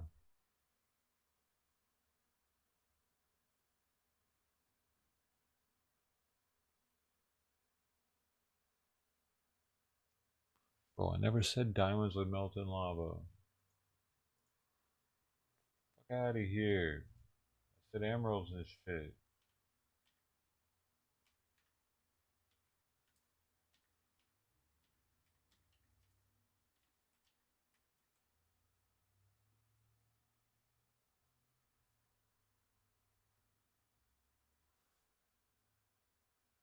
$1278 Celsius for an emerald.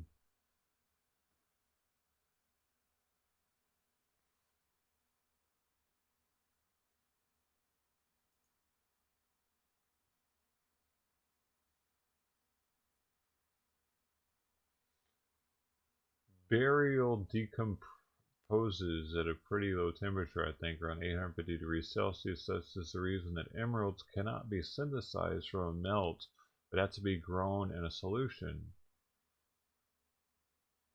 Many of the inclusions in emerald would likely cause the stone to explode if too much heat was applied.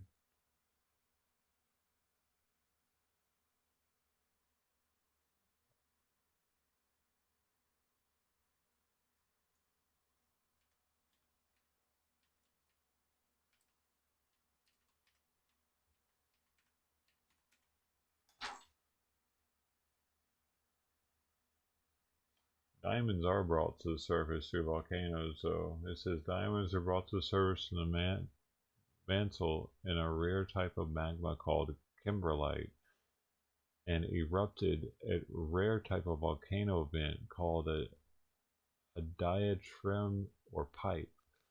Kimberlite magmas form pipes as they erupt. A tuft is at the surface and formed by base surge deposits. Bro, we need to find out where these diamond volcanoes are, dude.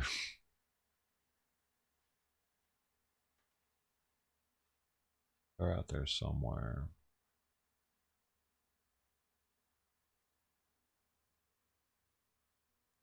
Let's see. I'm gonna see. Do jewels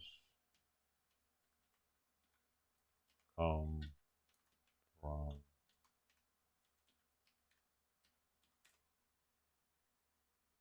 Here we go.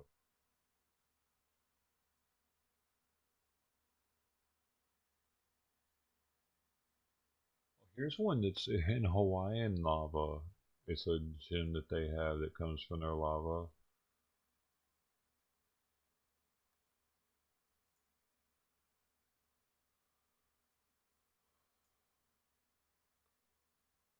Dude, stop fucking up. Why does it make me yell at it before it stops fucking up?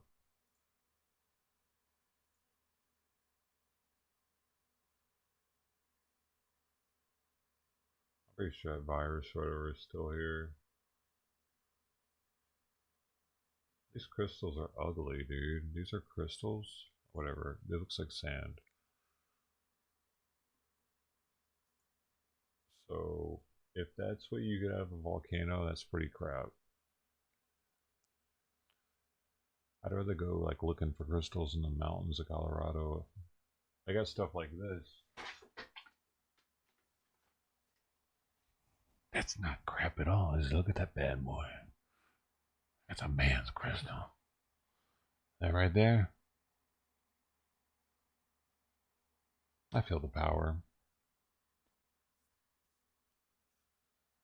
This is a smoky quartz, which is an inclusion, a shadow inclusion inside of there.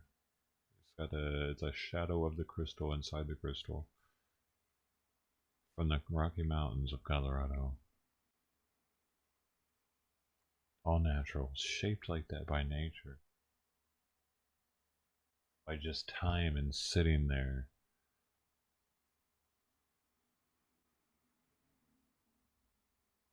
And water dripping on it or something. I don't even know, dude. It's insanity, actually, how this big old thing was created. These little sharp edges. So perfect. I feel like Superman.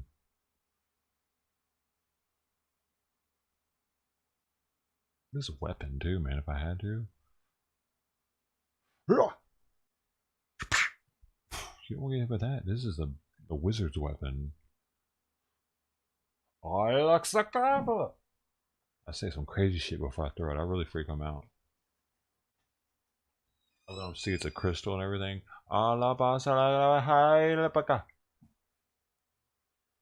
They'll think it's about to explode.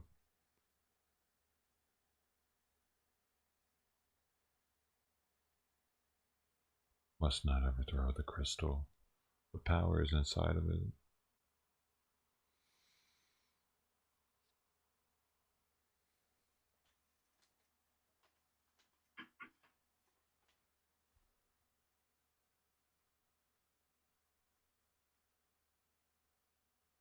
Google created something called a time crystal.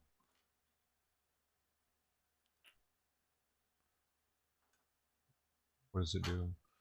Because I know that we do have the capability of imprinting memory onto crystal, quartz crystal, and I believe that this crystal skulls have ancient knowledge on them.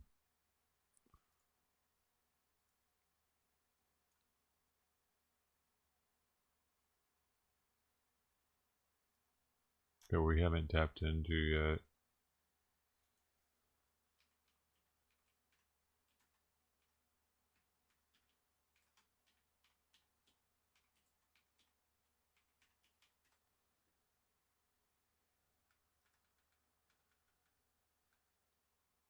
Quartz crystal data storage could store data for up to 300 something.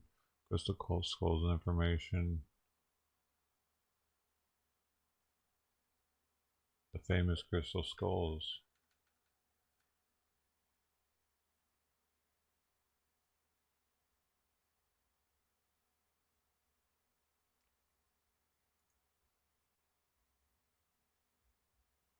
Crystal computer.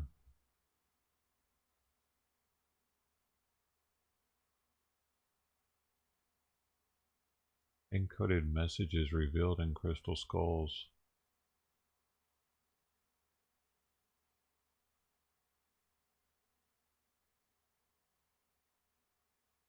What? They have a fake one?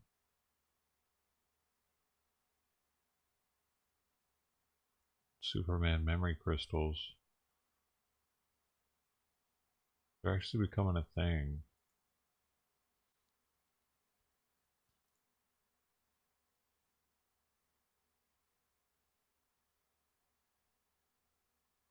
You know, they break down how it works, but they make it really hard to read their bullshit website. Let's put as much stuff to click on as possible, and then make the fonts different sizes and colors. And hey, yeah, that sounds great. Who uses that? Does people go there every day or what? Chop suey, chicken parmesan, anti-inflammatory. What's going on, man? You like nuts? What's your favorite nut? What's your favorite nut, man? What's everybody's favorite nut, dude? Here's what I got right here. I got dry roasted almonds, walnuts, dry roasted hazelnuts, and dry roasted pistachio nuts. I kind of wish it had more assortment. I want 10 different nuts in my nut. No, 12. I would like to have 12. A baker's dozen variety. 13 different nuts would be. That's what we should make. The baker's dozen nut variety pack, and people will love our nuts. They'll love our variety. Walnut, we got cashews. Those are good. Cashews are so rare too, because they just that little bitty nut on top of the big old fruit that nobody likes, which they make alcohol out of that stuff. Have you seen that? Pistachios, another one. That's a good one. Almonds, just had one. That's a good one.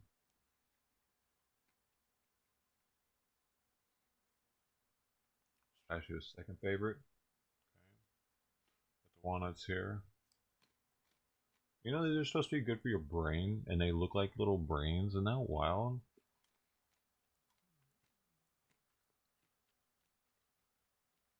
They actually look, dude, they look just like a brain. And then I don't know what exactly they're good for your brain on, but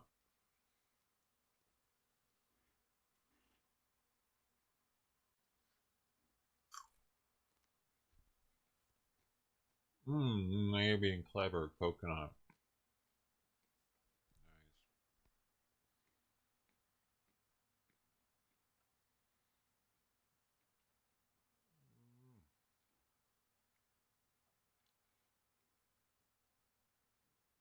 Poor hazelnut didn't get any love.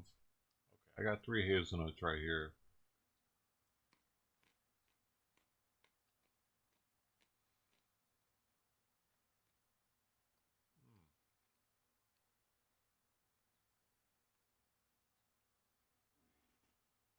Why is it like, you know, hazelnut cream, the coffee creamer? It's so pungent. It's so flavorful, but the nuts not so much. It's like I barely taste that hazelnut flavor when I have the nuts. These are dry roasted, so it should be more flavor, right?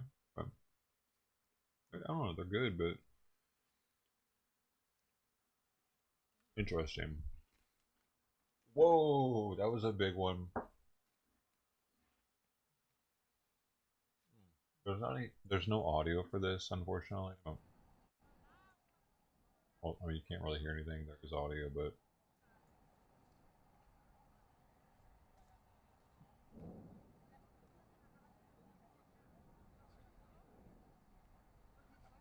so we got 2 cashew.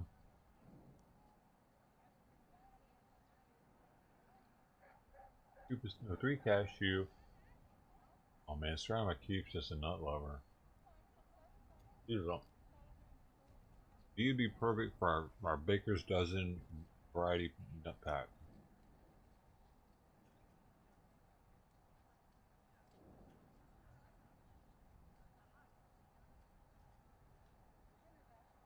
And here's how we can make it.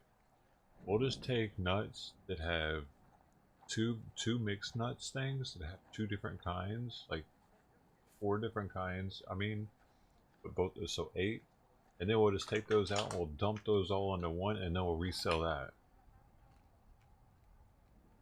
Is that's allowed, right?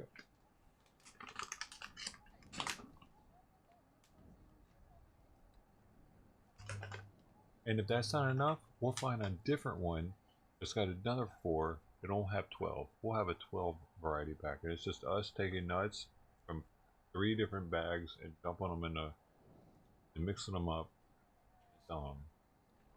We can do this.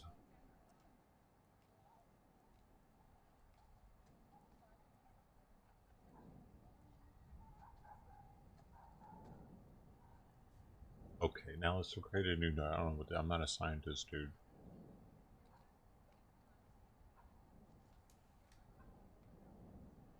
Okay. Now we're going too far. I'm sorry, guys. We went too far. I need to look up content.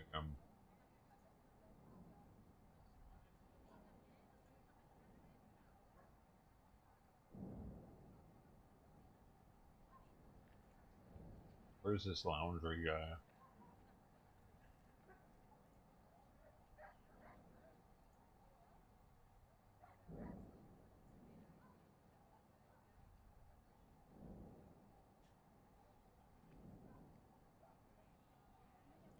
Unfortunately, there's no news. I'm sorry. There's no news.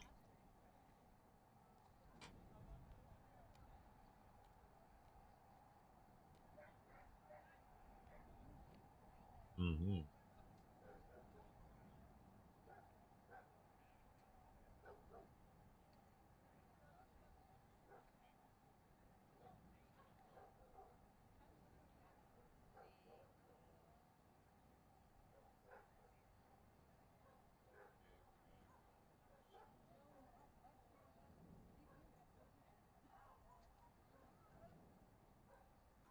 Bro.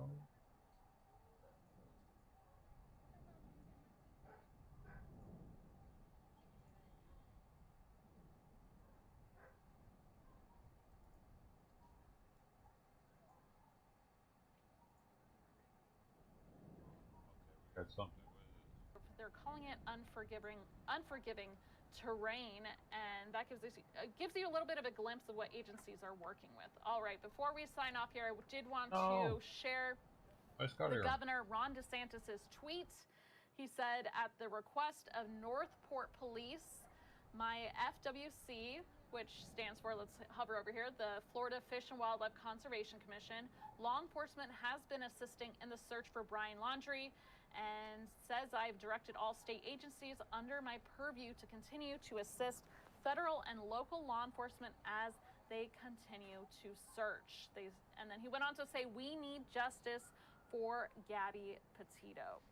All right, so we are, of course, keeping a close eye on WWSB, my Suncoast, and let me go ahead and pop this up. I did also want to mention we were initially waiting for a press conference to begin at 1 o'clock Eastern, and that was because the attorney for the family of Brian Laundrie had announced a Tuesday news conference and then abruptly canceled it. And according to the attorney, it was based on conversations with the FBI. Attorney Stephen Bertolino announced late last night that the scheduled 1 p.m. news conference would not happen. So that is the latest on the Laundrie side of things, and we are going to go ahead and sign off. But Nick, I know you've been speaking with what it tells me. The folks over at WWSB, and you got an update about when the next time. They don't want a jury to be tainted. Whoa, big guys. Big guys. They don't want them getting on trying to do whatever because the FBI is probably already like, you guys should have told us something sooner.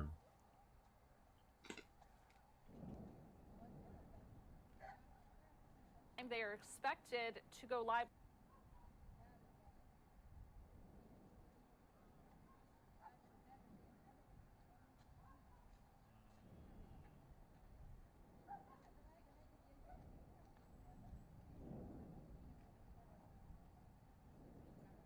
ফোটার সময় gift দিতে কাজে লাগবে ভালো তোমাদের option দিচ্ছি ভাই ফুলকাম দিদি শেল আনবে বলেছিলে পুরো একদম পিওর শেল পেছন দিকটা দেখো পুরো একদম শেলের ওপর মানে যেটুকু আমার কস্টিং আনাতে নেওয়াতে পড়েছে সেটা বাদ দিয়ে 1 টাকাও আমি প্রফিট রাখিনি কারণ তোমাদের কাছে আগে আমার পাবলিসিটিটা দরকার শেলটা যেহেতু আমি ফার্স্ট টাইম শুরু করছি তোমরা নাও রিভিউ দাও এরপর আমি একটু একটু করে প্রফিট রাখবো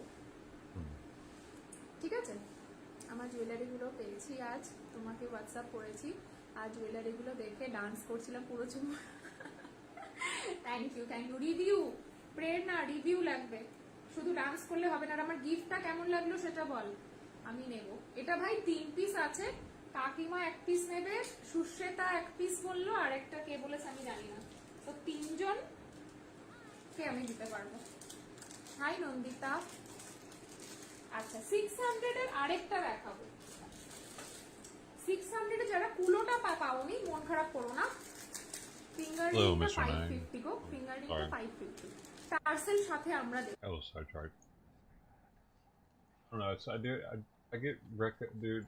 I get recommended so much weird stuff. Oh, you want to see another one?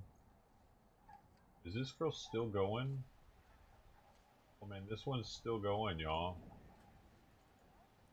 She's still not really talking.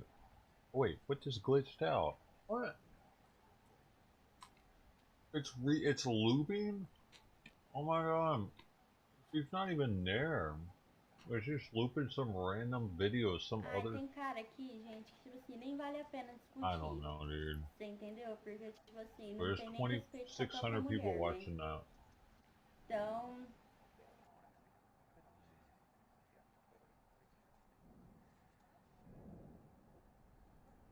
Come.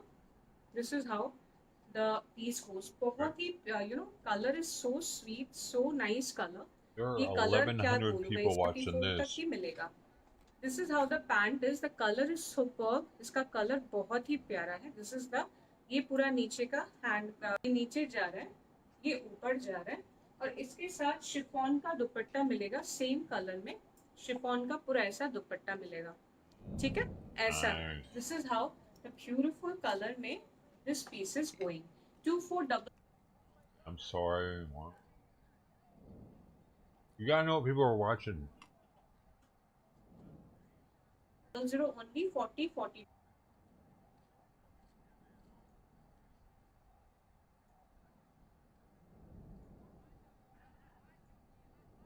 Just inform the people.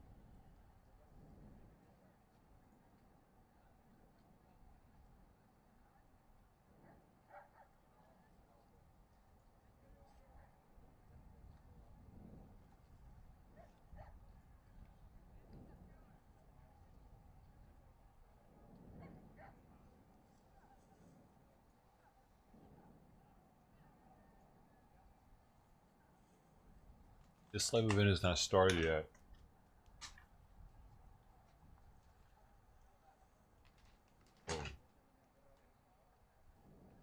Boris Johnson meets U.S. Vice President Harris ahead of White House meeting.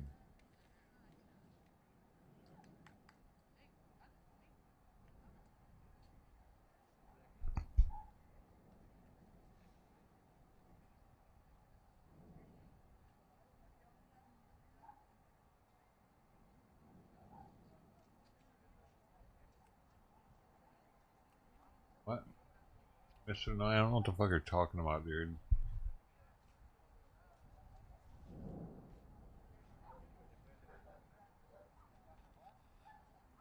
Provided by YouTube, what does that mean?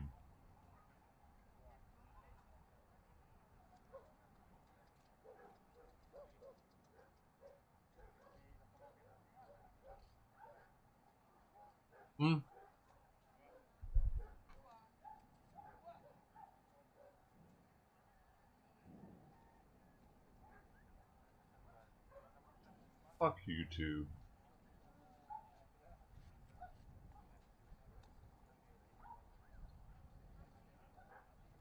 They do me no favors.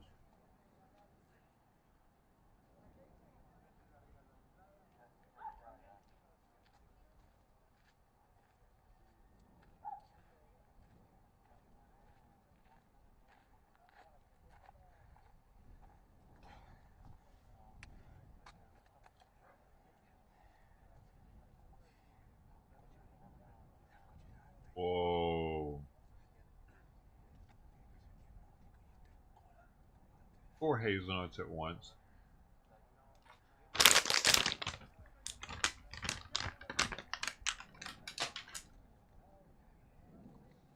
Full hazelnut action.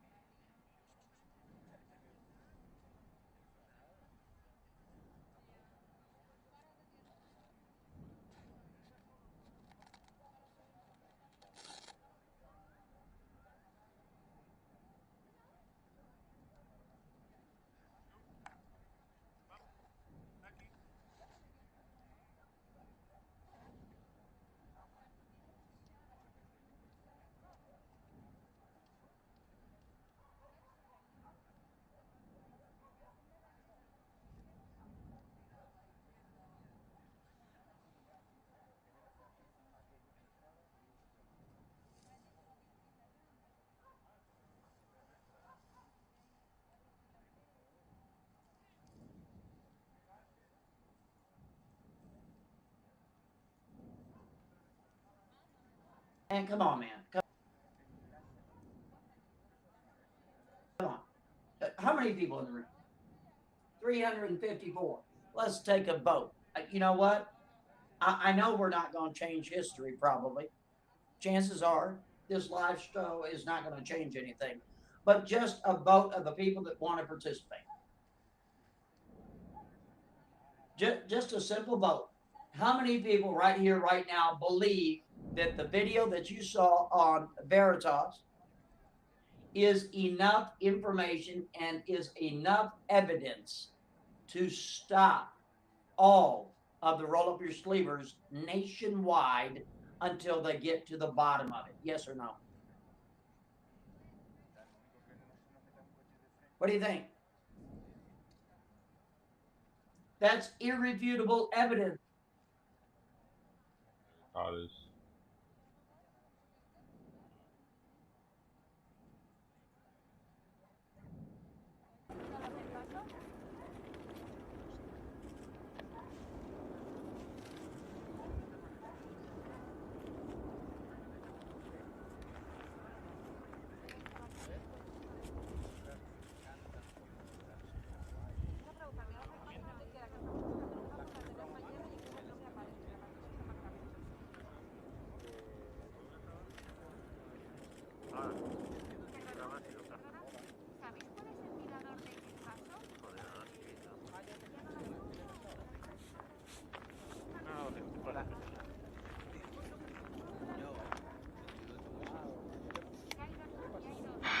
Hace frío.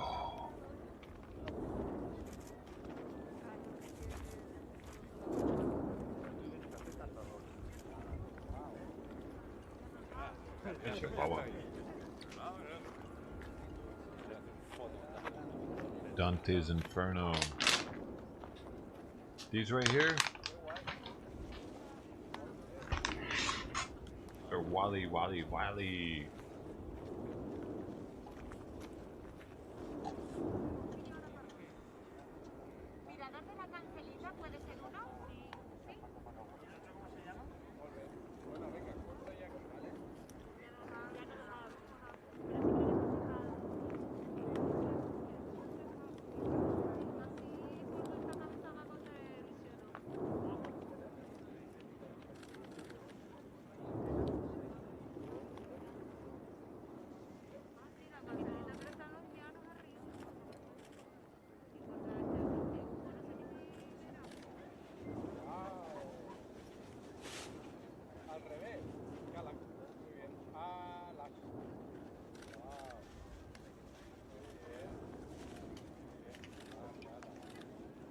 Oh yes.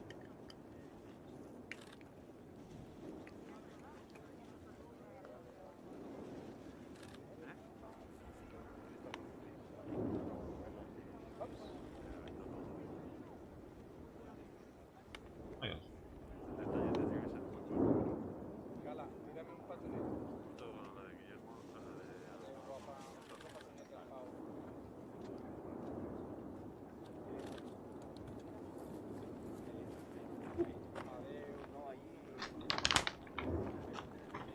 Dr. Ruth is a trained sniper.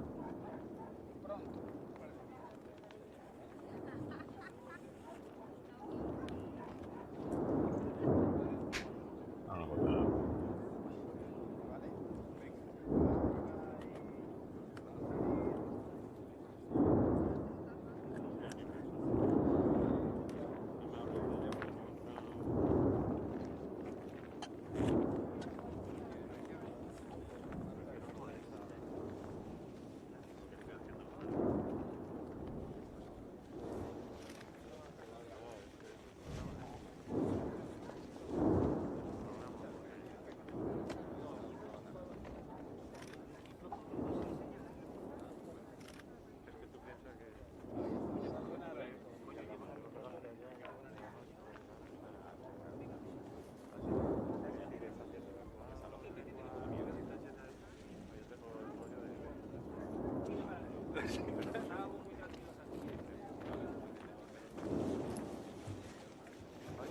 La llave como va a agarrar.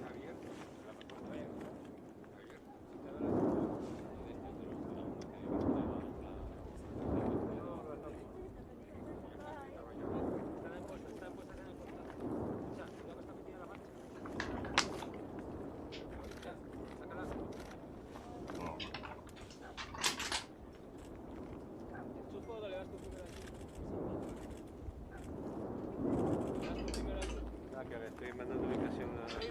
Dime. Enchufa todo. ¿Lo enchufa aquí ya? Ya está así.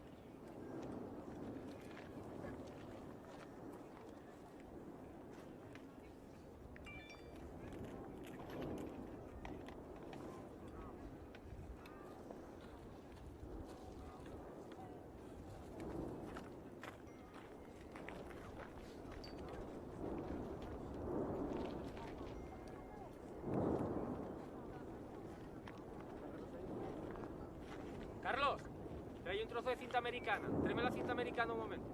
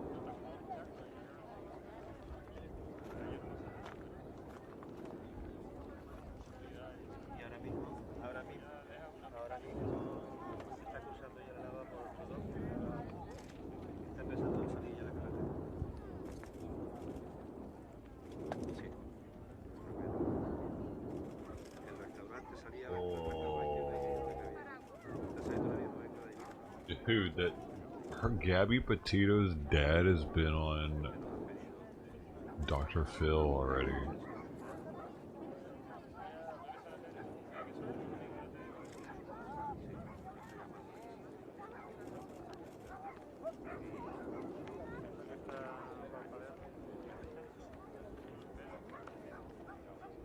Really feels like I try to take some rights away with this case. Saying, like, citing that they weren't allowed to follow him soon enough or keep tabs on his information soon enough, and if they were, they could have found him before he committed suicide or whatever the fuck ends up happening. Before he got away or whatever. Because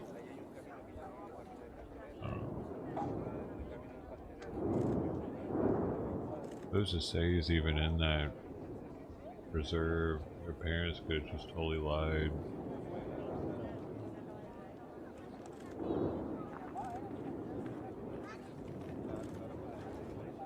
He's on his way to Canada.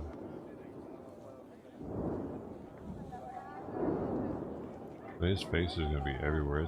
It's international news already.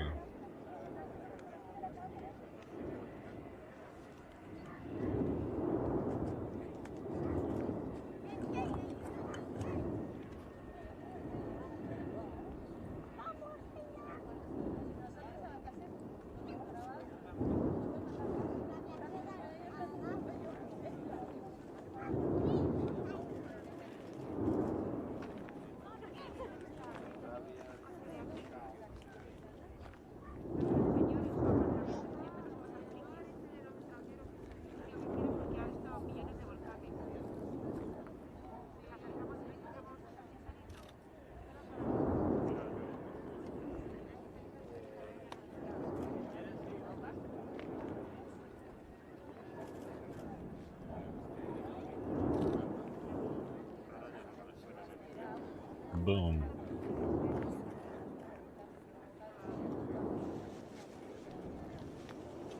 Hey, later, Bill. Take it easy, dude.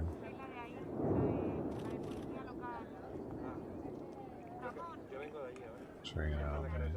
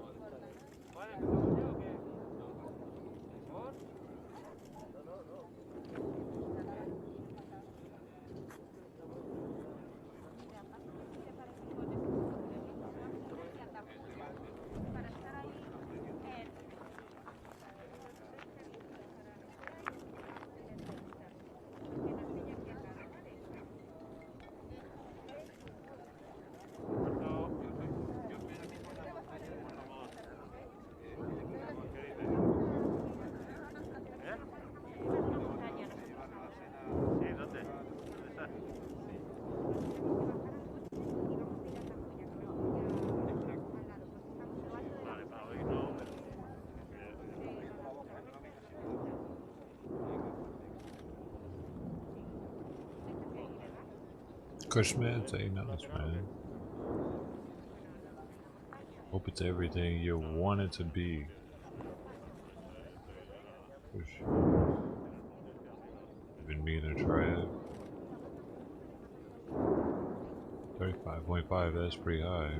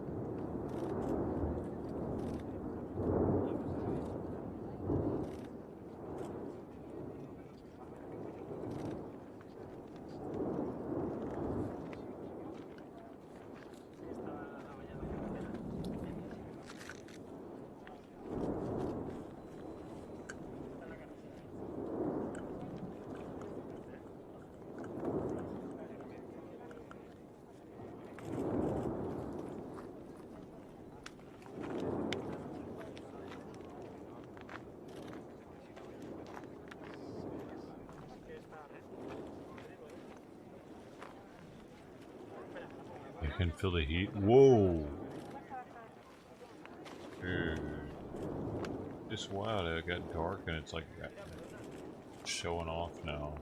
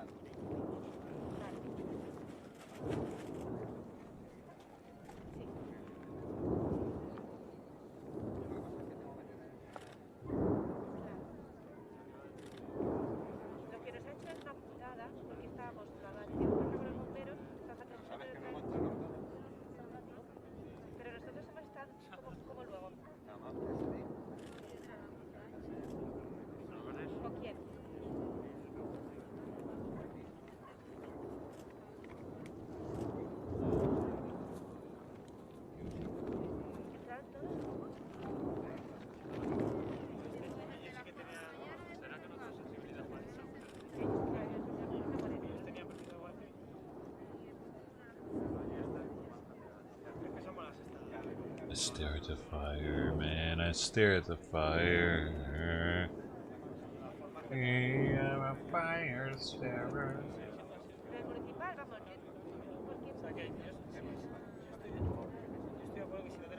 En 3 minutos había terminado mi directo. Estábamos a 3 minutos del directo. Esa manera de amenazar de denuncia. ¿Qué va? Los bomberos ya estaban acojonados. Los bomberos estaban ya comprometidos con la cara por el suelo y no querían meterse en jaleo.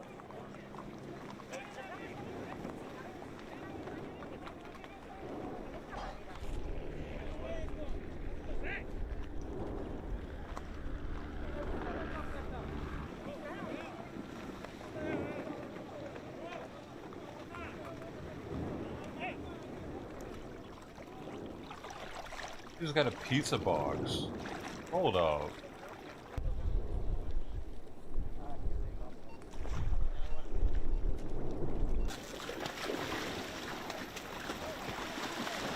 Get your ass back, motherfucker.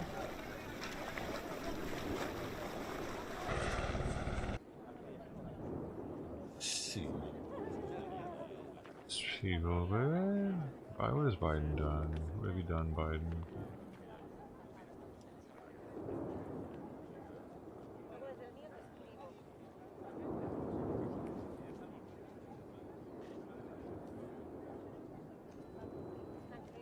Nations must stay away.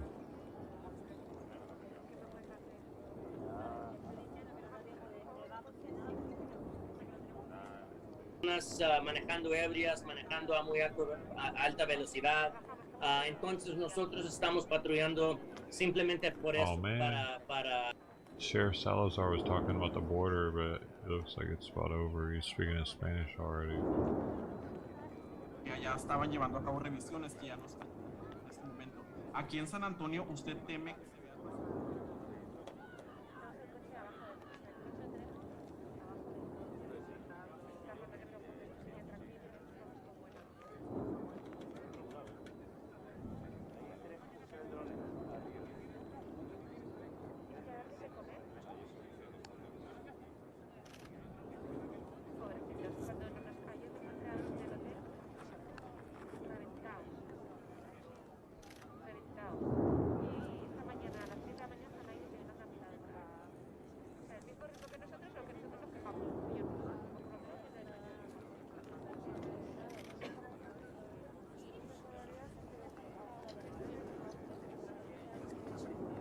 Oh, smoke and flames were billowing out of the Superdome in New Orleans an hour ago.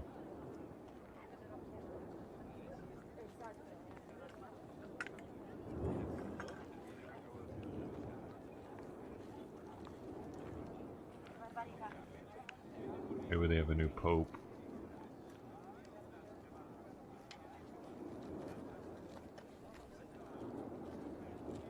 Pope of New Orleans.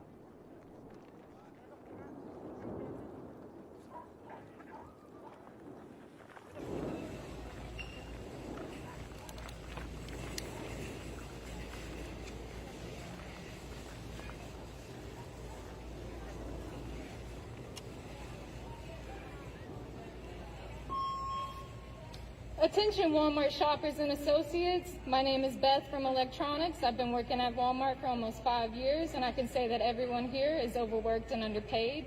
The attendant policy is bullshit. We are treated from management and customers poorly every day. Whenever we have a problem with it, we're told that we're replaceable. I'm tired of the constant gaslighting. This company treats their elderly associates like shit. To Jared, our store manager, you're a pervert.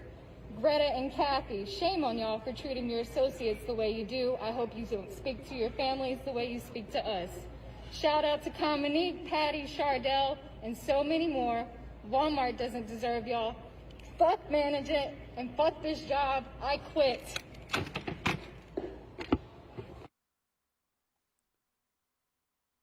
Damn, I thought they were giving away free school for people and stuff. I guess that doesn't matter. They don't want to go to school.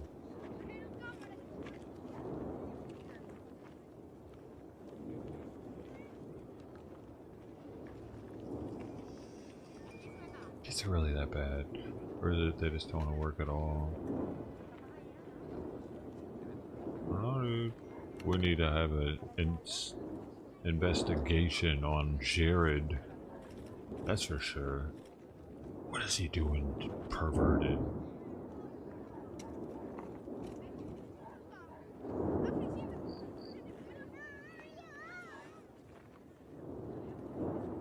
Do we have cameras on Jared? We need cameras on Jared while he's at work. He signs away his life when he started here. Do you have any cameras at Walmart? More than anywhere else, ever. Walmart has more cameras than a camera manufacturer. Whoa, look at this. It's squirting out of another hole, dude. We have a two-hole squirter. We have a double squirter here, ladies and gentlemen. It just started squirting out of a second hole. Breaking news. Breaking news. You see it here now. You can see it here. Look, there's the second hole squirt. Boom. Oh, baby. Let's get some of that. Beautiful squirt footage.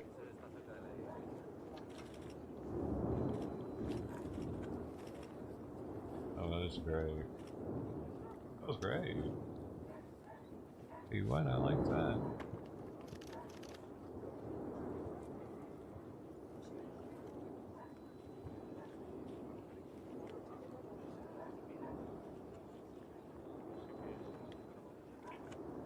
What do I need now? Squats. I need to do some squats. Edit.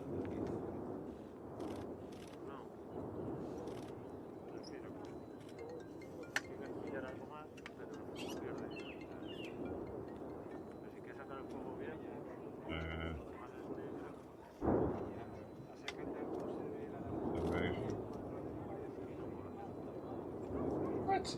Dude. Are you fixing it?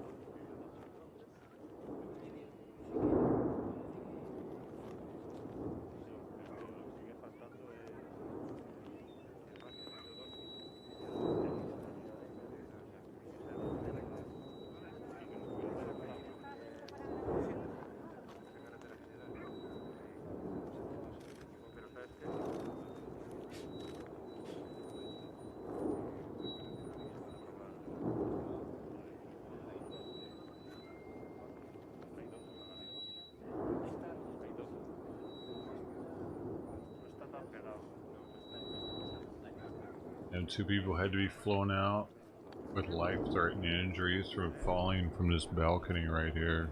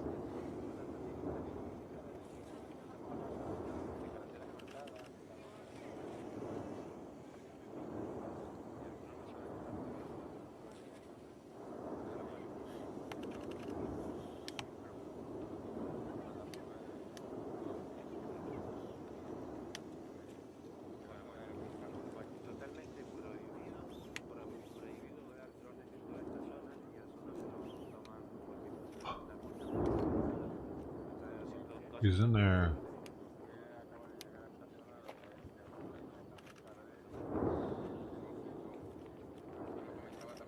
Can't roll it out yet. Could be anywhere. What's up, Bitcoin?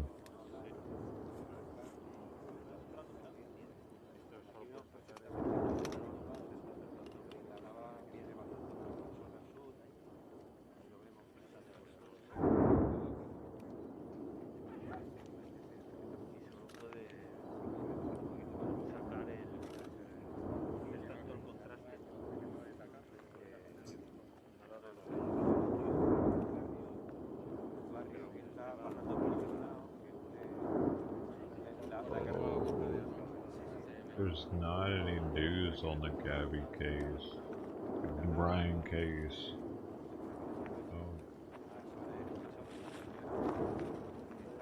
I wish they could at least like find an article of clothing or something so that all the news stations would turn on and be like, oh, news article found. We got a piece. Look at it. This is what it is. This is what it means. We're kidsy. We know this, we know that, we got a piece.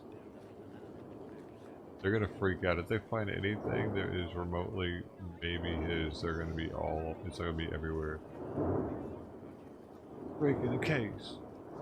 We found a Dorito bag chip. It was his favorite. favorite Dorito. His mom packed his lunch that day with one. It must be. No, she probably won't tell us what she packed. They're keeping secret everything, motherfucker. Parents are sketch, dude. And this thing is showing out. It got dark and it's like, oh, y'all check this out.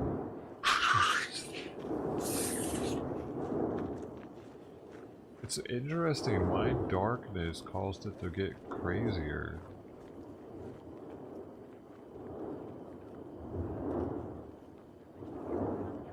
It's a temperature thing. Maybe it's a moon. Is the moon pulling it out? Like it's helps sucking it out? Like because we have tides, right? For moon gravity. So is the moon gravity helping to pull the magma out of the volcano? That why? It's like high tide on magma.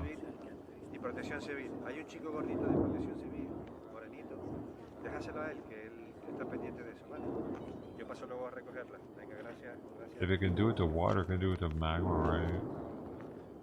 It's liquid.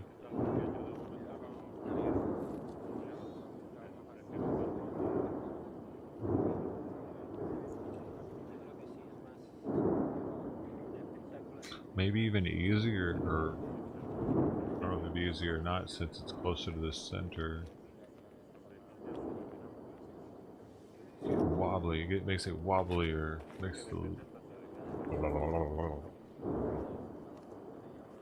bowling balls have a liquid center, don't they?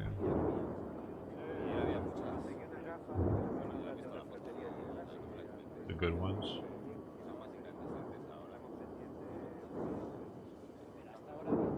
Magma. I want my bowling ball to have magma inside of it, so it's like a little mini Earth. But I don't want my fingers to get hot. It'd be like a marble of magma in the middle, and I don't know, bowling ball's gonna be epic.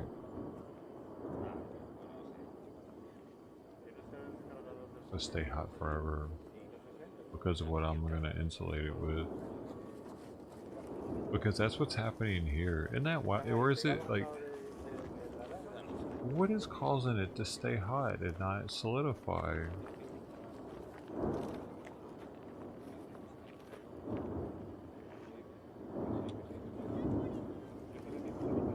It's just got so much insulation, maybe.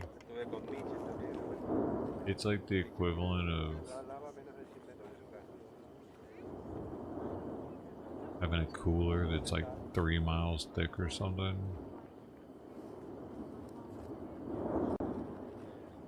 It ain't letting it cool off. A thermos, I mean, it's like a thermos. Earth is a thermos.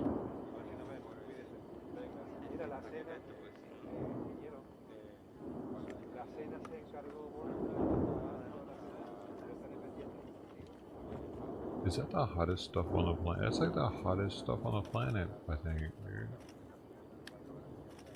It's inside of it. It's just, man.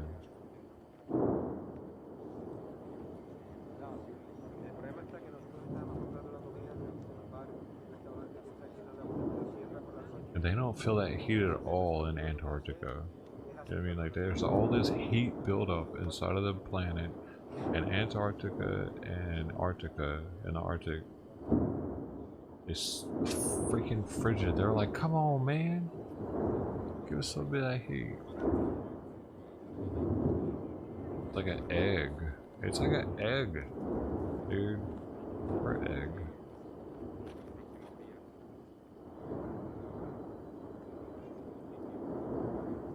Live on an egg.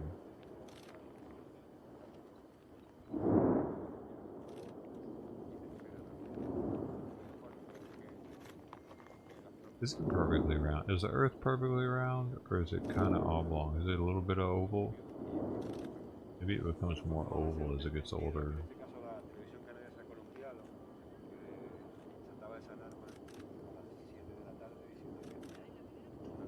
Squishy.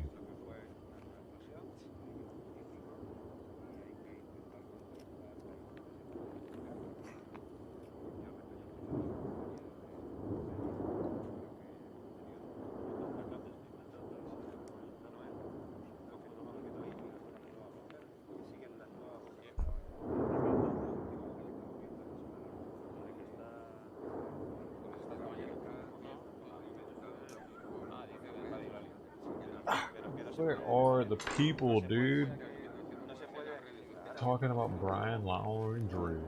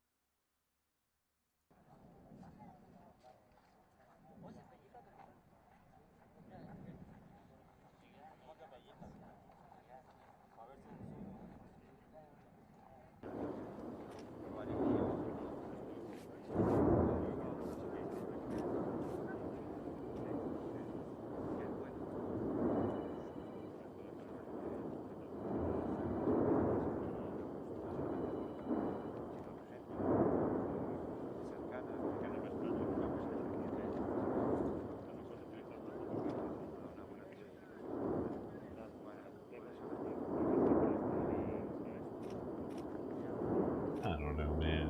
This is Volcano Vision. That's all I got. That's all I got.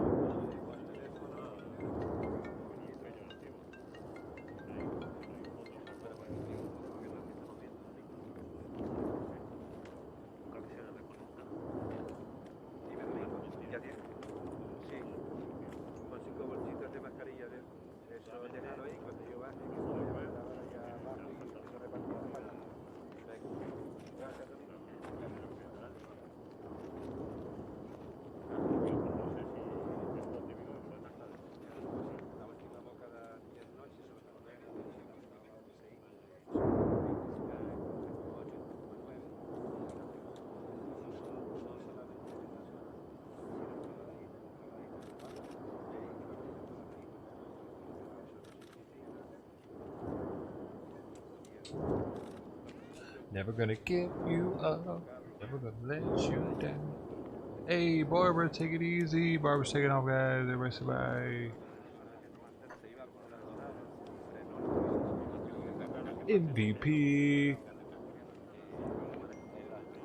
Number one MVP of the stream currently. Legendary.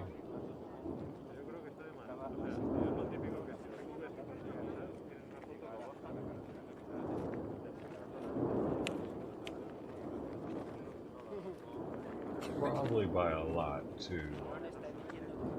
This.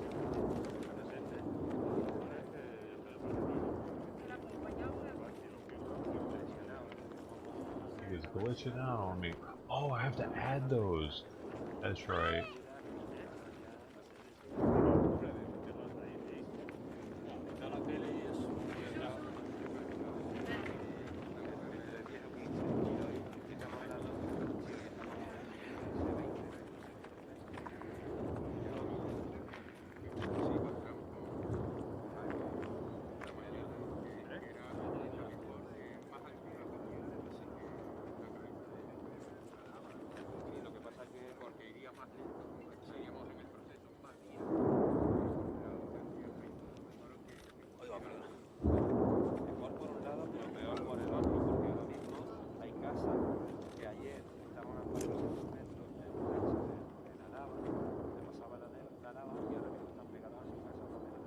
I forget to add loot.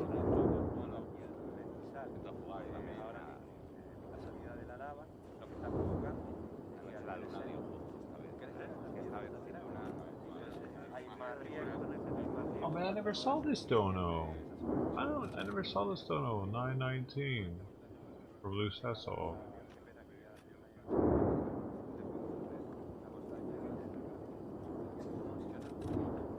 Right?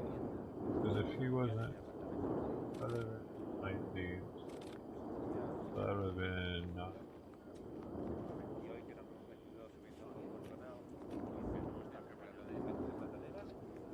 Yeah, if he would, I didn't see it or he'd be there. Where the hell was it?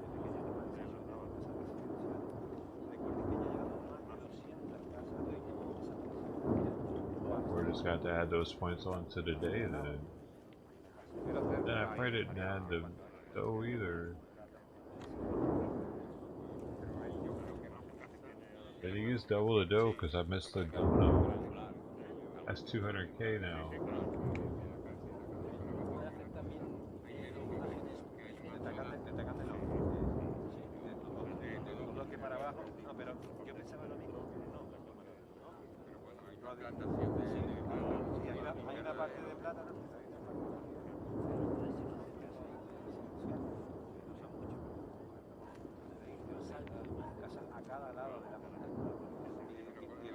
La simulación de la lava lo que nos está diciendo ahora mismo es que la lava puede bajar por la montaña de todo y cuando llega a la montaña de todo se puede abrir y salir por los dos lados. Ojalá se derive solo al lado derecho, que iría directamente a la zona de la playa nueva, la playa de los Guirres, pero sí, y que si pasa al lado izquierdo, pues peligra la parte de la bombilla, la parte de la soya, incluso pueda dar un socorro a la parte más cercana a Puerto Rico.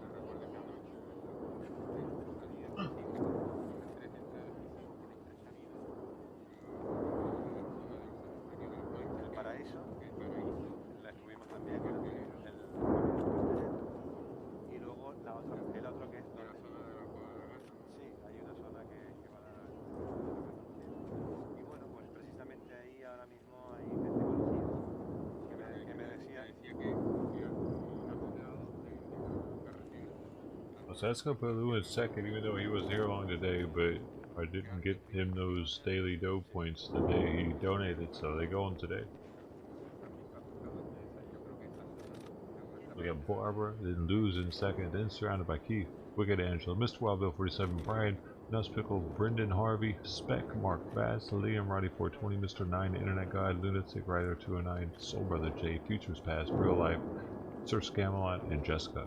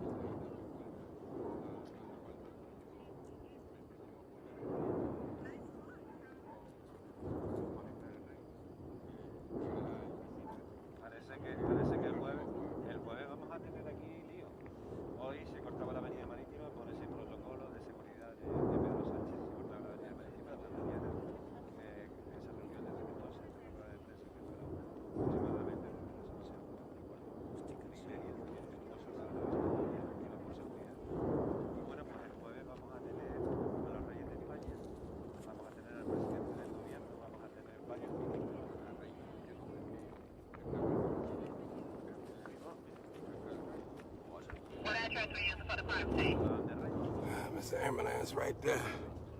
Student. Scanner got say. The hell is this?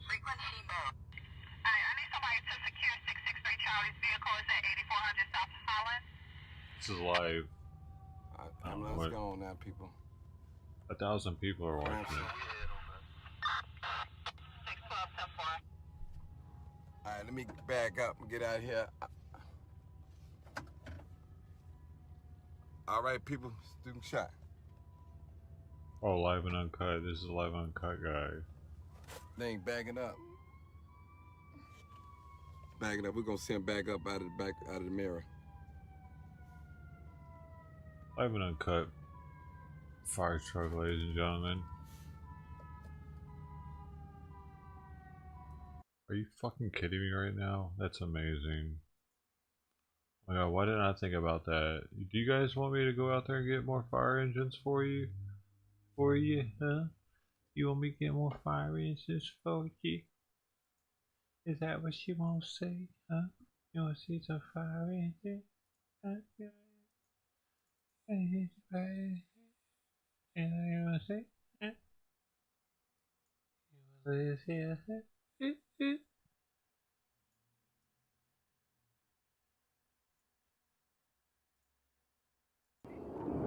Let's see the fire engine.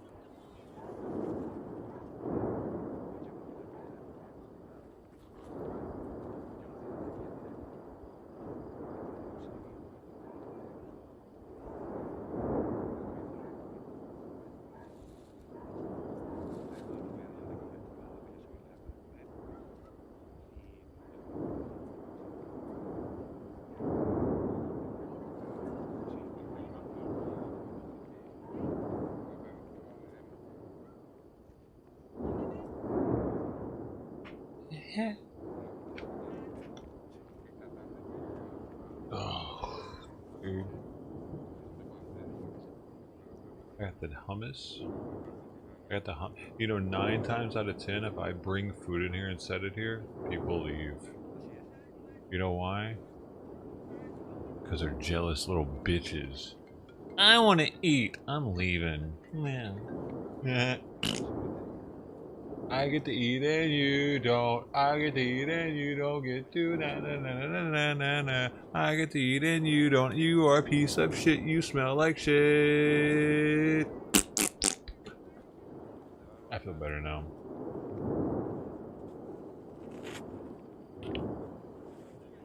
Really piques my appetite.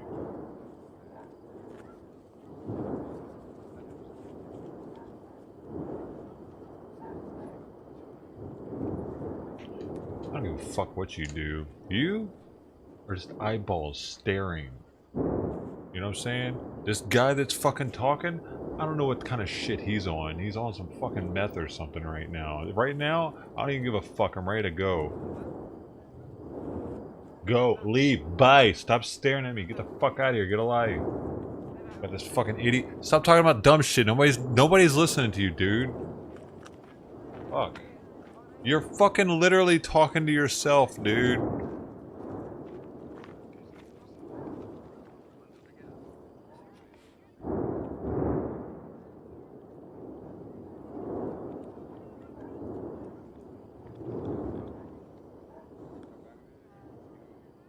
I stopped reading your shit like 30 minutes ago. One in the chat if you're reading what the hell this guy's typing. You're wasting your time here, buddy. No one cares.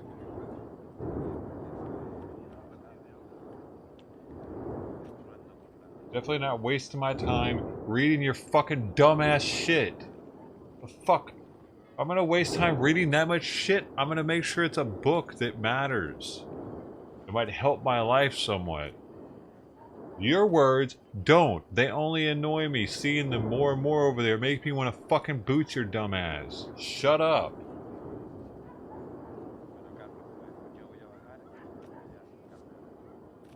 Fuck.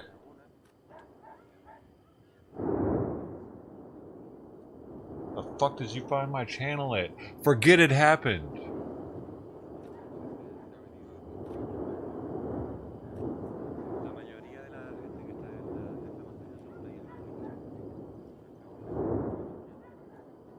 In case you're fucking curious, I'm talking to you, Mr. 9, you're fucking weirdo.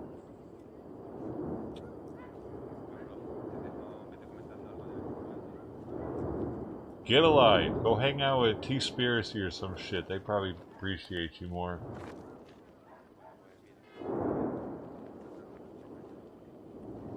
Dude, would you shut the fuck up before I kick you? Would you just shut the fuck up? Jesus Christ, nobody's listening to you. It's the only reason why I haven't censored you. No one cares what you're saying. The quicker you realize that, the less time you'll end up wasting in life. No one cares. Stop fucking... work on yourself instead, dude. Do something productive. Right now you're wasting all your time.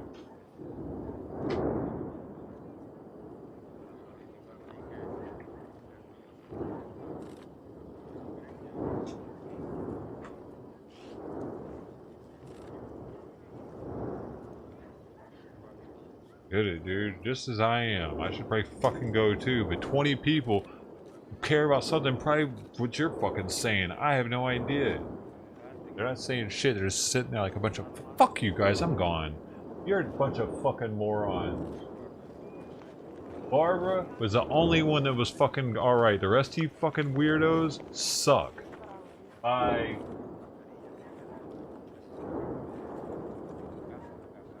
This fucking shit. Shut the fuck up, Mr. 9!